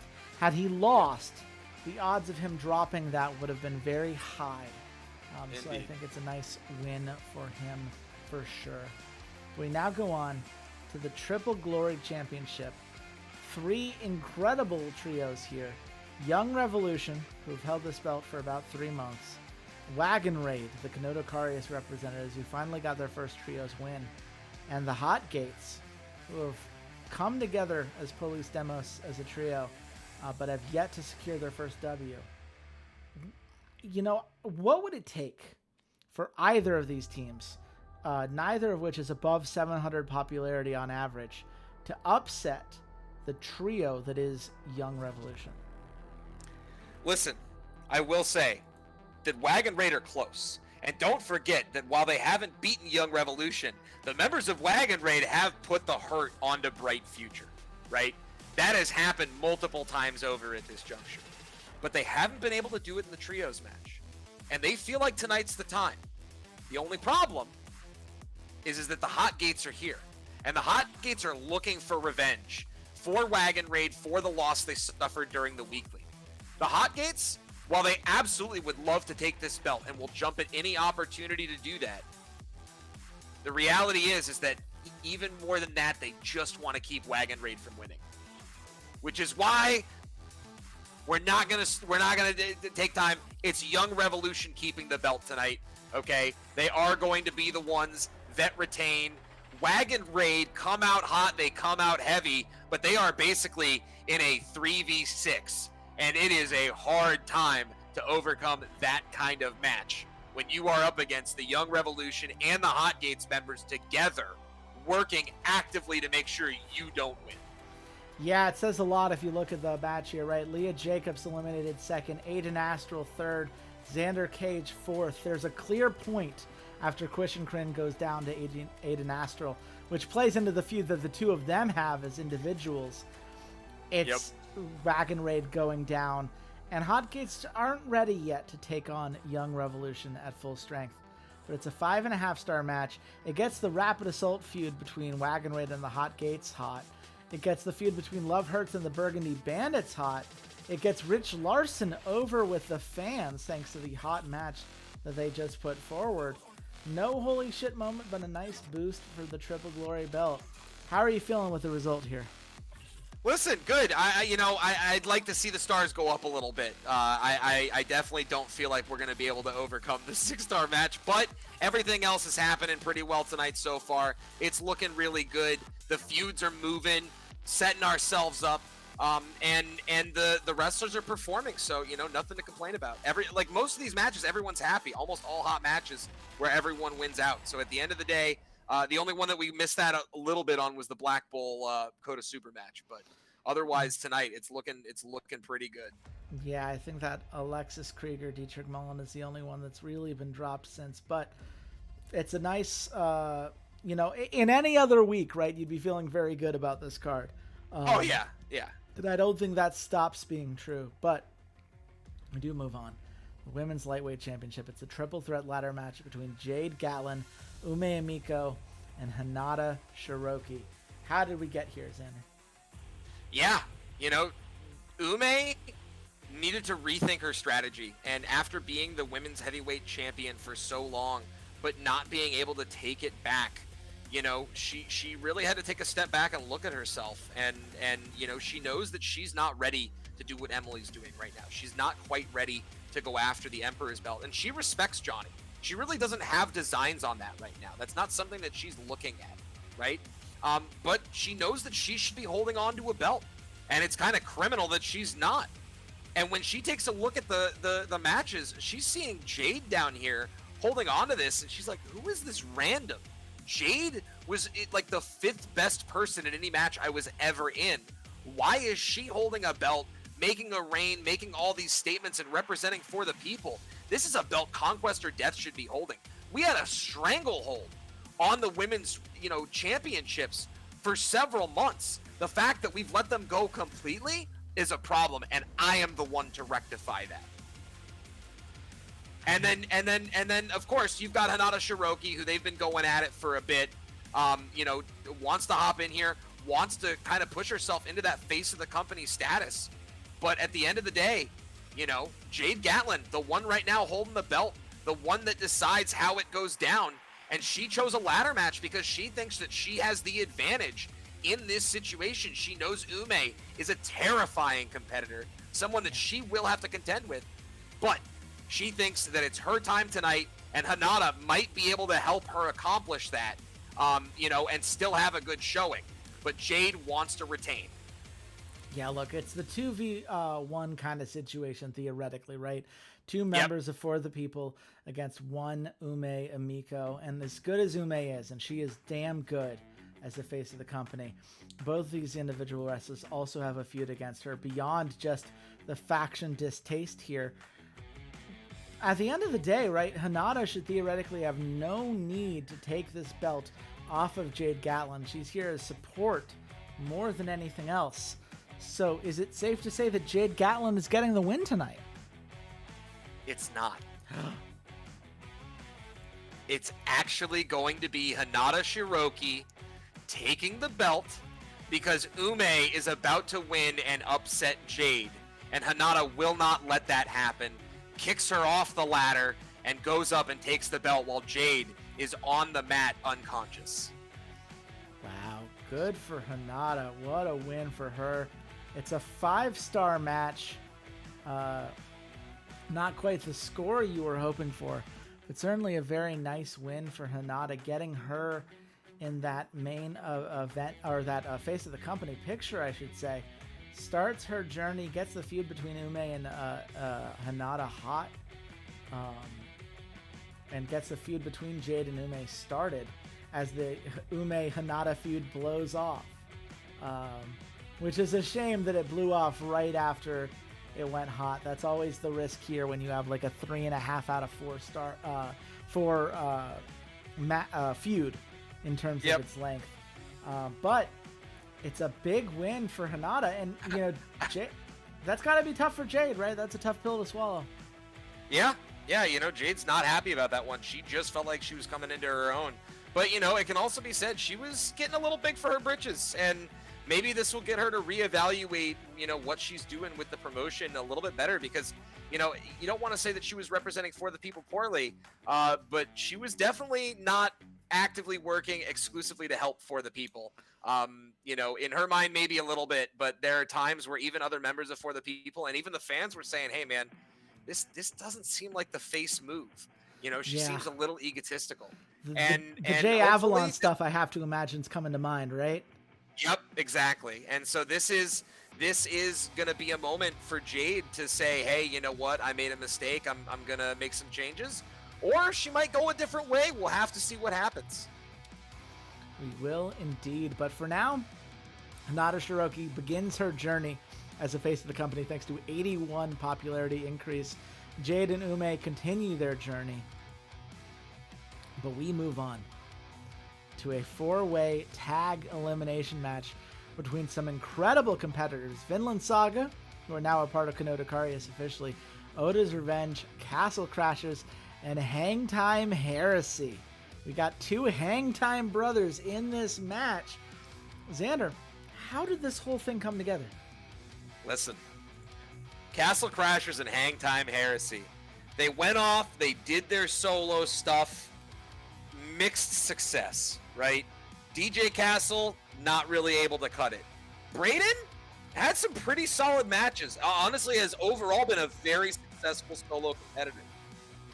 But he and his brother said, hey, listen, this was our claim to fame, and we need to bring it back. For the People should be holding on to this belt. Not Shuge, not Brigantia, none of these crap factions, all right, that are the budget For the People, okay? And don't forget, Brayden speaks very bluntly. He used to be a heel, okay? But, you know, he's like, this is us. This is our time. Listen, Alex, Jim, and them went out and tried to make something happen, but they're not tag proficient. They are not the specialists. We are. We got to do it.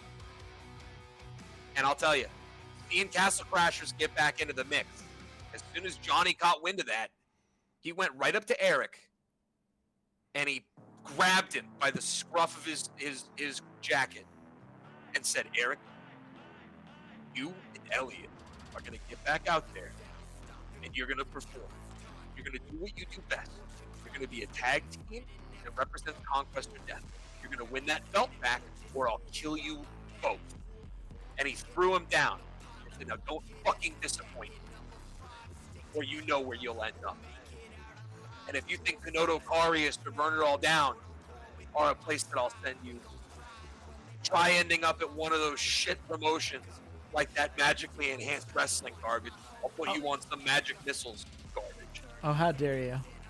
And, How absolutely dare you! And he walks away. All right. Meanwhile, Vinland Saga trying to get some revenge. Okay. Not just against Castle Crashers, who they've wrestled a ton of times. Not just Odo's Revenge, who they've wrestled a ton of times. But now Hangtime Heresy. A feud that's going to end up kicking off with this match because Kanoto Karius, of course, taking the Vinland Saga members. Vinland Saga feeling, hey, we didn't get any appreciation from Conquest or Death. Johnny gave us an attaboy one time. Kanoto Karius love us. These guys want us to be their preeminent tag. And now we're going to take it to Juge as different wrestlers. We're going to take it to For the People as different wrestlers. We're going to take it to the Hang Times as different wrestlers. They will come to respect the Viking brothers. I mean, look, that's what I'm hoping for.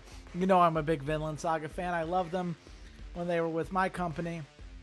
I love them here.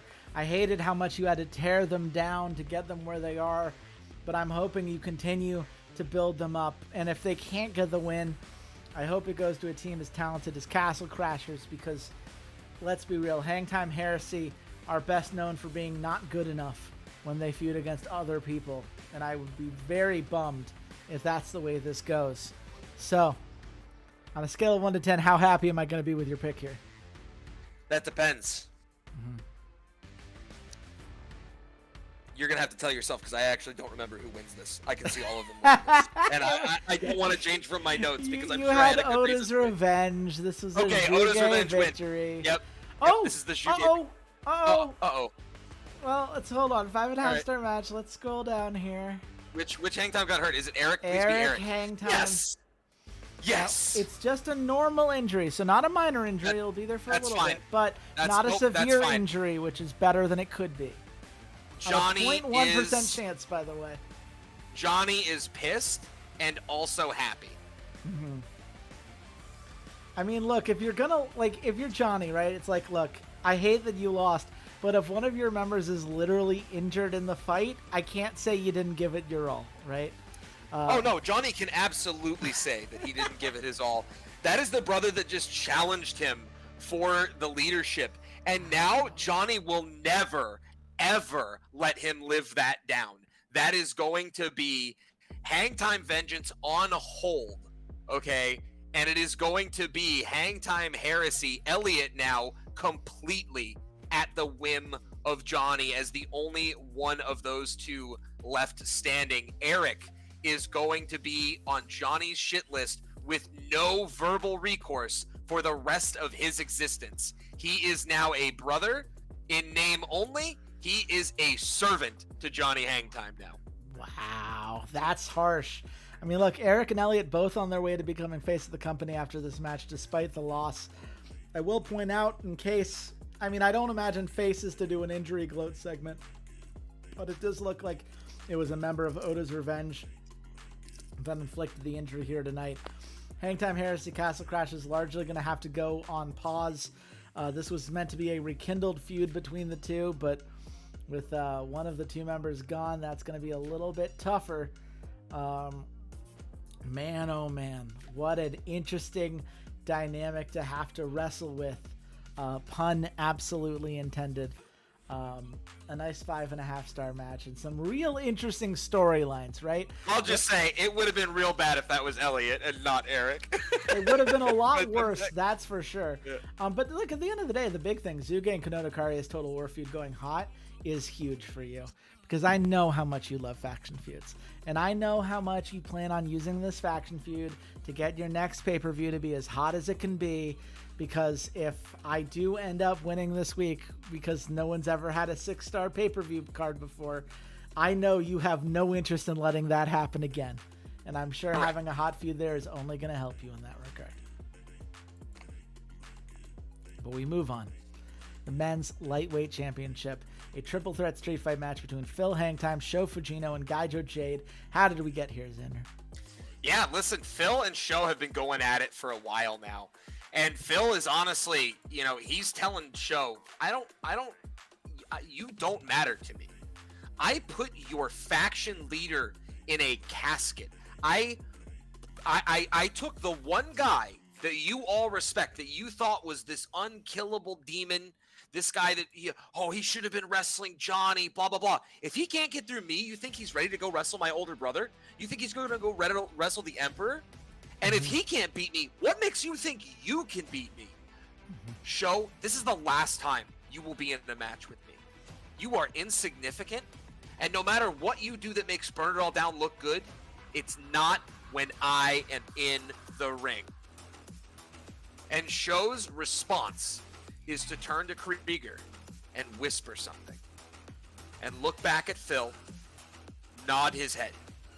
He says nothing in response.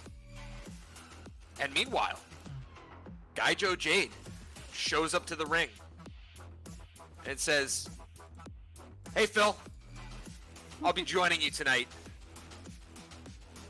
We've got history we've got to settle.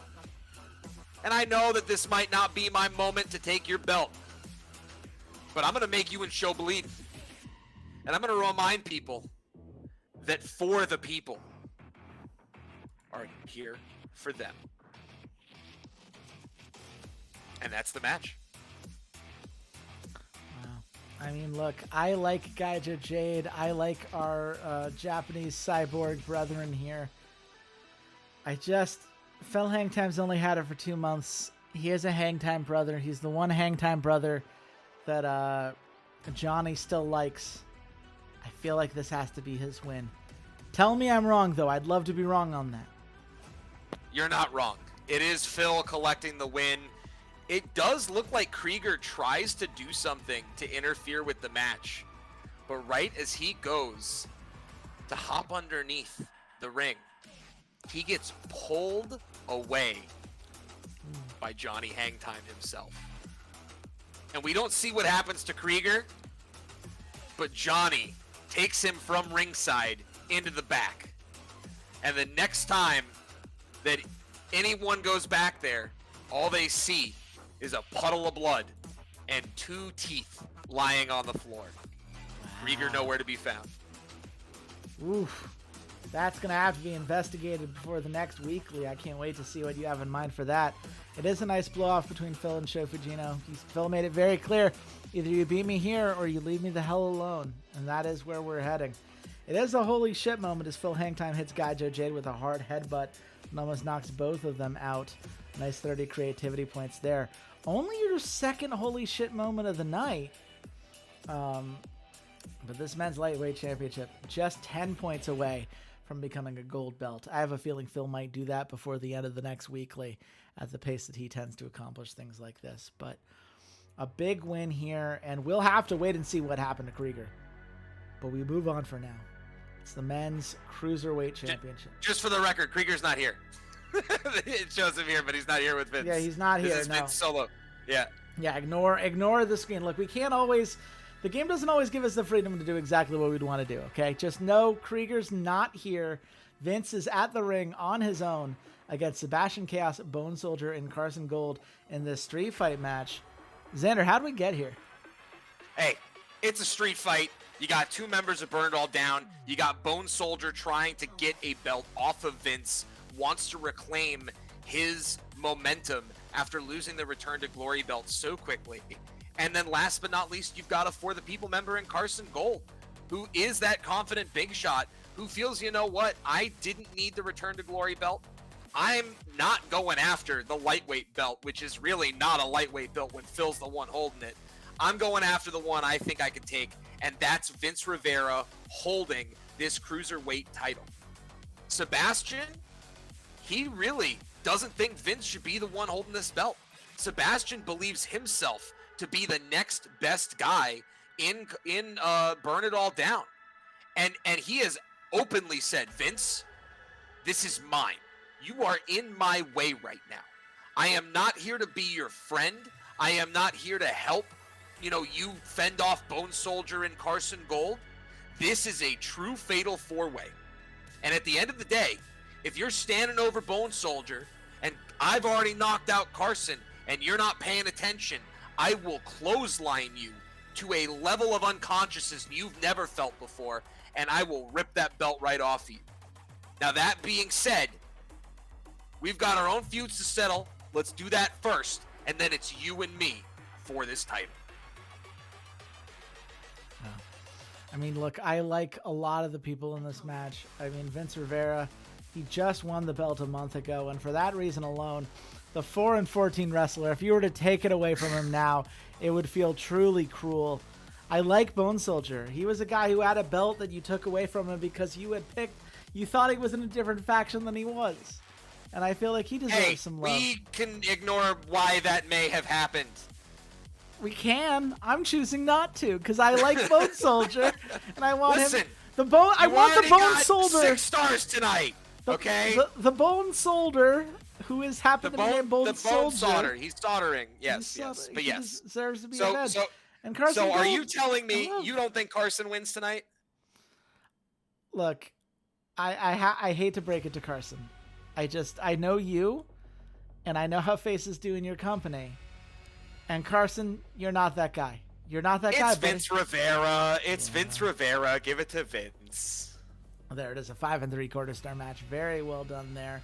Huge boost for popularity and morale for everybody involved, which tells us it is a hot match. Sebastian Chaos versus Vince Rivera goes hot, which you love to see there. No holy shit moment, but a nice boost for the men's cruiserweight championship. Remains a gold star belt very clearly. Would have been a risk, I think, with too quick of a turnover. So well done on that point. But we move on. It's the Tag Belt Championship.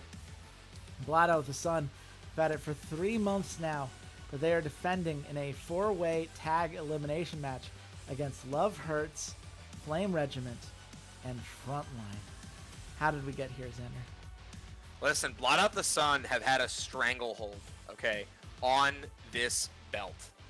But every single opponent here has been putting in the work. And everyone feels that tonight is their night. Flame Regiment with the Melt the Belt. They want to be the ones to upset Blot Out the Sun. They were the ones who have come the closest thus far to getting the win over them. But Love Hurts is here too. And they, Bright Future, Matt Payne, Love Hendricks, they think that they are the ones that are going to unseat Blot Out the Sun and in the process be the ones to take down Flame Regiment, which is a side goal of theirs that they will ensure that Flame Regiment, Wijaya and General Hayashima, take a beating tonight, visibly, and that it is Bright Future standing over Burn It All Down. But, last but not least, you've got Serpentine Suprema, a man who just lost his belt, and Matt Robinson saying Brigante is not holding shit right now. We have been going at Oda's Revenge. We have been going at Blot Out the Sun. Juge need to pay. And I know they're a face faction. I know we respect them. But we cannot give them any more ground. It must be us, and it must be tonight. And Green Arrow and Blue Arrow, they look around. They know. They saw the match earlier. They saw Vinland Saga. They saw the return of Hangtime Heresy, albeit they don't know about the injury yet. They saw Castle Crashers make their comeback. And they know their brothers at Oda's Revenge got the win. And they're saying to themselves, if those are the tags that lost tonight, you guys don't even have a chance. Why are you in this match with us? It's crazy to think that you guys would be the ones to unseat us. I mean, that's fair. Look, I like what Juge have done with Blot Out the Sun. I like Flame Regiment, right? Like Wijaya and General Hayashima would be big for Burn It All Down to get a win here. It's hard for me to see it with Love Hurts just because I think they've got other stuff going on as a faction that keeps them busy. Frontline are a weird one for me because I love Serpentine Suprema. You know how much I like him as an individual. He was my boy back in the day. but they have yet to win as a tag team. And it's a big ask for them to come together now against such a talented duo as Green and Blue Arrow and Blot Out the Sun. So I have to ask you, who's taking the win? Well, it looks pretty obvious that Blot Out the Sun are about to win again.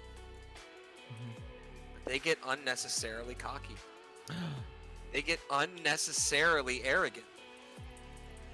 And when they're not paying attention, Serpentine Suprema makes his move. And Frontline are going to be the ones to snatch the belt from Blot Out the Sun in this tag elimination match. And oh my god, is that a 7-star match? That is a 7-star match. You may have just secured yourself an award later tonight, my friend, because I'm not sure if you've seen a full 7-star. That is incredible. People fucking love Frontline. I don't know what to tell you. And it's Matt Robinson who does it. Wijaya eliminates Serpentine, and Matt Robinson eliminates Wijaya to get the victory here. 7-star match. Well done. I genuinely think that might be the greatest match that we've had in this competition. Hey, you know what? Consolation prize for tonight. I will fucking take it. You know, at the end of the day, you said it was a weird one. It's not, all right? Because Blue Arrow and Green Arrow were overconfident, and the match that happened before tonight is the entire reason it happened. Because they're looking at returning I'm sorry, my mouth. They're looking at returning tags, okay? Like coming back not in form, okay? And that is the issue. Because Love Hurts, Flame Regiment, and Frontline have been putting in the work. They have been thinking about this nonstop. And Serpentine was a very different wrestler the last time Frontline was wrestling consistently. That was before he held the belt. That was actually quite a while ago. Serpentine has become a massively better wrestler. And Matt Robinson, this entire time, has been focused on his tag, on his trios matches, and on how to represent Brigantia best. And so when it was time for Serpentine, who lost the belt, to come out and make a change, Matt Robinson was there. He was ready. And the minute Blot Out the Sun get lazy tonight, they pay for it. They pay the ultimate price. Frontline get the win. They sure do. And Frontline have to be one of the few title holders who is not at the very beginning of a competition to win a belt without any wins to their name before that. It's well deserved, though. Two talented wrestlers who we've seen excel in other areas. And there's a reason you got that 7-star match. Really well done from a narrative perspective. But we move on now. The women's heavyweight champion, Heike Imoto, having held the belt for 3 months now, versus Korosaru. How did we get here? Heike and Korosaru, listen, they've been wrestling. A lot of these women in the heavyweight and lightweight, you know, they've been going at it for a while. They've traded feuds, but at the end of the day, this is a key this is a key Conquest or Death versus For the People faction warfare match. These two specifically representing their factions at the highest level. And Korosaru, most notably, hates Heike. Does not believe that Heike should be the one holding this belt. She would have been more okay with Jade Gatlin, who she respects a little bit more, despite Jade being a little bit lower. Korosaru does not respect Heike, and is just livid that she is the one holding this heavyweight title right now. And Korosaru wants to be the one to rip it off her. Meanwhile, Heike has been working with Asahi. Asahi is even whispering into Heike's ear, hey, you could be better than Emily Everett. You're already doing something that Emily struggled to do as consistently. And tonight's win will prove that. You beat Korosaru tonight, and you will officially move in to that elite echelon of wrestlers. You won't have 8 wins in a row to your name, but you will damn sure be the woman that can take not just For the People to the next level, but this entire damn promotion. And Heike, invigorated by that, is ready to go toe-to-toe with Kurosaru in a brutal match. Man, I look forward to seeing how this comes together. Because these are both two incredible competitors, right? They're both faces of the company. They're both at almost the same popularity. Literally, it's half a point distinguishing between the two. And it's, Heike's had this belt for 3 months. So if she loses it tonight, there's no penalty. The only thing to keep in mind here is pure story. Whether you believe in Heike Imoto being able to climb even higher thanks to people like Asahi King in her corner, or whether you believe in Kurosaru getting ready to burn it all down. I know you are the heel of the two of us, and so I lean towards Kurosaru inherently, but I feel like you might have greater plans for Heike, and if you do, I'm very involved. I'm very in on it. So tell me, is Heike getting the win? It is Heike getting the win tonight. There you go. 5 3/4 star match. A little bit of an overness hit for Kurosaru, which is tough for her, but I imagine that's because this is a blow-off, perhaps? No. It's weird that she would take a 4 overness hit then for that. Well, yeah, I don't know. In either case, it's still a great match. Serpentine Supremo on his way to being a face of the company. I think we talked about that a little bit earlier. No holy shit moment or anything else from this match in particular, but a nice boost to the belt, a nice 5 3/4 star match. The smooth performances boost has to feel good in this moment. Any lore things that pop up in the aftermath of this match? Listen, it's not clear right now, all right, what this really means between these two. You will likely see them wrestle again, but Asahi very noticeably has been spending more time with Heike. And of all the things to pay attention to, that is the thing tonight. Asahi very much giving a lot of direct attention to Heike more than the other wrestlers she has in the past. And it's kind of becoming clear that Hueso de Cabra and Asahi are spending a lot of time with For the People. Mm-hmm. And it's really curious if that is all they're doing or if there's something else happening there. If they have some kind of, actual belief about what the future is for these two for that faction. But tonight, it's Heike getting the key win over Kurosaru, and we'll have to see what is gonna happen with Asahi coming up on the weeklies. Yes, I do. Look, you have two legends in your arsenal who are able to boost a lot of people just from their endorsements and then have them as managers. I am still terrified of you in the weeklies for that reason. You seem to have a guaranteed 5-star outlet whenever you want it. But for now, Heike Imoto just happy to have the belt under her name. We've got 2 matches left in this card. This is the men's heavyweight championship, a 3-way triple threat ladder match. Executioner Goro, Azaki Cordova, Kai Galvana. Everyone in this match is either a face of the company or firmly entrenched in that face of the company range. What should fans be looking out for in this triple threat match? Listen, you've got Executioner Goro and Kai Galvana, who Executioner Goro pissed on Kai Galvana's mom's grave. He sure did. That is the most recent development in this feud, and then after that ripped the belt off of him. Kai was supposed to be the number 2 guy in Conquest or Death. It was argued him or Phil. Well, it's Phil. Kai lost the belt. Johnny still respects him. They still get along, but Johnny likes winners. And Kai knows that, and he wants to get back into his good graces, especially because of how embarrassing the loss was to Executioner Goro. Simultaneously, you've got Azaki, powered by Hueso de Cabra, saying, listen, you may have lost your cruiserweight title to Vince. Okay, you had a bad moment, and that's what happened. But now it's time for you to rise to the occasion. It's time for you to challenge Executioner himself. Vince taking that belt off you was a good thing. That was you showing you at your floor. Now you're going to wrestle to your ceiling, and you're going to prove, all right, that you are as good, if not better, than Alex Jim. You are going to show what you've learned from him, what you've learned from me, and you are going to become the leader that For the People need right now. But Executioner Goro, sitting from his throne of skulls, laughing, Not only will I take you on Azaki, not only will I put you in the dirt again next to your poor old mom, Kai, but after I'm done with you two, there's only one person left for me to remove before burn it all down, do and accomplish what we've set out to with Glory of Legends.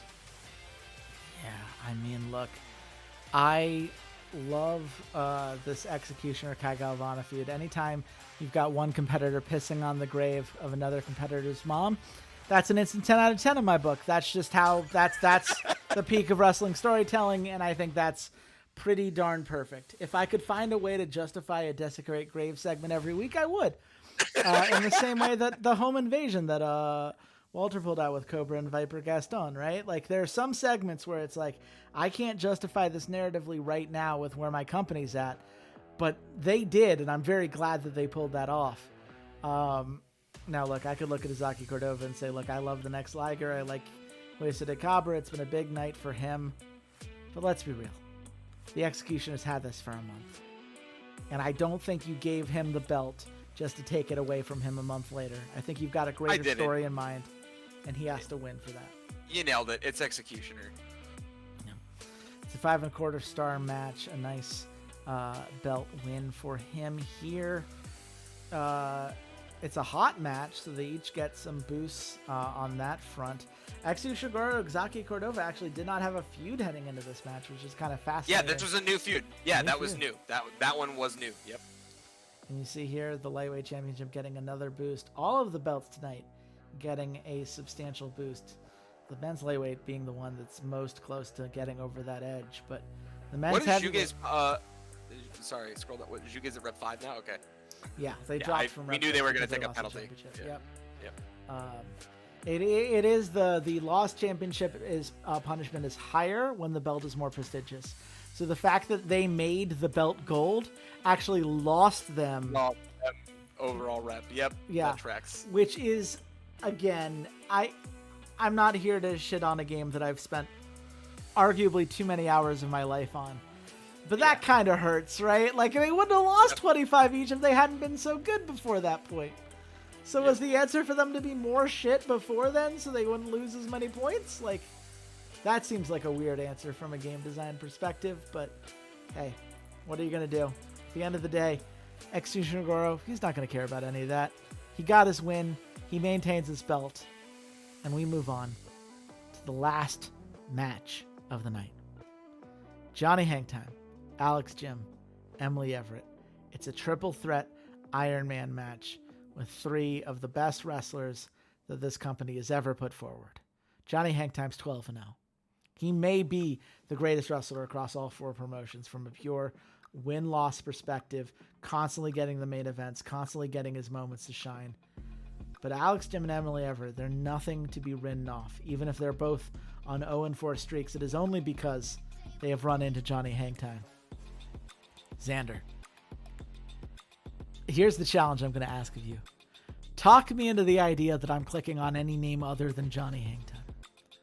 Tell me narratively why I should click on any other name right now. Well, let's start with Alex Jim. Mm-hmm. Okay. Alex Jim is the leader for the people. He took some time to do some tag stuff, mixed success, but he was really just biding his time and waiting to figure out what his next move was going to be. And after seeing Executioner take his belt, the heavyweight belt from Kai Galvana, he knew that there was only one option, and that was to move up. Executioner is not his primary target. That is someone he is absolutely prepared to deal with, but once he's Emperor, he knows that For the People need this, because everyone needs Johnny to be deposed. Johnny as the Emperor is not good for business. It's not good for the average quality of life of the wrestlers, and he thinks it's not best for the fans. Yeah. He and Shane Mack would get along very well. But what about Emily Everett? And because of that, he also knows that he is the only face that can represent at this level. and actually be the one to challenge Johnny. And that is the reason why he will be able to take this belt. But meanwhile, you've got Emily Everett. Emily, who's on a 4-loss streak, but was the most dominant wrestler next to Johnny up until Executioner Goro's meteoric rise. And Emily is the only one who has made Johnny bleed. Emily wants to be the leader of the faction. She wants to retire Johnny. She doesn't want him to be the emperor any longer. She respects him. She loves him. He taught her a lot.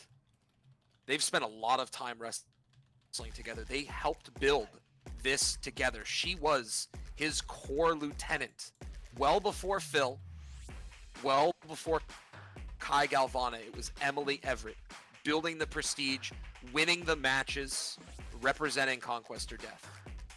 But that's why she, in her mind, sees that Johnny has gone astray. And his ego has gotten out of control. And his desire to retain his power has superseded every need of Conquest or Death. She thinks that the civil war with his brothers is proof of that. Not because Eric and Elliot were being malicious, not because Eric and Elliot were unreasonably upset, but because they had a genuine concern. She doesn't agree with how they went about it, but she agrees with the point. And she has told Johnny to his face, Johnny, it's time for you to step down. But I don't expect you to do it on your own. I will be the one to remove that crown from your head, to remove that belt from your waist, and to make you understand that what you have built is bigger than you. I'm going to be the one to make that happen. Well, I love those narratives. I really do. I would love for Alex Jim to become the superstar that they all need. Shane Mack co-signs everything Alex Jim said.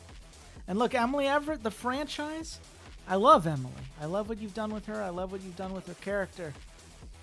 I do think the company might be in better hands with her in charge. But why do I feel like, despite everything you've told me, you're going to tell me to click on Johnny Hangtime's name? Johnny Hangtime, motherfucker, because it's Johnny Hangtime. Of course it's Johnny Hangtime, okay? Johnny is not ready yet, and Johnny might be losing it a little. Johnny might be fucking agitated at all of the nonsense going on around him because everybody's worse than him, and they don't understand his vision. They're too stupid to see what greatness he will bring them to if they would just shut up and listen to what he says. But Johnny is too talented to lose tonight. Even though, once again, he has moments, not with Alex, but with Emily, where she is hitting moves that look like, with a little bit more effort, might be able to finish him. And that doesn't make Johnny sleep easy after beating her. He looks furious when he gets up from this match. He is enraged, and he screams at the audience and says, I will be the emperor now and forever. And don't you fucking forget it, Emily. And before his music can even kick in, he jumps out of the ring. He crushes a beer, and he throws it at the audience, and he walks off. Wow. That's Johnny for you right there. Look, he has been undefeatable to this point. Alex Jim, it's funny, you said that it's him versus Emily where the match got the closest. But Alex Jim is the one whose feud goes hot with Johnny at this point in time, giving them even more room to go back and forth. And I do think if there's any face that's going to do it, it's going to be Alex Jim. I just tend to not believe it's a face that's going to do it. Let's get the final score here. 5 3/4. 5.75 star card. It's a great card. Yep. Yeah. I got the first 6-star card in the history of this this competition. If I somehow had to make this out at a tiebreaker, I would have been upset given everything that I built. Thank goodness that I didn't, because I think your hype despite all of my faction feuds, somehow came out a little bit lower just from all your layers that you had. But at the end of the day, it gets me a point. It puts me at 7, you at 7.5, and Eduardo at 5.5. And Walter, happy to be here. But, Xander, this is not the end of our stream tonight. We're going to put on just the slightest bit of a break to let the two of us refresh. But when we come back, we have some end of year awards. And yes, you might say to yourself, Chase, isn't it a little weird to have like an end of the year award segment when like 2 months before the end of the year? Yeah, it is weird. It is a little odd, but the game says it, and we're not allowed to call the game a liar. So here we go. We'll be back in just a couple minutes. So see you soon.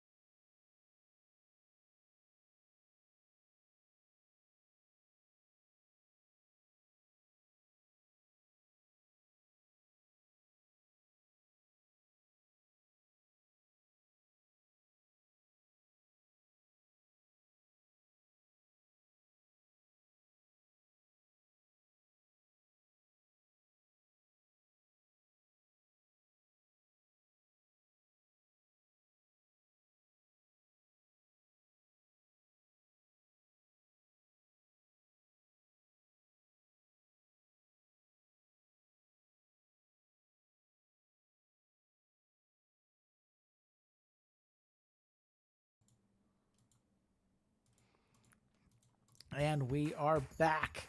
It's time to see. I mean, look, the final ratings here. We know how it's going to go. Pact of Doom ended up with the highest rating. You actually got more fans because your hype was higher. So congratulations on that. Unfortunately, that means some big losses for Spirit Fury and End Times, despite the fact that those are both totally solid cards. Not much that you can do when your opponents are getting the kind of scores that you and I did. Happy to take the win there. But we do go on. And here we go. We are indeed in on the Wrestling Spectator Awards for 2030, I should say. So that's the year in which this whole scenario that we picked took place. Here's how this is going to work for those of you who have no idea what the hell is happening right now because you've only been watching our pay-per-views in the past. The goal here is to win as many awards as you can. The goal, whoever wins the most awards tonight is going to get 1.5 points added to their total score. Second place will get a single point. Third place will get half a point. And fourth place will get 0.25 points. So everyone is coming home with some amount of points as long as you score something over the course of the night. We're going to end up giving 2 points for every gold award, 1.5 points for every silver, and 1 point for every bronze. So we'll be tallying up the individual awards and then determining our winners, and that'll determine how the standings are affected. Does all that make sense to you here, Xander? Nope, I understand nothing. 3 plus 3 is 7. Got it. I mean, 2 plus 2 equals fish as far as I'm concerned. So we start Also here true. with the stupidest match of the year. Lunasaurus versus Ashlyn Elliott in a tables match. The Scribner family versus a tournament in the Elam match. And Ashlyn Elliott versus Lunasaurus in a tables match. So they really don't like the Campeonato de Luchasaurus feud with Lunasaurus and Ashlyn Elliott. Oh, that's too good. And the winner, Ashlyn Elliott versus Lunasaurus. Sorry, Eduardo. You are lucky that we decided not to attribute any negative points to negative awards. So this ultimately does not matter. It's just a blemish that you have to live with. The game really did not like your Ashlyn versus Luna feud. Sorry to tell you this. You lost 50 creativity points! Oh, that's new. I didn't know that. I've never gotten one of those. Funny. Oh, my God. Oh, no. Now I'm actually worried about these because you and I both know there's one that each of us could have for sure. It's true, but, oh, no. But that also implies there might be positives for winning awards. So true. It's just got a lot more interesting. We move on. Craziest match of the year. This is a bronze award. Amy Wamikio versus Lorena Lucia versus Sumi Kabaya versus Skull Tabak in an Iron Man match at Broken Oaths.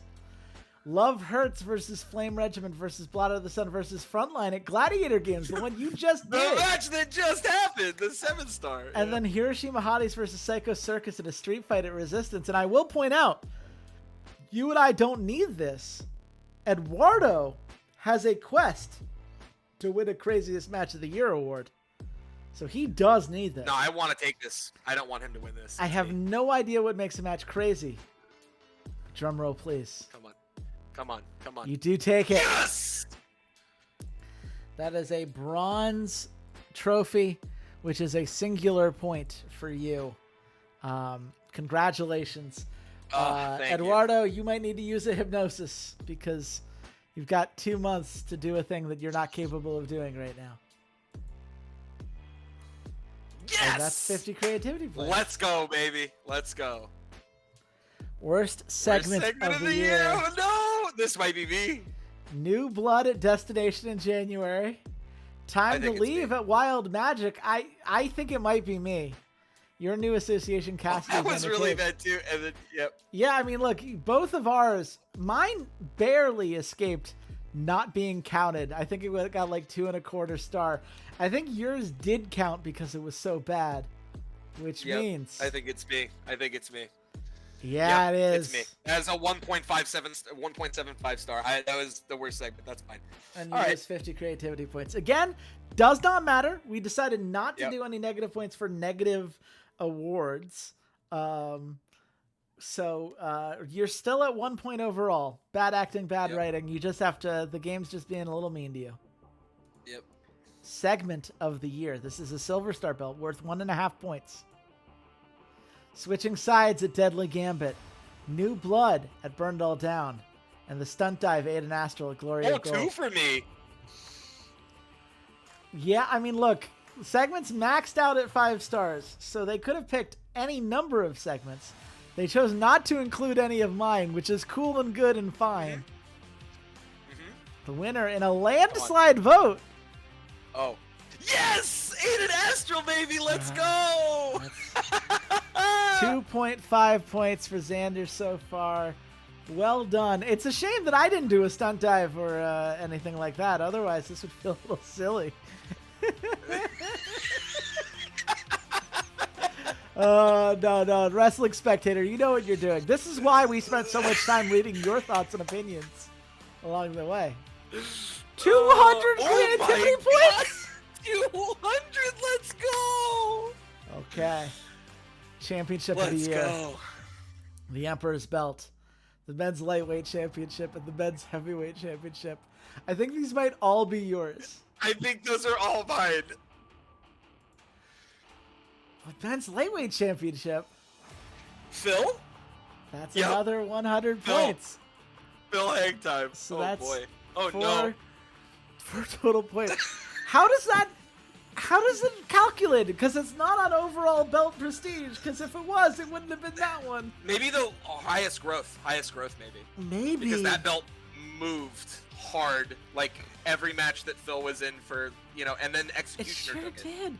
We had multiple wrestlers. Every single person in this competition had at least one silver belt that went gold.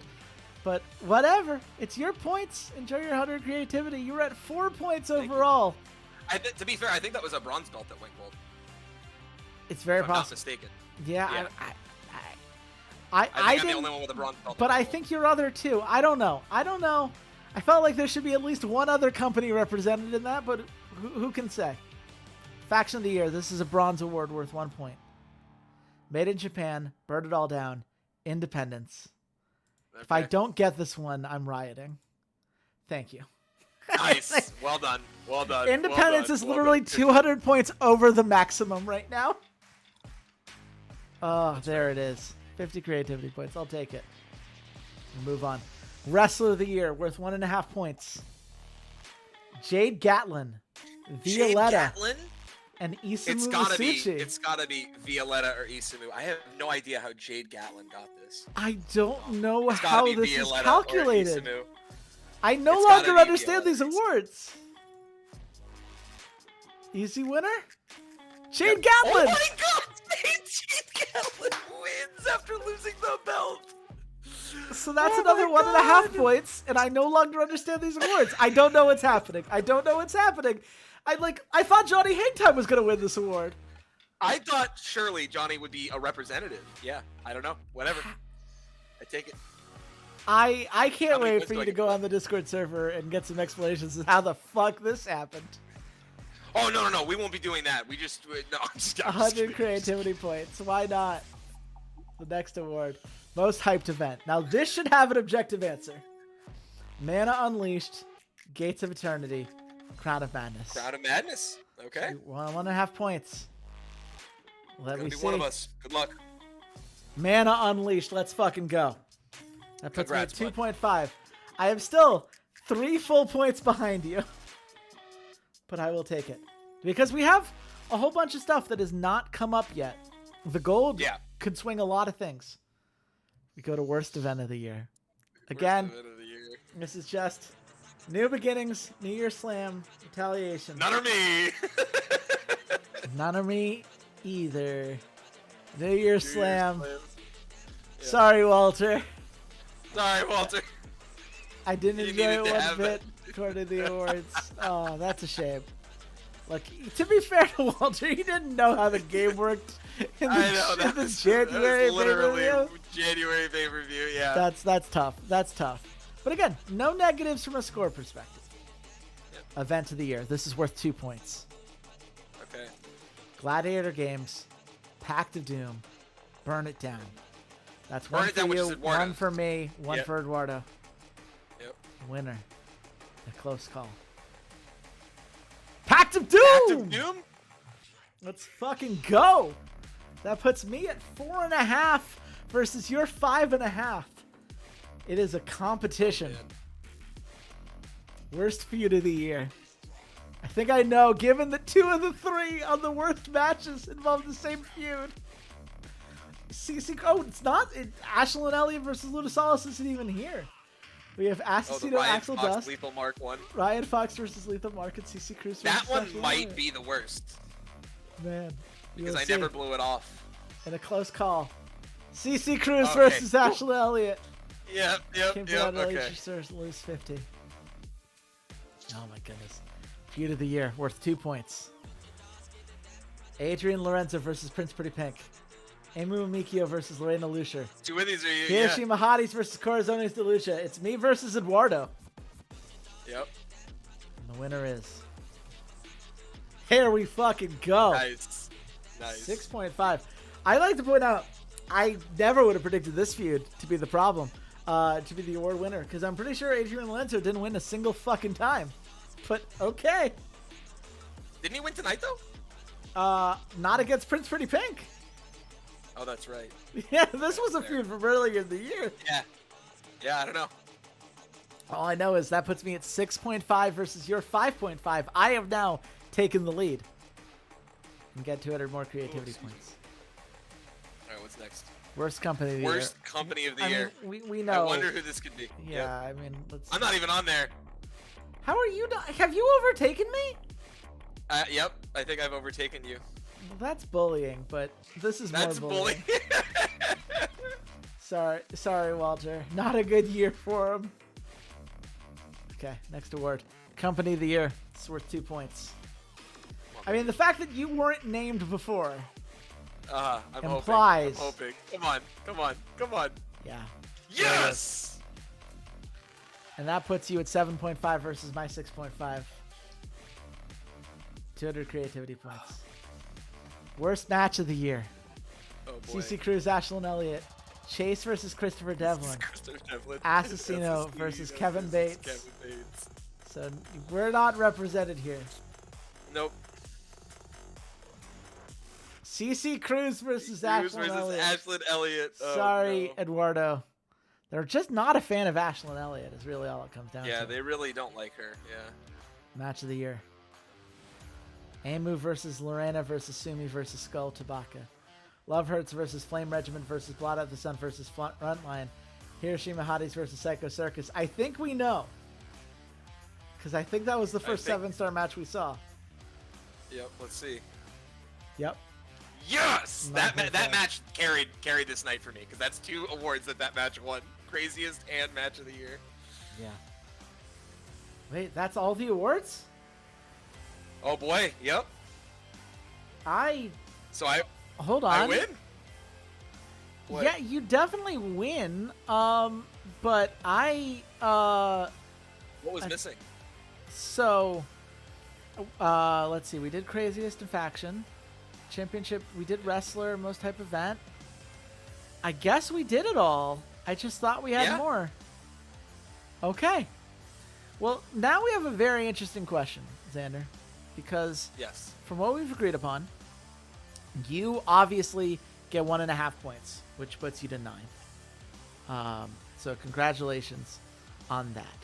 Now I get 1 point because I got second place clearly, and that puts me to 8. How are we awarding third and fourth? Did they tie for most negative too? I think they did, right? There's no way for us to tell at this specific moment in time, but is that the tiebreaker? That might be the tiebreaker. If they didn't Okay. win, didn't Eduardo win one more? Neither he of won them one. won a single positive award. He didn't win it. Wait, Eduardo. I thought Eduardo won one positive one. No. I don't. That's not what I wrote down in my notes. It wasn't faction. It wasn't craziest match. It wasn't championship wrestler hyped event. Wasn't event. Wasn't segment. Wasn't feud. Wasn't company. Or wasn't match. I don't think he won a single award. Uh-oh. So I guess we'll determine who has the most negative. Unless I missed something. It's possible I missed something. Yeah, I feel like I thought I cheered Eduardo on for winning one thing. I feel like I cheered him on for winning one thing. Okay. Well, I have that no maybe way of, wasn't in the notes initially. I have no way of checking this. I will say that let's see, for what we had planned. This is everyone's favorite segment when we just do a whole bunch of math. So we had 4 golds that were each worth 2 points within its thing. 1.5 for each silver, which there were 3 of those. So that puts 2, 4, 6, 8, 10. Sorry, so 11 and a half, 13, 14 and a half, 15 and a half, 16 and a half. So maybe he got 1. He may have gotten something. We'll have to double check the tape. I'm happy to give Eduardo half a point for now. I think he got 1 because I feel like he got creativity points and then they got taken away. What I feel like happened. Yeah, like maybe I just in one he got 1. Forgot to write it down. Yeah, I think you missed it. I think it's Eduardo. I think it's Eduardo. Now, do we give Eduardo a point? Or sorry, Walter a point? Because we said 0.25 for 4th, but that was assuming someone would win something. Does that count? Yeah, we still give him. Yeah, he's we're still giving fourth, him 0.25. you know? Okay. Yeah, give him 0.25. Well, there we go. Well, that means, and we can't go and check because of the way this game works. We have to process these talent requests, and Eduardo should be here to decide this. It's going to be you at 9, me at 8, Eduardo at 6, and Walter at 0.25, assuming that everything we just said is correct. So, with that, Xander, how are you feeling about the night as a whole? I will say, I was kind of bummed watching you get the 6-star right before I have to go, right? But that 7-star match literally is the whole reason I'm still in the lead by a point at the end of the night. Yeah. So all in all, I'm excited. I am so happy because that made all my creativity points back. That, you put forth the best card any of us have done yet. Yeah. All right. Hands down, all praise to you. It was nuts. Everything you did worked out. The game, took it up a notch too. Like, there's no world in which most of your segments aren't below 6-star, right? Like, you were already on track looking at the 6-star, like that was, I was hoping it would be 5.75 to 5.75. I beat you on hype. That was the best I could hope for. You knocked it out of the park. I mean, literally, if your main event goes a quarter star higher, I genuinely think you're at a 6.25 star. That's how strong what you put together was, right? And that was what I had to watch unfold right before my card tonight. That being said, the fact that I busted out the first ever 7-star match on a tag with no tag team specialist winning, with 3 tags that had never won a match before, okay, as tags, because 2 of them actually did, but not in official tag matches, being Flame Regiment and Love Hurts. They actually both did win their debut, but not as tags. They became tags after winning. But I digress. It was huge. It was huge. Tonight was an insane night. Everyone's cards were bangers. Everything was good. It felt super competitive from start to finish. Every card got better than the next. I think Walter's was a quarter star down, but it really did feel like every single thing was competitive. And then we got to yours, and it felt a little bit less competitive. But because the award show was tonight, which I still agree it shouldn't have been, I was able to get some consolation on the evening. So. All in all, I love that this is still competitive. I love that I didn't win and then win more. I love that you didn't win and then win more. And now we're in that really close margin. I wouldn't have been ashamed if you were half a point ahead of me or whatever, but I'm happy, or we were tied. But Well, yeah, I like still being in the lead at the end of the night. The options were that we could have been tied, and I'll be honest with you, I don't understand how some of these things were scored. I'm not going to say I'm mad at it because it wasn't like the person that I thought was the favorite on your end won either. Like, Jade Gatlin winning Wrestler of the Year is just a thing I'm going to have to live with, and I'm going to stay up at night wondering how the fuck that happened. But, like, I was ready to lose to Johnny really Hangtime, so it's not like it didn't it's not like change that one anything, right? Like, it's the same the only problem. real change, I mean, let's be honest, the only real change was me getting that 7-star and winning 2 awards on it. That was the big... helped a lot. Yeah. And as a result, I've made up half a star against you. But I am still a point behind. It is you at 9, me at 8, Eduardo at 6, and Walter at 0.25. And I think that gives us, with 2 sets of weeklies and 2 pay-per-views left.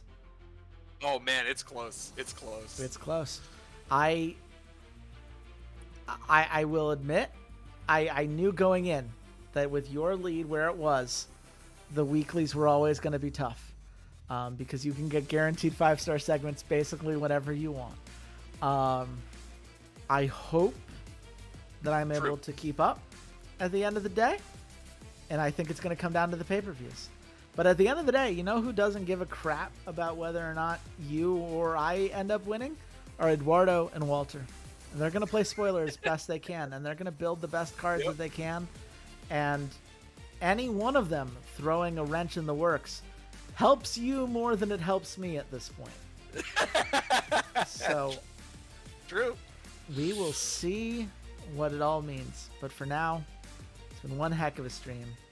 Xander, where can nice folks at home find you? Folks, you're all nice and you're all at home. And you can find me on all socials at Tentacle Coach. But more importantly, as always, go follow the Brooklyn College folks. That's at CUNY BC Esports. CUNY, Brooklyn College, doing big things for public college students, giving them some awesome opportunities. And you know what? They're extremely talented. So as always, thank you if you go follow them, go watch them. We got League of Legends Finals tomorrow against Weber State for ECAC. It's going to be a banger best of 5. They're one of the top teams in the country. We're trying to become one of the top teams in the country. So as always, thank you, Chase, for letting me shout them out. Absolutely. Go give Brooklyn College some love. Go give the Rough Drafts Podcast some love. Rough Drafts Podcast you can find on all of your favorite podcasting apps. That's where Walter and I talk about movies on Final Cut and video games on Steam Cleaners every other Monday. We'd love for you to give that a shot. If you like the back and forth we have as part of this wrestling show, you're going to like the back and forth we have on that podcast. You can find me at Chase Wessenar on bsky.social. I'm on Twitter too, but only because I do not have self-discipline. And it keeps me glued to a place that I know hurts me every step of the way. But at the end of the day, if you want to message me there too. I just like hearing from y'all, and I'd love to hear your favorite parts of this pay-per-view and what you're hoping to see with the last 2 months of competition. But for now, thanks for watching. Goodbye, Internet.